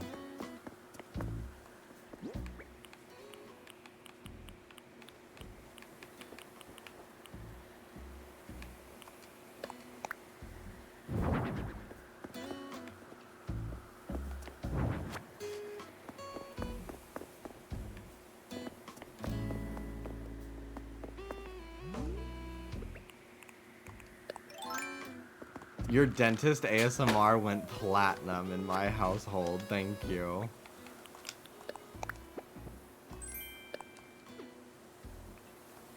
Yes, yeah, Trish has an ASMR where she's a teenager bullying you at lunch in the cafeteria or something. It's so funny. It's so fucking funny.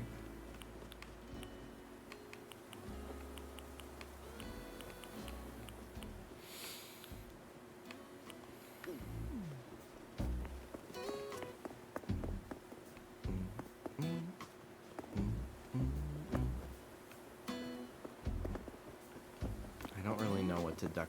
This is always one of the hardest buildings for me to design around. Every island I've ever had. I don't know what it is. I think it's because like the white on it is like an off-white. It's like a aged white wood. So like a lot of the white furniture doesn't match it quite right. I don't know. Plus, like, I just feel weird just putting, like, clothes outside. Because, like, at least with, like, Nook's Cranny, it's, like, boxes and, like, crates and containers, like, store supplies. Like, this is literally, like... It just feels fucking weird.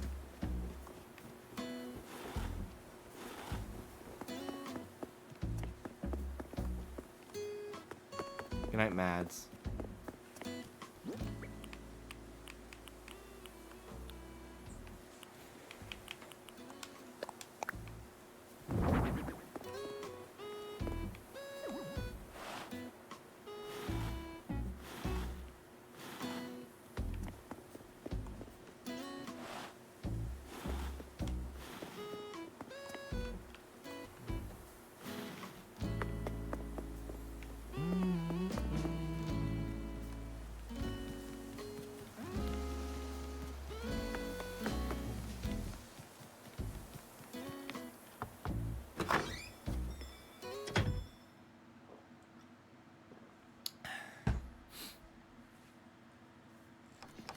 Yes, and yeah, yes, and yes, Mel. Castlevania Nocturne got a second season.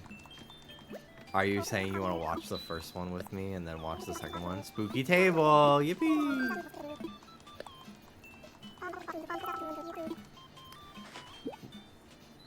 Well, I'm 27 and I'm still living with my parents in Overland Park. I have an art history degree from a night school.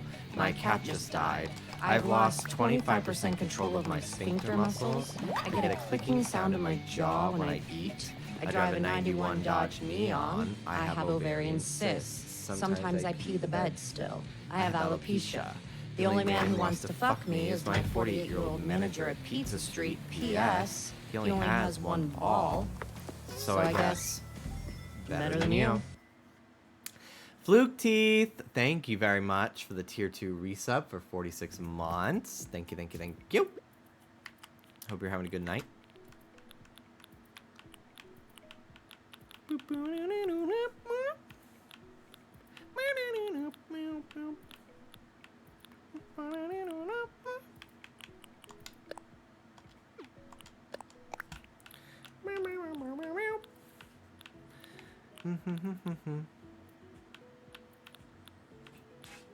Yes, Ruby, I know. You want to leave the office and then come back in 2 minutes.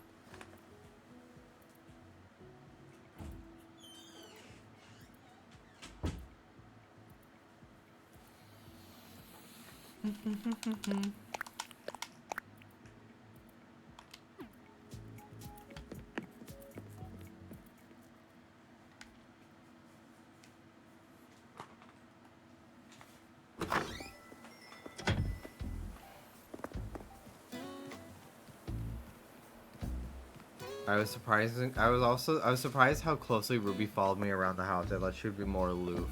Oh yeah, Ruby, she follows me everywhere.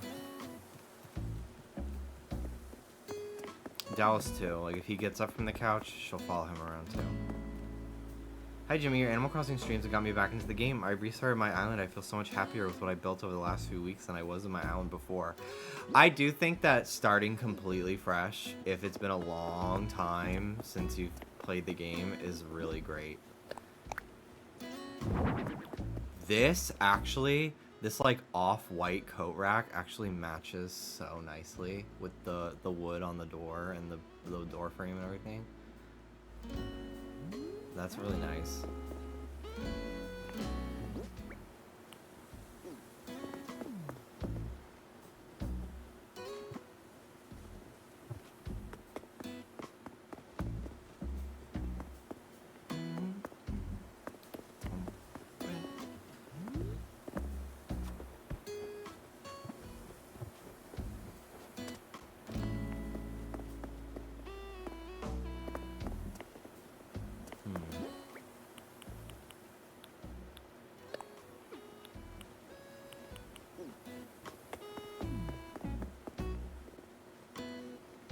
The only downside was Hippo was my first campsite villager. He's gone now. He's no, what's the fucking one? Mudang? The viral baby one? Is that Mudang? Is that her name?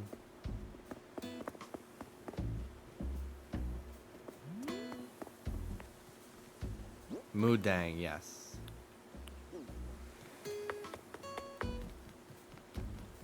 Did you see the huge baby penguin? No. No. That sounds very wonderful.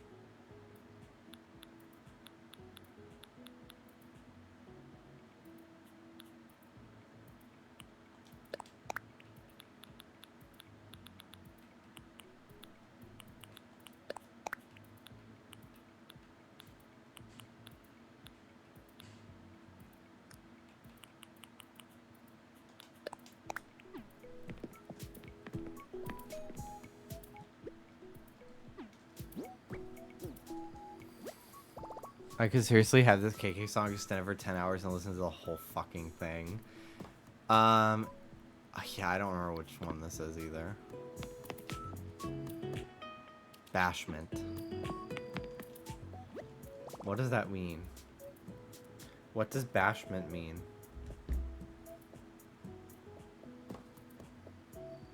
Bashing. Violent physical assault. Bash. Strike violently. I don't think bashment is a word.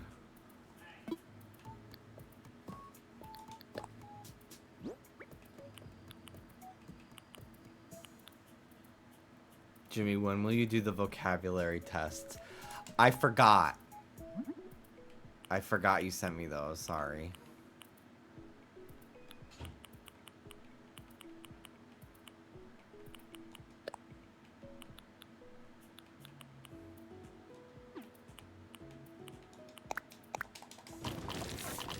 That's okay. It's literally your first stream. Yeah. It feels like it. God. Big turnout today, though. Happy to see everyone.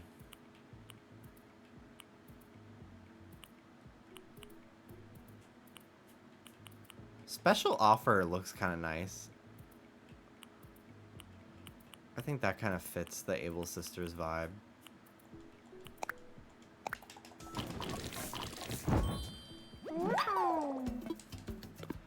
Do I have any, like, shoes or something I can put out? Oh, there's that that mermaid dress. I love putting this shit on display. Hello again, Ruby. Hi. Welcome back. It was really an agonizing 3 minutes without you. Hi. He's coming, isn't he? He's coming, isn't he? You're looking at the door like you hear him.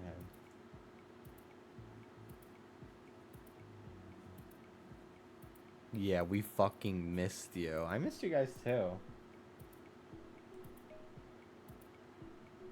I really don't like that I don't get to stream as often, but I also do like that I can pay my rent. So it is what it is.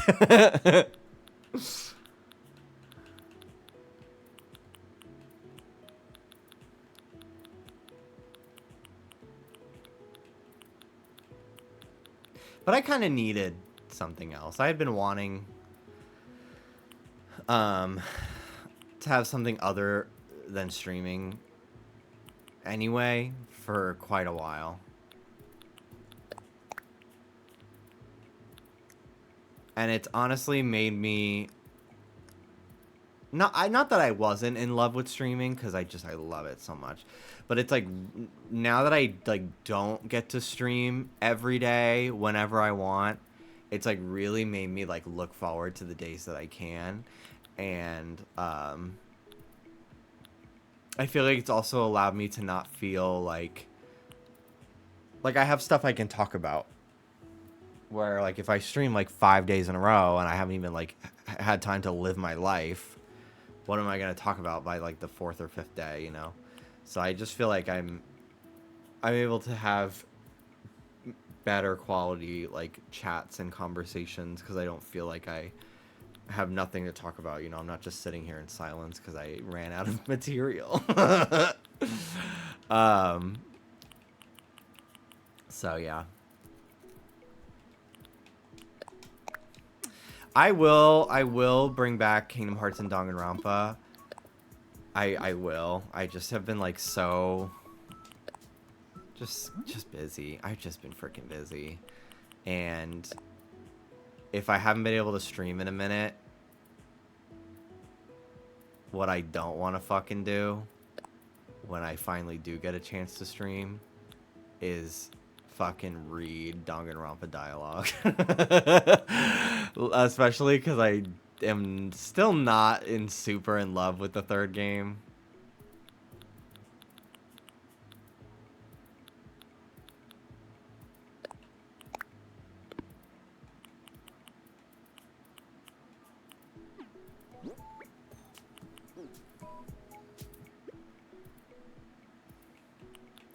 I don't think I'll forget stuff for Kingdom Hearts 3. Maybe I'll do Kingdom Hearts this weekend. Yeah, I did want to watch Pirates of the Caribbean 3 before I play more Kingdom Hearts, though. I mean, I'm willing to watch it tonight. It's only 8 o'clock. I wasn't planning on streaming for too much longer. If you can rally the troops, Mel, I'll watch it with you tonight.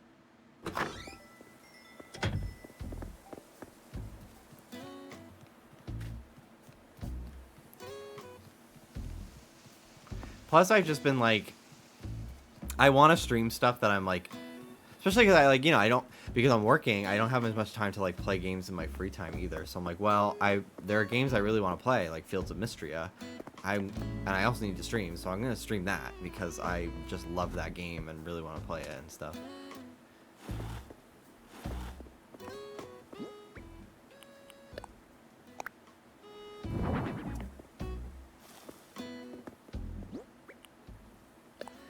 My dad moved to like not super upstate. I don't want to say exactly where he lives because it is like a small town. And it like, I don't really want to dox, but he moved to a small town in like an hour and a half from New York City. And it was really cute there. And I've always said, Dallas and I'm like, this is my end game. Like 10 years from now, if I can afford a house, moving back to the East Coast, moving to New York, and we're moving somewhere like this. Not that specific area. My dream is Cold Spring, New York. It's in the Hudson Valley, and it's like a lot more walkable than where my dad moved, which is a lot more rural and like farm area. But the same kind of vibe, like this in a 6 a.m.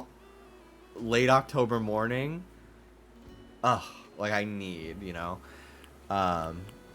So someday we'll end up moving back there, I think. And Dallas was like, yeah, I fuck with this. Like, I'd love to live somewhere like this someday.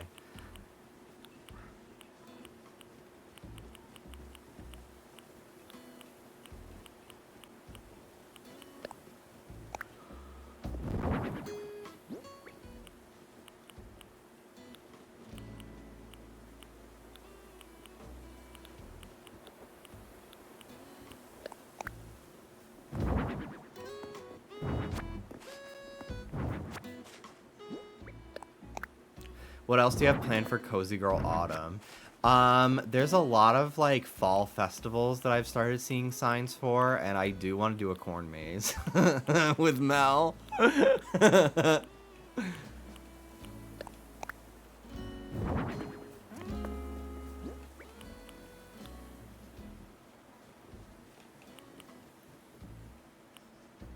Are you going to try grain entrapment too? No.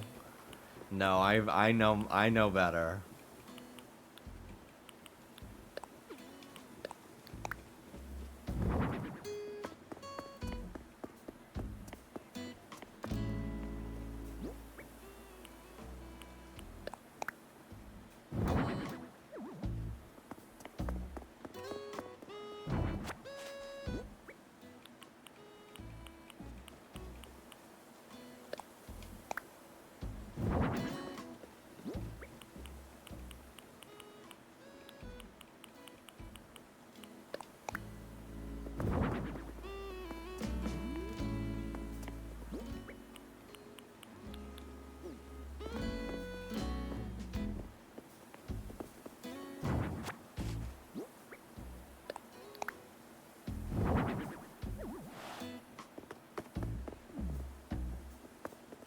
Cute enough. Pretty cute.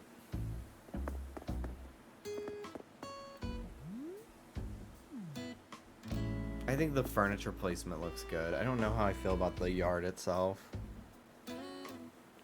Within the last 30 minutes, I started having a sore throat, but I honestly think it's because I drank this like really acidic lemonade. Because I don't actually feel sick at all. And I also think I haven't really talked this much in a few days, so I could have that. I don't think I got sick on my trip. I would not be surprised if I did, but I don't think I did.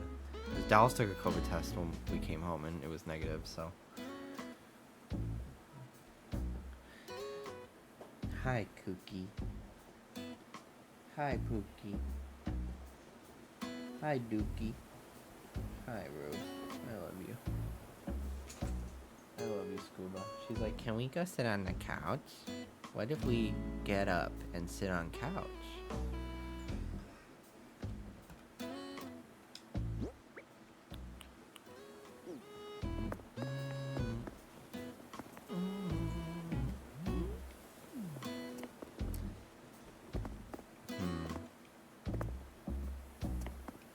I think what I don't like is this big open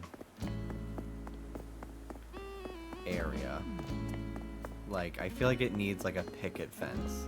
Like, Able Sisters needs to feel like a house, like a cozy house that you go to like buy. It's like a thrift store in my mind.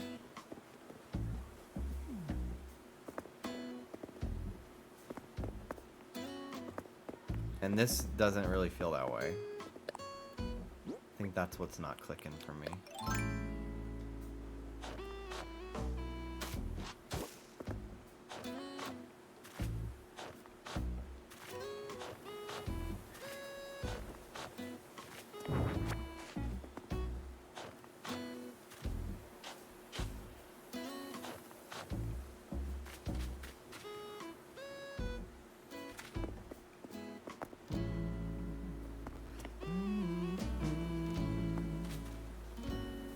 Do you have an insider leak for the September Direct?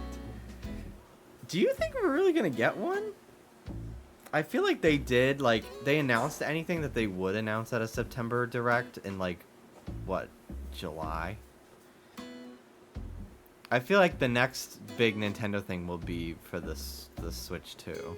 Because I know they do a September Direct, like, all the time.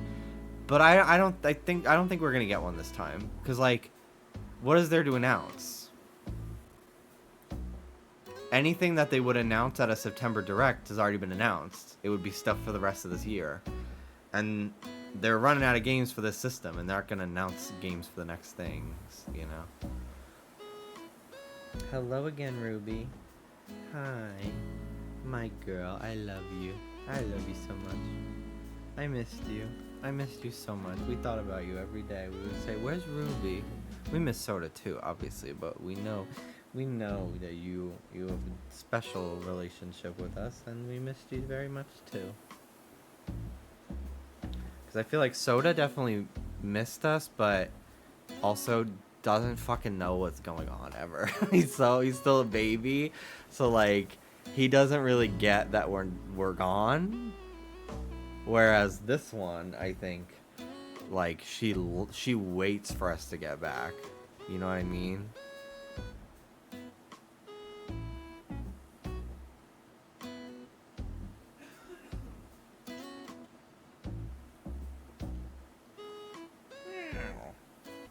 Yeah. Yeah.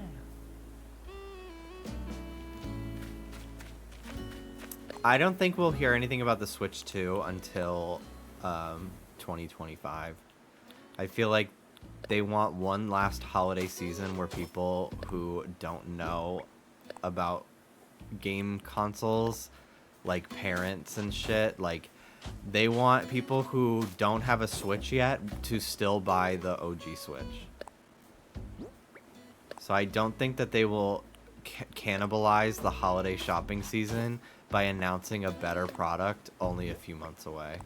Because I think they'll announce the Switch 2 in January, and it'll either be a March/April 2025 release or a holiday release, similar to the first Switch, where it released in March. Because that's a way you can get all the consumers who are going to buy a Nintendo system day one to still be able to buy their systems and not be dissatisfied customers who couldn't get their hands on the product. It allows them to build up momentum, get user reviews of the product, and have a steady build of quality games for then the eventual like holiday release.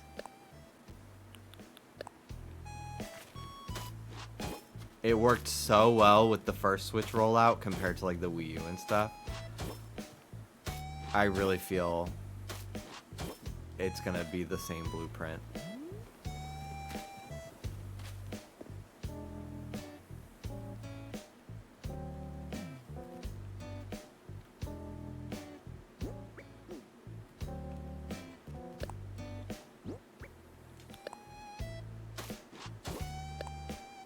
When are you starting an economy analysis podcast? Not until I have a fucking credit card.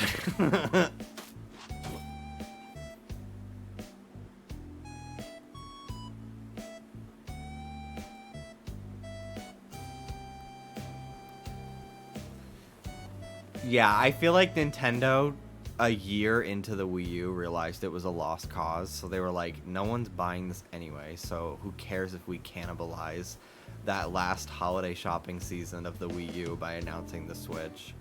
Whereas the Switch is still selling fucking bucket loads of consoles constantly.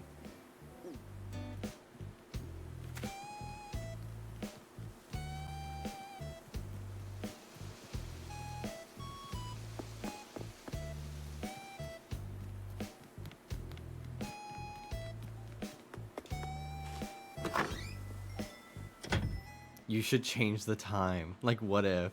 I'm just gonna end, I think. If Danny's available in an hour, yeah, that's fine. We'll watch Pirates. Just keep me posted. I'll keep an eye on Discord.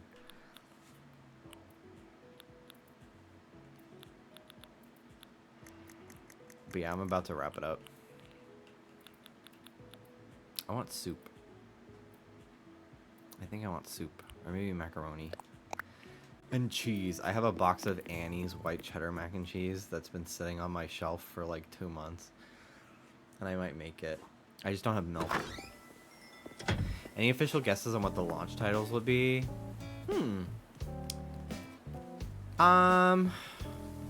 No. Honestly, I don't. I really don't. But I have a feeling that at least in the first year there will be a new 3D Mario. Because, like, it's been 7 years since Odyssey. Like, what could they possibly be working on, you know? I feel like something's cooking.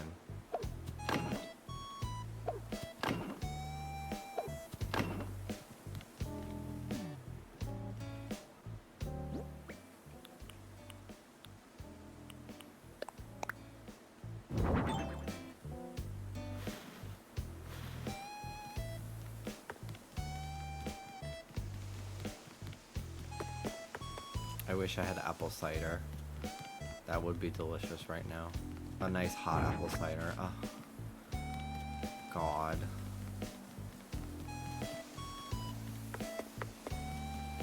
I don't know if a new Mario Kart will be a like first year release. Just because they just finished that booster course pass, you know?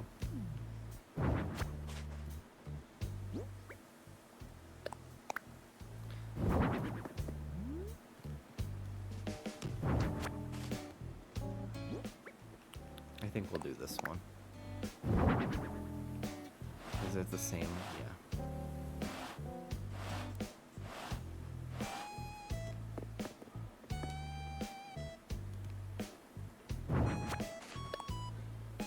I don't know if I want this design under it.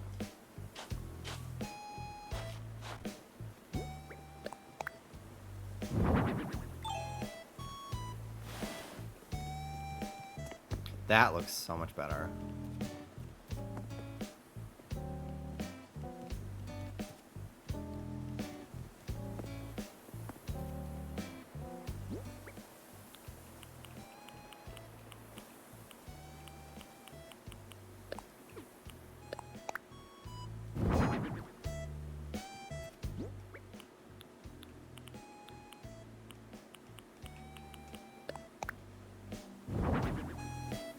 I want the red one.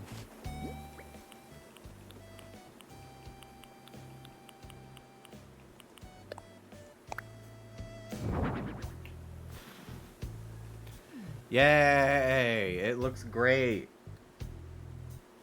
Wonderful. Very good, very good. I think I will move this. Instead, I'll put it over here.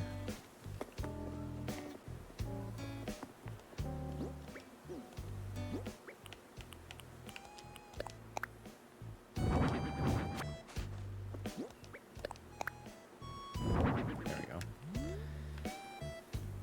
Fantastic, fantastic.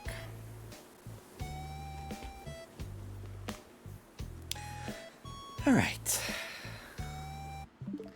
That is it for me today. Thank you for watching, everybody. Thank you so much. I will be back on Thursday, hopefully. I'd like to stream again if I am done with like working on everything I need to get done.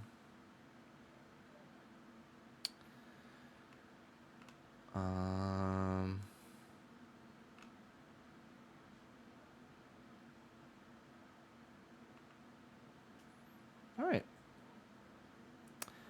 I'm gonna raid Salt Queen. She's doing a subathon.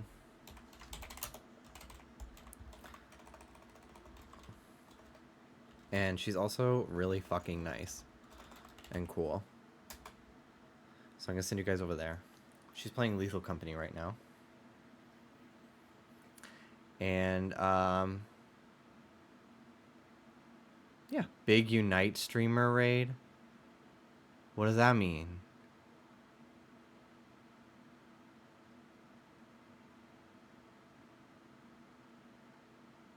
She was Elda Goss like 3 years ago. Oh, I thought you meant someone's about to raid me. Like you're watching someone else. I'm like, why?